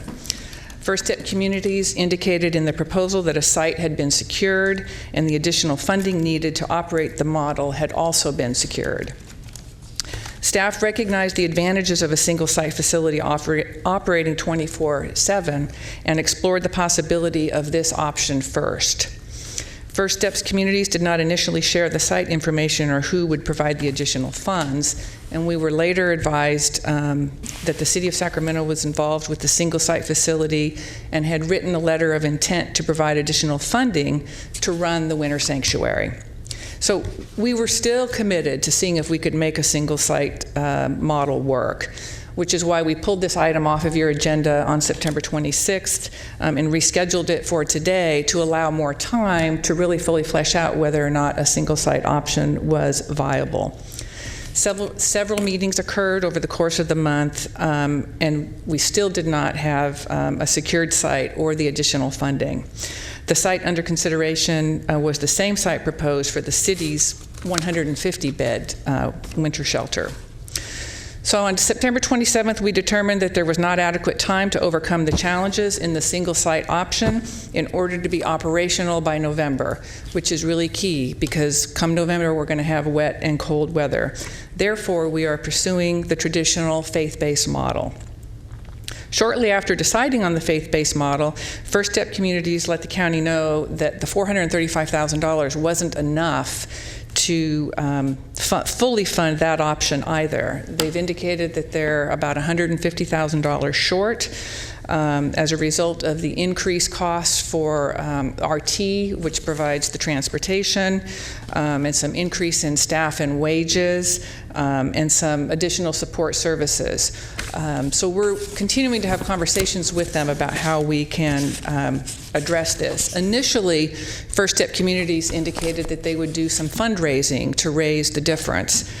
And in all fairness, I do believe that they were really thinking that the single site option was going to work. The $150,000 would come from the city, and we would have a site and the funding, and neither of those have yet materialized. So at this time, the Winter Sanctuary budget of $435,000 will allow them to run the program through the end of February, which is a month less than usual. We usually go through March. So I'm recommending that we proceed with the contract with First Step Communities for $435,000 and work with them to either and or address the shortfall and come up with some additional funding options. I'll be looking internally at my budget to see if there's any additional savings that we can find. But in order to get this operational in November, I am recommending that we proceed with the $435,000 and then continue to work with First Step Communities on the gap. Thanks for the presentation. I do have a question on that piece because it was noticeable in the staff report, and maybe because the time this was submitted, you were still working on it, but there wasn't the start date nor the end date. But in a conversation with First Step Communities, I think what you just pointed out in concluding your staff report is that, with the current amount of money, that we might get 12 weeks out of that, maybe a little more, but we aren't going to get 20 weeks, and we've had pretty much from November 15th, give or take, through the end of March has been the dates we've had, Winter Sanctuary now for at least a decade, if not longer. And granted, the funding challenge obviously is key to that. But nowhere in the staff report did it say that, what you just said. And correct. By the time we submitted the staff report, we weren't aware that it was as big of a gap, and that. So when will we, if we authorize this today, I'm going to get back to my question about the end date. What is the start date? It is before Thanksgiving? You're going to start the week before Thanksgiving? We're going to start on November 20th. So, yes. Okay. Which is right around the time we generally start. Right, November 15th, November 20th. Yes. And I understand about the fundraising piece of it and so forth, but I guess I for one, again, I want to get it up and running, so certainly I don't want to stand in the way of that action, but and recognize people may be scrubbing their budgets and so forth, but I think it's, I don't want in any way, at least by this action, send the message that, winter shelter is ending the last day of February, because the funding says so. It may not be in theory we're going to do that, but to me, just as you said, it gets rainy and cold as we go into November, and it may be beginning to warm up towards the middle of March and end of March, but it's still rainy, it's still cold, and I think what this does as well is acknowledge with the rotating shelter, that's 100 folks at any given night that are sheltered, and I think the cost of doing this, you can try to take 100 into the amount, but when I in past hearings we've talked about vouchering people into motels at $80 a night and so forth. At least these conditions, we know that they're sanitary, they're clean, they have welcoming congregations. Obviously, our staff is working with, First Step communities in this case, but others to assure that the transportation is provided. You don't have the neighborhood opposition that comes with some proposals at times, and so I mean, there's a lot of benefits to it. And the fact is, there's 100 people that are sheltered at any given night. It may not be exactly 100, but the potential is there to do that. And again, none of us, anybody in this room or anybody would want to be out in some of the weather conditions that we have throughout the December, January, and February months in particular. But November and March, I think, are good bookends, ones that we've used now for many years. And so I guess my question boiling down to that is that, I know we have the ability to adapt, budgets if we see we're getting there. But I think, when people employ, they also schedule. That's the other thing, is they're scheduling for the congregations to take the rotation.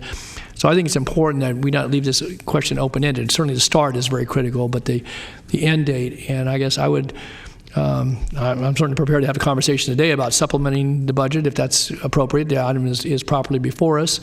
It's not to say that you have to identify the money, but I mean, to me, this is a need that needs to be, have an answer to it, and also should have the funding. And again, if there were some negotiations going on, I get it, but my sense was that there wasn't a lot of flex there, otherwise we're just going to get less weeks. There's not a lot of wiggle room there. I spoke with Bill Knowlton, who's on their board. He was here earlier and was confused about the time that this was, which is why he's not here now. Yeah. And we can probably shave a little bit in terms of savings, but we won't come close to $150,000 without identifying funds. Right. So, board members, I think the strategy we're employing is that we know the sentiment is to go to end of March, so that's pretty clear.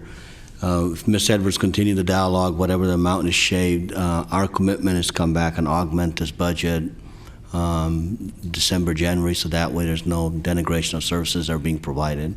So that's the nature of our recommendation to that. Okay, so I just think the sooner the better. I mean, we can drag this out, but I think in December, again, gives us a little more time. But I would like to see us before we get into the holiday, because there's a long break in there, and then you're in January and you're up against it. And if you're, I don't know what the budget picture, how much it's going to change or not, but I guess I'd be of the opinion that we have sufficient funding to do this if we choose to. So. Understood. Okay, Mr. Stern. Thank you, Mr. Chair. I think you may have answered the question for me. I was going to ask how far into the 12 weeks of providing the service should we go before we have some definitive extra action by this board to augment a budget so that we can hit the end of March timeframe? In other words, how many weeks advance planning and funding identification should we have in front of us so that we can continue to let all the participating congregations know that their costs are going to be covered whatnot.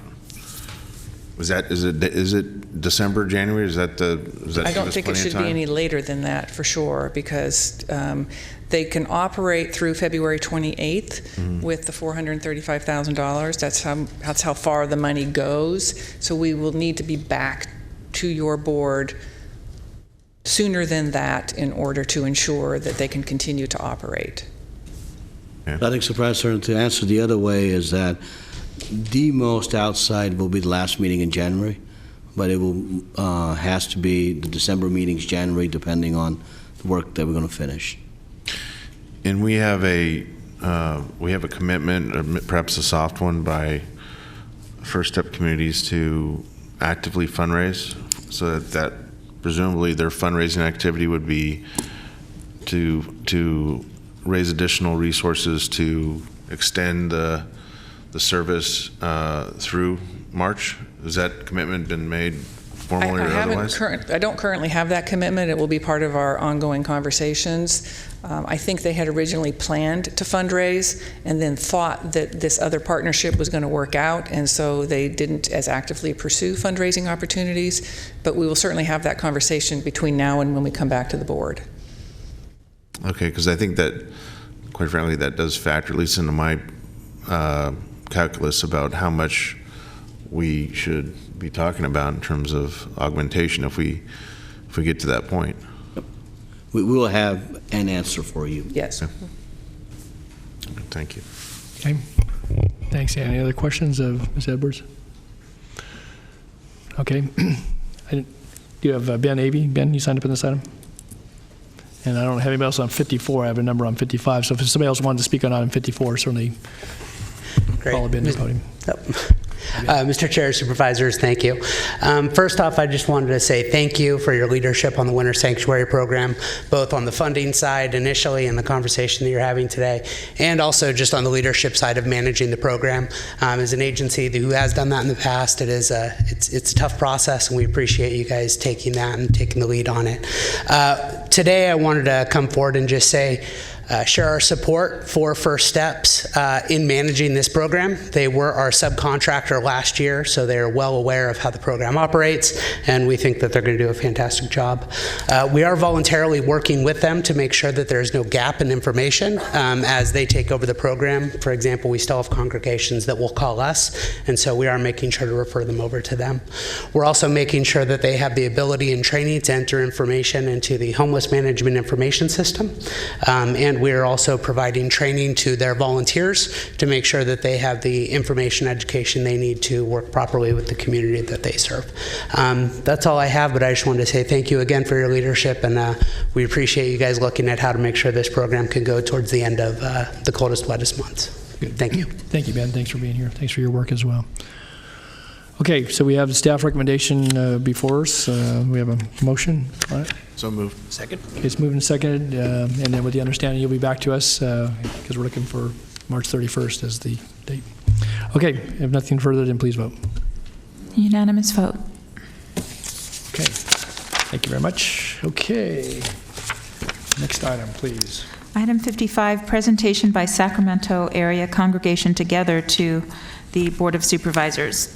Okay, I see our Together group coming down, and so I don't know who's going to get the first assignment of us, Mike or others, but we'll do that. We do have the correspondence, and so Mr. Jasky. Mayor Natoli, Mike Jasky, representing Sacramento Area Congregations Together. You have the packet in front of you, and I'm going to go through it relatively quickly, and I'll be followed by Howard Lawrence and Tina Campbell. Trinity. Mike, what do you think? 10, 12 minutes? Is that enough on the clock? In that ballpark, sir. Okay, sure. Okay, I just want to be sure. Okay, good. Thanks. So, mostly for the benefit of our audience, if you could pull that up. So, the fundamental action we're asking you to take is the same as is in your packet. We request that the Board of Supervisors direct the county executive and management to initiate and assure development of a comprehensive collaborative plan to end homelessness by a set date. And we have ourselves previously proposed 2022 as that date, but that's all part of developing the plan itself. And We recommend that executive management report back to the board no later than November 7th on a specific proposal for how to develop this plan in a collaborative manner so that it can be available for your review, for public review, by the spring of next year.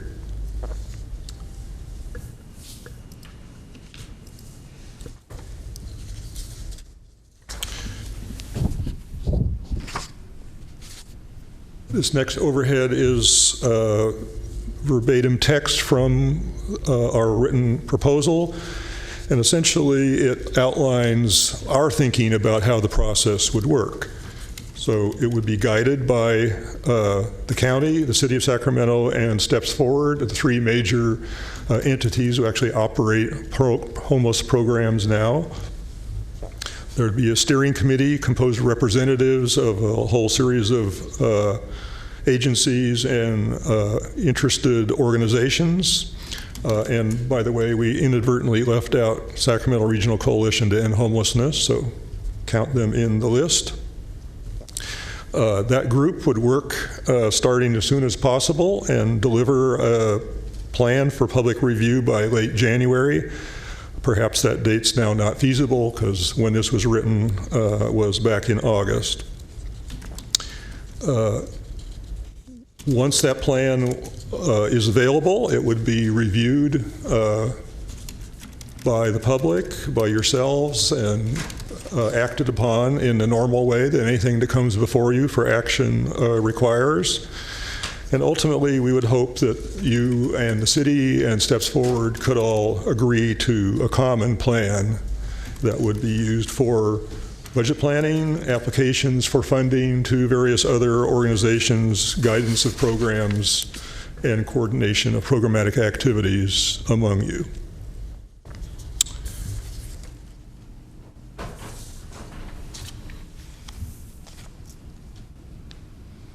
And lastly, this is a list of the elements of a plan that we suggest be the starting point for everyone's thinking. This would be a plan that would spell out specific goals, objectives, and action steps, and the time benchmarks that go along with each of them. There'd be a designation of the funding streams that was commensurate with the scope of each of the action steps. It would spell out who was doing what at the level of city, county, departments, and divisions, et cetera. So it was clear who was responsible. It would spell out how the county, the city, and Steps Forward would coordinate with other entities, in particular state and federal funding sources, but additional ones who were involved. It would detail the data that would be collected that would guide projections of housing and supportive service needs and develop the programs and monitor their performance.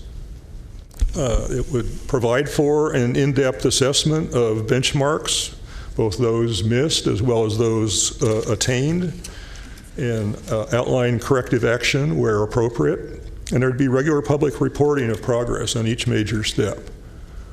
There have been plans to end homeless before for our area. They've been plans more like developed and sat on a shelf and were not attended to. That's not our goal. Our goal is for a plan that at the start seems to fit all of the facts and the expectations, but if things change along the way, it's adapted, it's modified, it's tuned up, and it's paid attention to. You've all expanded your activity in the last year or two. That's great. We greatly appreciate that. The homeless community is better off for it. But those are efforts that are helping homeless, not ending homelessness. The absence of a plan, I think, has shown itself in certain controversies that have been before you the last several months. If you had had a plan, you would have had a better conversation about how to take action on those specific things that were debates before you. It's not too late, so we recommend that you pursue our requests and launch this effort to develop a plan to end homelessness. Thank you. Thank you, Mike. Okay. Next, Howard, and then Tina. Go, Howard. Good afternoon, Supervisor Natoli, members of the Board of Supervisors. My name is Howard Lawrence, and as you well know, I'm an active member of Sacramento Area Congregations Together. We all know that a crisis exists. The latest point in time count, our own eyes tell us that we're facing a crisis. Far too many in Sacramento are sleeping without shelter. Far too many are being dehumanized by homelessness. We believe we can do better, and we believe it takes a full community effort and mobilization to change the status quo. As Mike just said, we recognize that much has been done. The county has worked very hard to establish new programs and set goals, and so has the city. So we recognize and celebrate these decisions. However, we sat through the meeting this morning, and as those documents you received regarding the implementation of the whole person care indicated, there is a need for a common vision and plan to end homelessness in Sacramento. I would like to speak to you from my own personal experience. Back when I actually worked for a living, I actually was pretty much a crisis manager for the California School Employees Association. And I dealt with all the problems that no one else, was able to solve. And a lesson that I learned early and often was that, and I always applied, is the need for a clear and shared vision, definable goals, and a method to hold accountable those responsible for each specific task. I want to speak with you about the notion of the perfect being the enemy of the good. We've been in this chamber and heard other chambers, heard people talk about the idea that we need a 6-county approach. We need a SACOG type structure to tackle this problem. We don't disagree with you. Such a structure may make sense, but we can't wait for someday to happen. As stated previously, we're facing a human crisis. We need to collaborate as a community to end this crisis. A plan will give us the tools we need. A comprehensive plan will allow us to have a rational discussion of how many shelter and housing vacancies exist. From that data, we can develop a new housing policy required to meet our needs. We need a roadmap that will build a real and effective safety net in Sacramento. A plan will tell us what is working well and what needs to be changed. A plan can help us guide us out of the wilderness of human suffering that currently exists in our county. So we urge you to accept our recommendation. Let's convene a planning group and let's work to end homelessness in Sacramento. Thank you very much. Thanks, Howard. Tina. Good afternoon, Tina. Thank you. Good afternoon, Chairman Natoli and board members of the board. My name is Tina Campbell. I am an Episcopal deacon, a member of Sacramento ACT, and a member at Trinity Cathedral. I return again to ask that you not waste this opportunity to work together as a board and with the city to design a comprehensive plan to end homelessness. With increasing public awareness, even outrage, increasing political will, with funding becoming available, this is the time to act. A favorite bit of scripture of mine is from the book of Proverbs. It reads, "Without a vision, the people perish." I believe every service provider shares a vision for our community, a place with access to meaningful employment, to affordable housing, to job training, to substance abuse treatment, to medical care and mental health services. I believe all of us carry elements of this vision, some out of a humanistic sense of decency, a moral compass, some of us out of our religious convictions. And I want to remind you that these service providers stand ready to assist and support you in ending homelessness, not by dictating the details of a comprehensive plan, but by offering out of the wealth of the experience and collective wisdom that comes from years of real hands-on work in the trenches with people who are homeless, hungry, lost, and in need. We stand ready to do the advocacy work with our parishes and our neighborhood associations, our co-workers, and our other public officials. We will use our voices and our principles and our religious convictions. But you are the ones called to create and implement a plan that will knit together our individual efforts and lift up our vision for a community where our residents do not have to wander the streets and the riverbanks and the parks and the freeway underpasses looking for a safe place to rest their heads. You are the ones called. Thank you. Thanks, Tina. Mike, was there anything you want to conclude with? Okay. So that's our presentation. Thank you to Mike and Howard and Tina for that. And we have a number of speakers behind that that wish to address this item, about a half dozen. So I'll go down to those. Ben Avey once again, and Bob Erlenbush, and Noel Cameron, first three. Thank you, Supervisors. Again, Ben Avey with Sacramento Steps Forward. We're neutral on this matter, but I just wanted to come today to share that as one of the parties named in SAC-ACT's request, to let you know that we are interested in partnering with the county and the city if you so choose to work with SAC-ACT in their request, and want to let you know that. And we actually do have a new data analytics manager coming on board on Monday so that we can better understand the data that we have and can be a better partner when working with others to potentially developing a plan for the region. Thank you. Okay, good. Thank you again, Ben. Okay. Bob Erlenbush. Bob. Followed by Noel. Good afternoon. Bob Erlenbush, the Sacramento Regional Coalition to End Homelessness. We strongly support this effort. As you may remember, back in about 2014, 2015, Sacramento Steps Forward went through sort of a strategic planning process, a lot of stakeholders. It's a broad brush, not even a plan, but approach.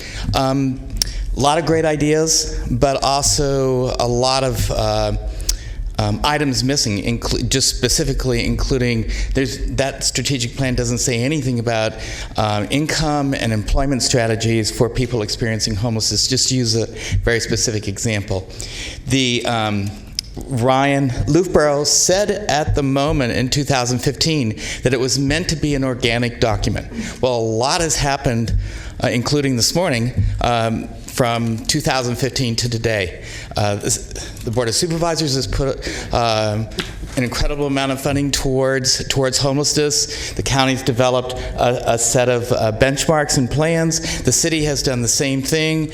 The bottom line is, how does all this fit together? Now is the time to pull in stakeholders, sort of take a look at the lay of the land, and to have one plan. We've got one city, one county, one crisis. Ideally, it could be a regional approach, but short of that, we need to act now. And we're not talking about a 10-year plan, a 5-year plan.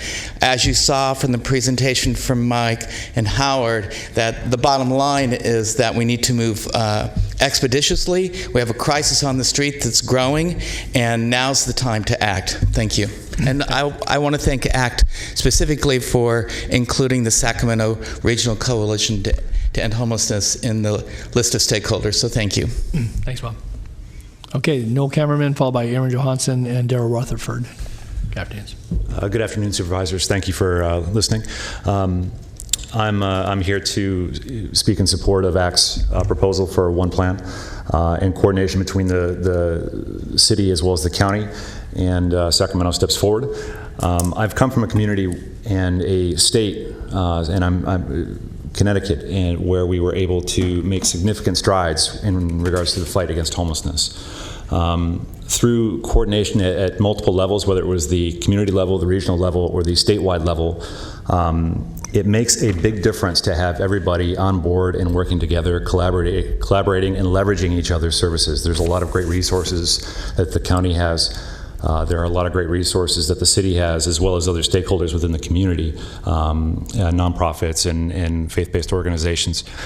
We have a lot of great resources, but if we use these resources individually and we don't work with each other and we don't leverage what each other is doing, we're not going to achieve nearly the same kind of impact as if we did in a situation where we could work together. What we don't do well, others might do well, and coordination of those services across the board is going to allow us to achieve a much greater impact as a community. So through this methodology and through leveraging, in Connecticut, we were able to end chronic veterans homelessness. We were able to then end veterans homelessness, and then we were making great strides to end chronic homelessness as a whole. So it can be done. I've seen it be done, and I would really like to see it happen in this community as well. Thank you. Thanks, Noel. Okay, Aaron and then Daryl, and that's the last two speakers. So if anybody else wishes to address the board, please get a speaker for me. Hello, Mr. Chair and Supervisors. Thank you for giving us this opportunity to talk. I am Erin Johansson. I'm Executive Director at TLCS, and we are a mental health county contractor. So I want to thank all of you for all of the money and effort that you put against this issue every day. There's so much effort that has been going on at the county level for years. But we still have an intractable problem, and I've sat in these chambers and listened to all of you talk about how you get calls from your constituents and how angry they're becoming. And so I would just like to add the support from TLCS and other contractors that I talk to and other providers that we need a plan, that we're all on the same page, that we're all working together. I really applaud the efforts of the faith community for stepping forward with the plan, including things like benchmarks and opportunities for us to course correct when we find that we're going down the wrong path or something's not working, as happened to us in the recent past with the housing crisis. So I just would like to applaud all of your current efforts, all of the efforts that are going on right now, but also ask you to come to the table with the community at large, and let's get one plan together with actual points where we decide when we're doing it right and what we have to do differently. So thank you very much for your time. Good. Thank you, Aaron. Okay, Daryl.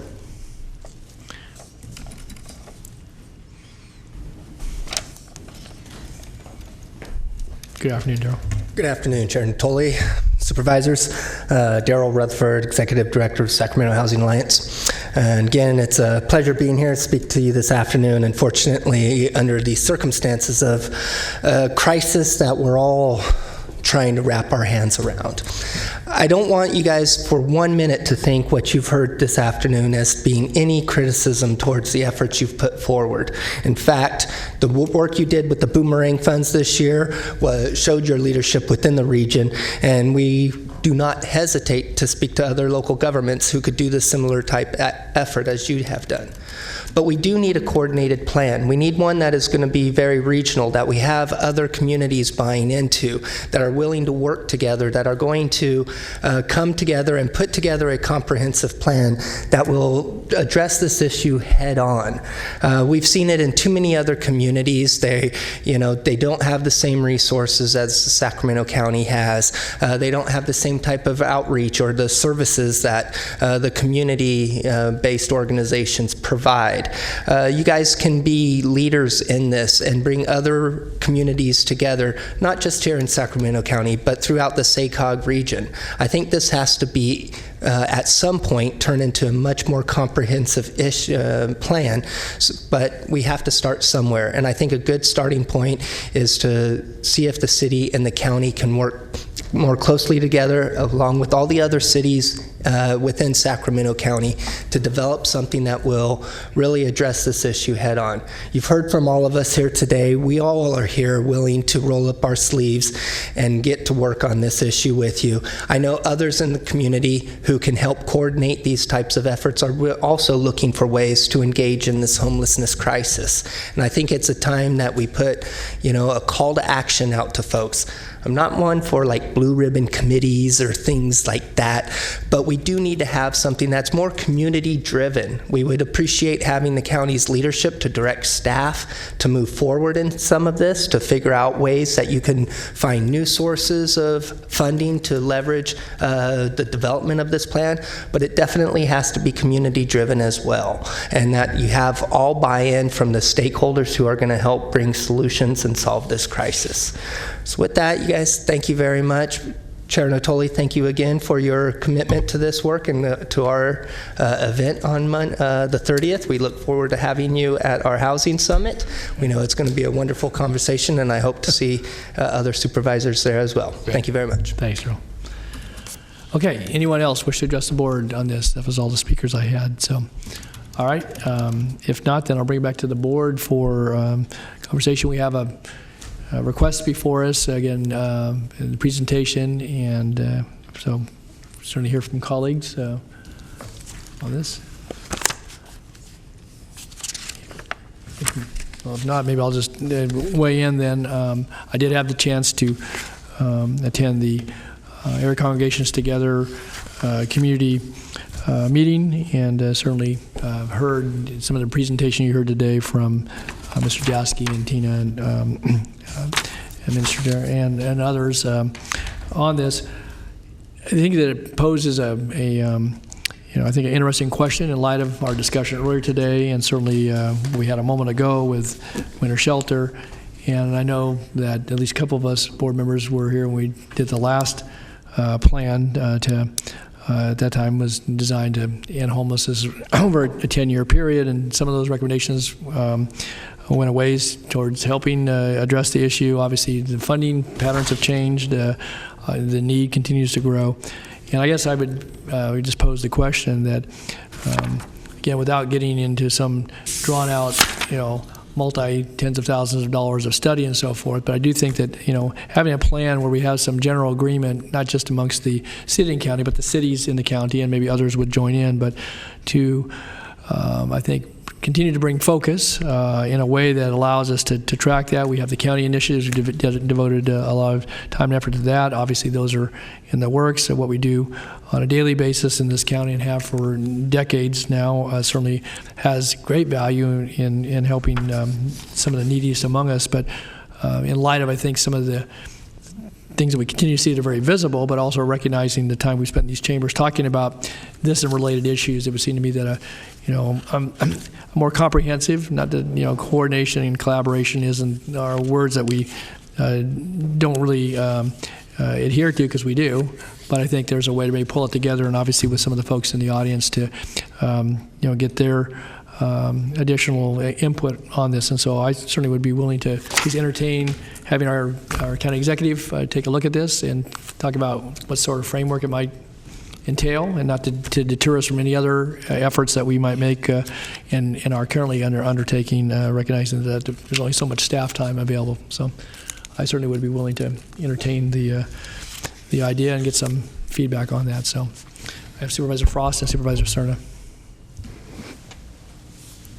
I appreciate that there are so many people in the region that care about our community and the homeless, and want you all to know that the county is working hard over the past many years to address the homeless issues, and in fact, in the last budget cycle, approved $12.2 million additional dollars toward homeless initiatives that were carefully thought out to serve in those areas where we felt like we might have a better impact on homelessness.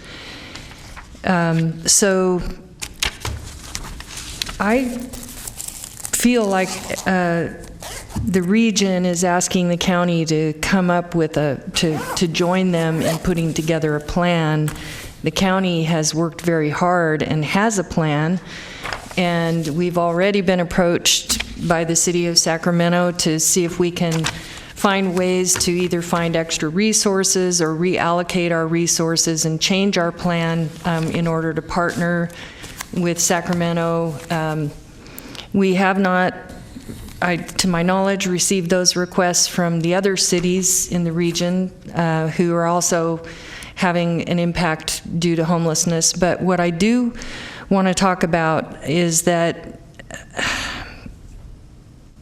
the county and the city are in a very special situation. We're surrounded by other counties and cities who are actually reducing their homeless counts.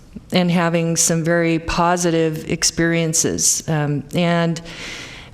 We have some unintended consequence in relation to a lawsuit, I guess, in 2010 that requires us to give our homeless more time and requires us to establish a protocol that's different than all the people around us. And so we have some situations that we're looking at the county that could potentially be impacting, Sacramento City and the county and causing us to have this problem that we have. So I don't know. My question to Cindy Kavanaugh and to Nav is how many partnerships can we have, and do we have the staff resources to look at all these other plans? We have all these people coming at us with different plans that A fair question. I think the way I'll answer that is that, and I'm going to ask Paul and Cindy to help me, we do have No Place Like Home. The whole planning process and committees that we've set up, I'm going to ask Paul to walk us through. I understand the request might be a little bit different than what No Place Like Home is trying to get at. So we're spending efforts on that, and we're also spending efforts on our initiatives that the board ended up approving. If the board desired for us to do this, it will divert our attention from what we've been focused on. But if that's what the will of the board is, we'll come back with additional resources whenever we need to accommodate that. But I will come back to is that I think there might be a segue from No Place Like Home, and I want to look at Paul or Cindy to help me with that, is that maybe we can get to some of the ask we're getting this afternoon through that process. Paul? Yeah, if I may, much of what ACT is asking for is going to be incorporated into the plan that we're going to be putting together. As the board knows, the No Place Like Home application, first and foremost, requires us to present a board-approved homeless plan in order to even apply for the No Place Like Home funds. So we're in the process of hiring a consultant, putting out an RFP to hire a consultant to help us prepare that plan. That consultant's job will be to do a lot of outreach to community groups, to involve all the folks that are here, plus others, in that process. And we will, as Nav mentioned, we have a No Place Like Home committee structure in place that we are planning to expand to include many of the groups that ACT is asking to be part of that process, so that they can assist us in the development of the process and the development of that plan. The state has yet to award the technical assistance money to us that we are anticipating to use to pay this consultant. We're hopeful that we're going to hear from them at any point in time so that we can proceed with getting that consultant on board. With that, we would anticipate completion of that plan, sometimes late spring, early summer, given the time frame that we have for getting that money and getting things moving. We will include all of the cities. This is more than just one county, one city. It's one county, 7 cities. And we'll make sure that we include all of them in that process. So I would encourage that we can sit down and explain that process to folks, but encourage the board to let us proceed with the development of the plan for No Place Like Home. And we use that as our plan for going forward, above and beyond No Place Like Home, but where we're going with addressing the homeless problem. Supervisor Serna. Thank you, Mr. Chair. So I guess I'll start by saying that I guess I share a sentiment similar to the chair, and not opposed to a plan, but I will tell you what I am opposed to, and that is reinventing the wheel, any revisionist history. 10-year plan has been mentioned several times already. I'm not interested in plans that collect dust either. And I'm also not interested in diverting staff resources, fiscal resources away from what's already been set in motion. And what's been set in motion is evolving on an hourly basis. We are, I hate to say it, but in some respects, yeah, we're building the plane while it's in flight. And we're doing that because of the fact that everyone can agree that the impact, both the human and social impacts associated with homelessness, are acute. And we have all kinds of ways to measure it, whether it's point in time or just our daily drives to and from work. We see it during our lunch hours. We understand it. That, understanding how acute the problem is not the problem. I think figuring out how best to rightly use scarce resources to have an efficacy that we all want to address both the human and the social tolls of homelessness is what we also can agree on. So, I think that as it relates specifically to the city of Sacramento, there's been a ton of activity in recent months. A lot of that has to do with the fact that there's relatively new leadership at the city in the form of a mayor that is obviously very passionate about the subject. There's already been a lot of activity this winter, spring, and summer in both jurisdictions. What I would suggest we do, instead of reinventing the wheel, instead of potentially taxing even more so limited staff availability to delve into substantive interventions to address the subject, is not necessarily follow the recipe, with all due respect to ACT, that they've presented, which is a very specific recipe of what a plan constitutes. But we have a lot of moving parts right now, both at the county and the city, whether it be full service shelter, triage, winter sanctuary, possibly even more of the winter inclement weather respite centers, whatever it might be. There's a lot of moving parts.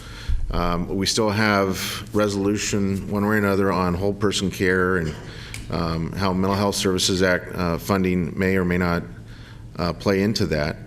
Is what I would suggest is at the right time, and perhaps it's maybe around the beginning of the calendar year, we sit down with the appropriate folks, our homeless services coordinator, the city's homeless services coordinator, our executive staff, and begin to kind of reverse engineer all the activity that's occurred by that time over the course of a year to coordinate that. So moving forward in terms of implementation, because we're going to be in both the city and county are going to be much more, hopefully, in an implementation mode in 2018, calendar year 2018, than we were in 2017. We spent a lot of 2017 trying to appropriate resources and plan on the fly, so to speak, what we want to do in the not so distant future. But I would suggest that we kind of reverse engineer it, take a look back, take inventory of what both agencies, both local governments are doing, and of course coordinate that. That should go without saying. We shouldn't have to say,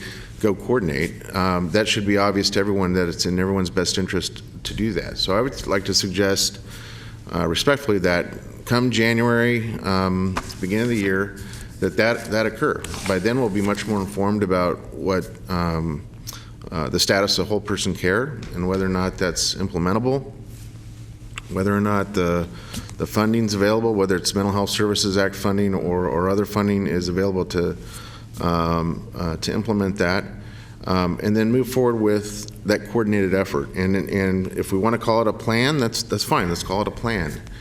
But again, I'm just, and I'm a planner. I come from a planning background. Now it was urban planning, but it wasn't planning homeless policy and resource allocation. But so I have an appreciation for the value of planning.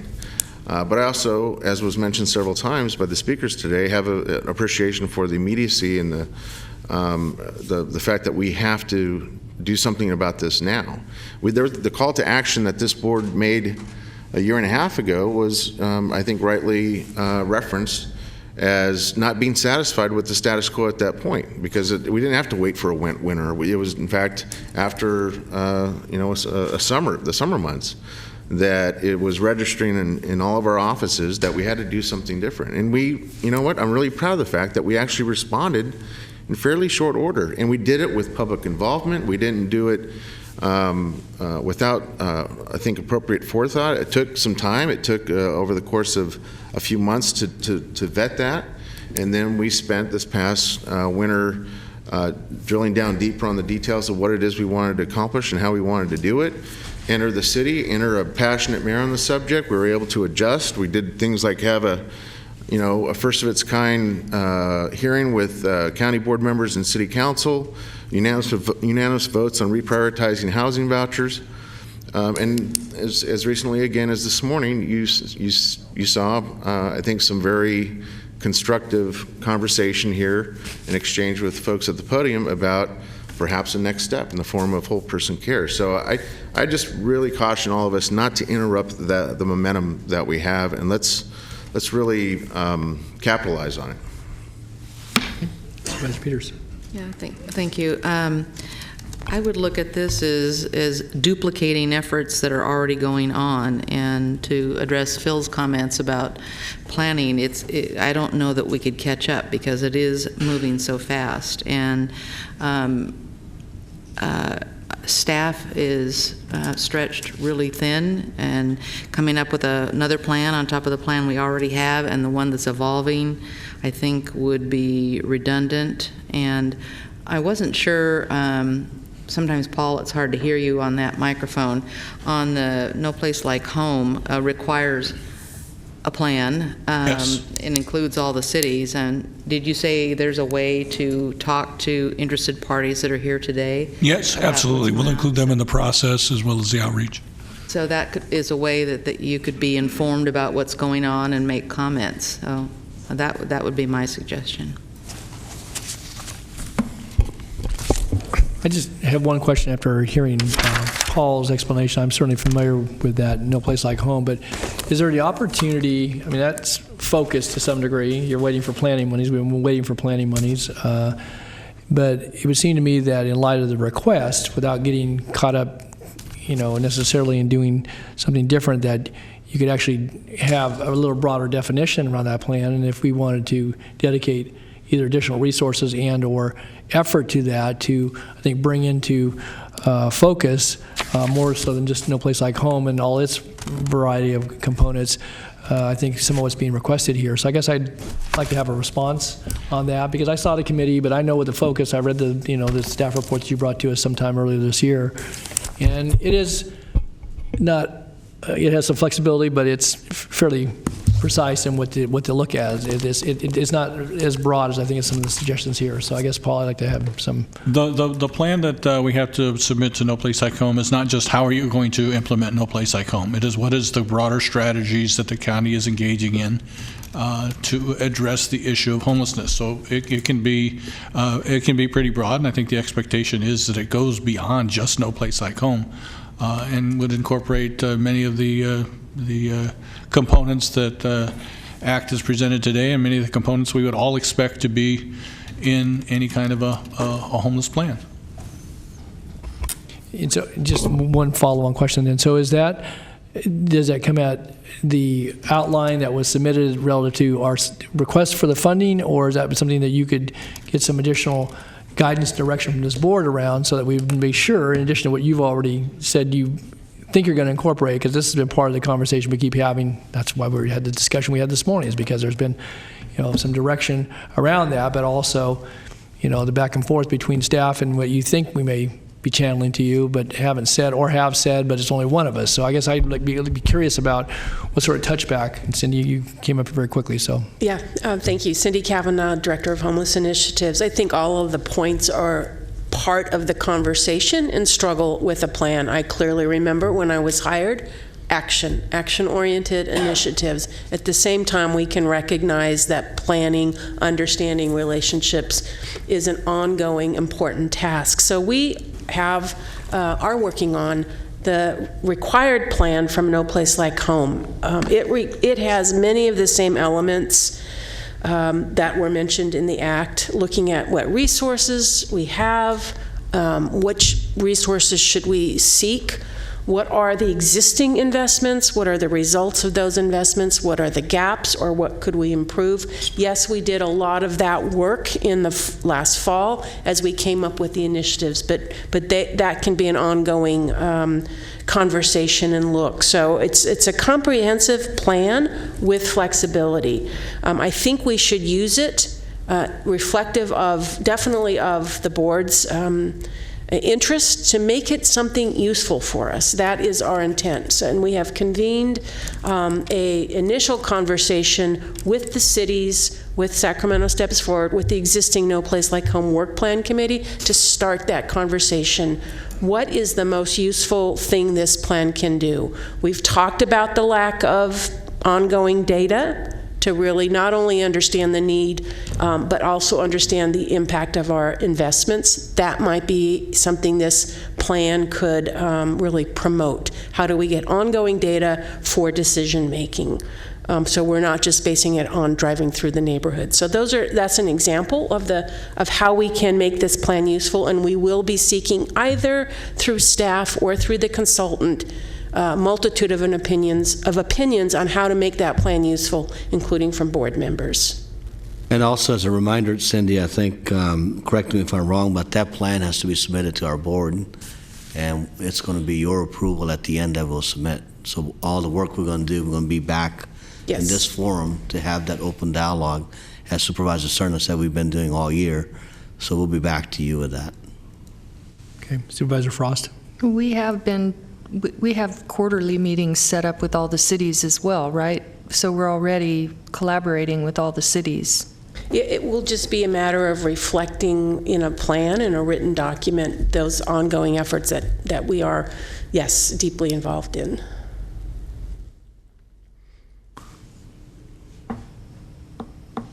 Thank you. Okay. Any further comments? I guess my sense is still falls a little short of the request here, but yeah, I would maybe encourage us to, have that, not just a dialogue, obviously, but I think, to get a better sense, they laid it out in an outline of, as we're going forward on No Place Like Home and that planning process, how that would, to what Cindy's comment says, how that dovetails, how you can need to expand upon that, but include that, because ultimately, if it comes back to us, I can see us being a day here where we're all the way down that track, and people are saying, well, it's only part of a plan. So I just think it's, it may serve everybody's well, including those that we're trying to help, to try to get it as right as we can with accordance with people's abilities and desires to see the plan. So, okay, I thank all of you being here. This was a presentation, and you've heard a conversation. Unless there's any further direction on the item, then we'll move to close of the agenda. Is there any other items coming before us? I don't have anything else. Huh?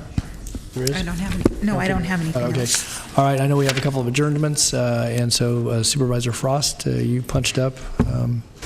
I just wanted to congratulate the City of Folsom for the opening of the Johnny Cash Trail the other day. That was an exciting event, and it was exciting to spend a little bit of time with Cindy Cash, who shared a little bit about her father and the real Johnny Cash, and how the artist captured who he is. He didn't wear cowboy hats, and he didn't ride horses, and they're going to have a 6.2-mile trail that you can ride your bike on or walk, that has stations that feature some wonderful art and history of his life.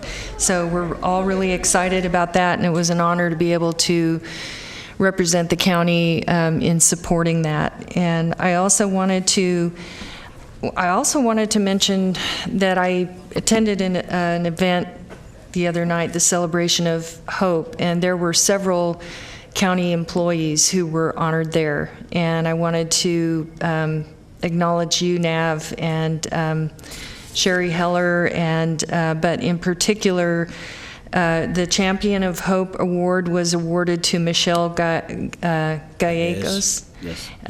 Our Deputy Director of Child Protective Services. We had a couple of other awards, Guardian of Hope for Sandra Gomez in CPS, Melissa Lloyd, CPS. Tracy Lee, Assistant County Counsel, got the Children's Hope Award. And a couple of our CHPD in Citrus Heights were also honored with the Guardian of Hope. But what I wanted to mention was it was the first time I've ever heard of someone referring to Child Protective Services as they helped me save my family. They kept my family together. They weren't there to tear us apart. And I think that is a tribute to our county employees and the fact that their heart is in their work and they really are trying to help families. And what's really neat is that they changed the way that it's shifting. Something is shifting in the way our communities are looking at our child protective services, and I attribute that to the good work of the staff.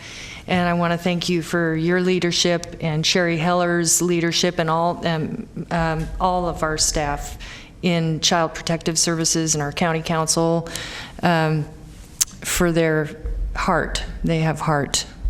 And so that was exciting to be a part of it, and I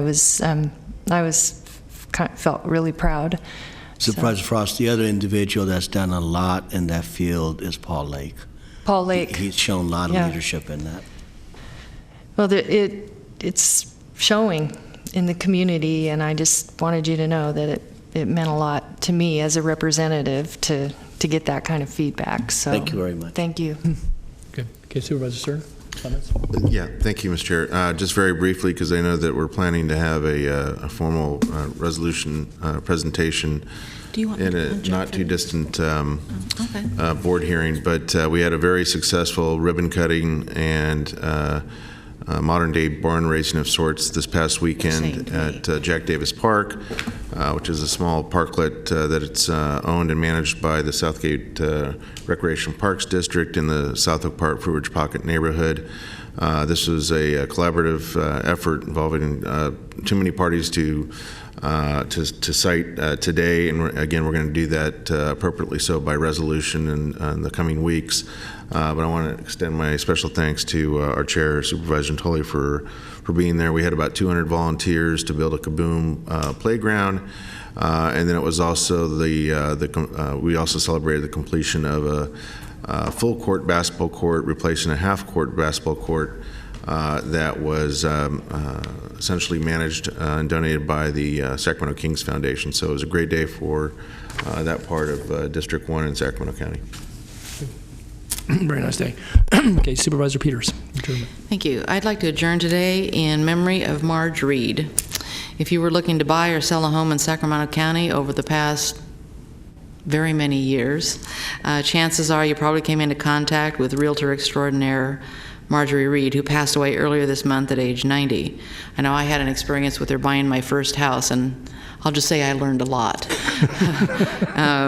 She was a pioneering Sacramento realtor, a woman who was an incomparable deal maker and devoted to the betterment of our community. She's a native Sacramentan. She married Don Reed, her junior high school sweetheart, in 1947, and became active in the community. She organized the inception of Fairy Tale Town, served on advisory committee for UC Davis Medical Center, and was a sustaining member of the Junior League. I didn't see in the paper how many houses she sold, but it has to be countless over the course of a 48-year career. And for 43 of those years, she worked with Lion Real Estate, where she was senior vice president and a life member of the Masters Club. And in 2012, Marge left Lion to start a family brokerage with her daughter and son-in-law called Reed and Price. She worked well into her 90th year, and it won't be the same not seeing her name on a sign post as the realtor to call concerning a Reed and Price listing. With that, I'd like to ask the board to adjourn in memory of Marjorie Reed. Okay. Thank you, Susan Chair. We will adjourn in just a moment in memory of Marjorie Reed.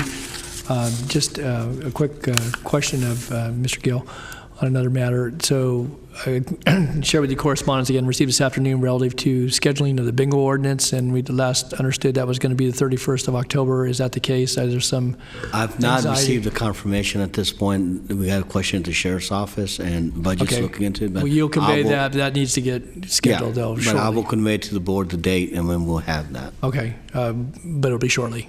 Yes. Okay. All right. Thanks. And would just note too, I see Supervisor Stern's punch up again. I just wanted to offer my congratulations for his leadership, certainly in working that project. It was a great day in Oak Park and Fruitridge neighborhood, and again, a lot to celebrate, and they'll be enjoying that for many generations to come, I trust.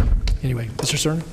Yeah, Mr. Chair, with all due respect, I wasn't sure if you were planning on saying anything or not, but I think it bears mentioning that in the spirit of the adjournment, the one adjournment that Supervisor Peters has issued, we might also too want to just acknowledge the fact that we've had a tremendous tragedy occur over the last couple weeks to our west in our sister counties, Napa and Sonoma, other places in Northern California that have endured a tremendous amount of hardship due to the wildfires. And so I respectfully ask that maybe we add that to our thoughts as we adjourn today's meeting. Very good. And yeah, so noted. We had, for those in Sonoma, Napa, Butte, and other counties, tragedy, loss of life, and obviously tremendous impact on those communities. So with that being noted, as I noted this morning, we will also adjourn in addition to Marjorie Reed and to our fellow Californians in the fire-ravaged areas, but also Private First Class Alex Barella and First Lieutenant Ken Ballard. And so with that, unless there's anything else that comes to the body, we will adjourn in memory of those folks, and certainly our thoughts and prayers go with those families as well.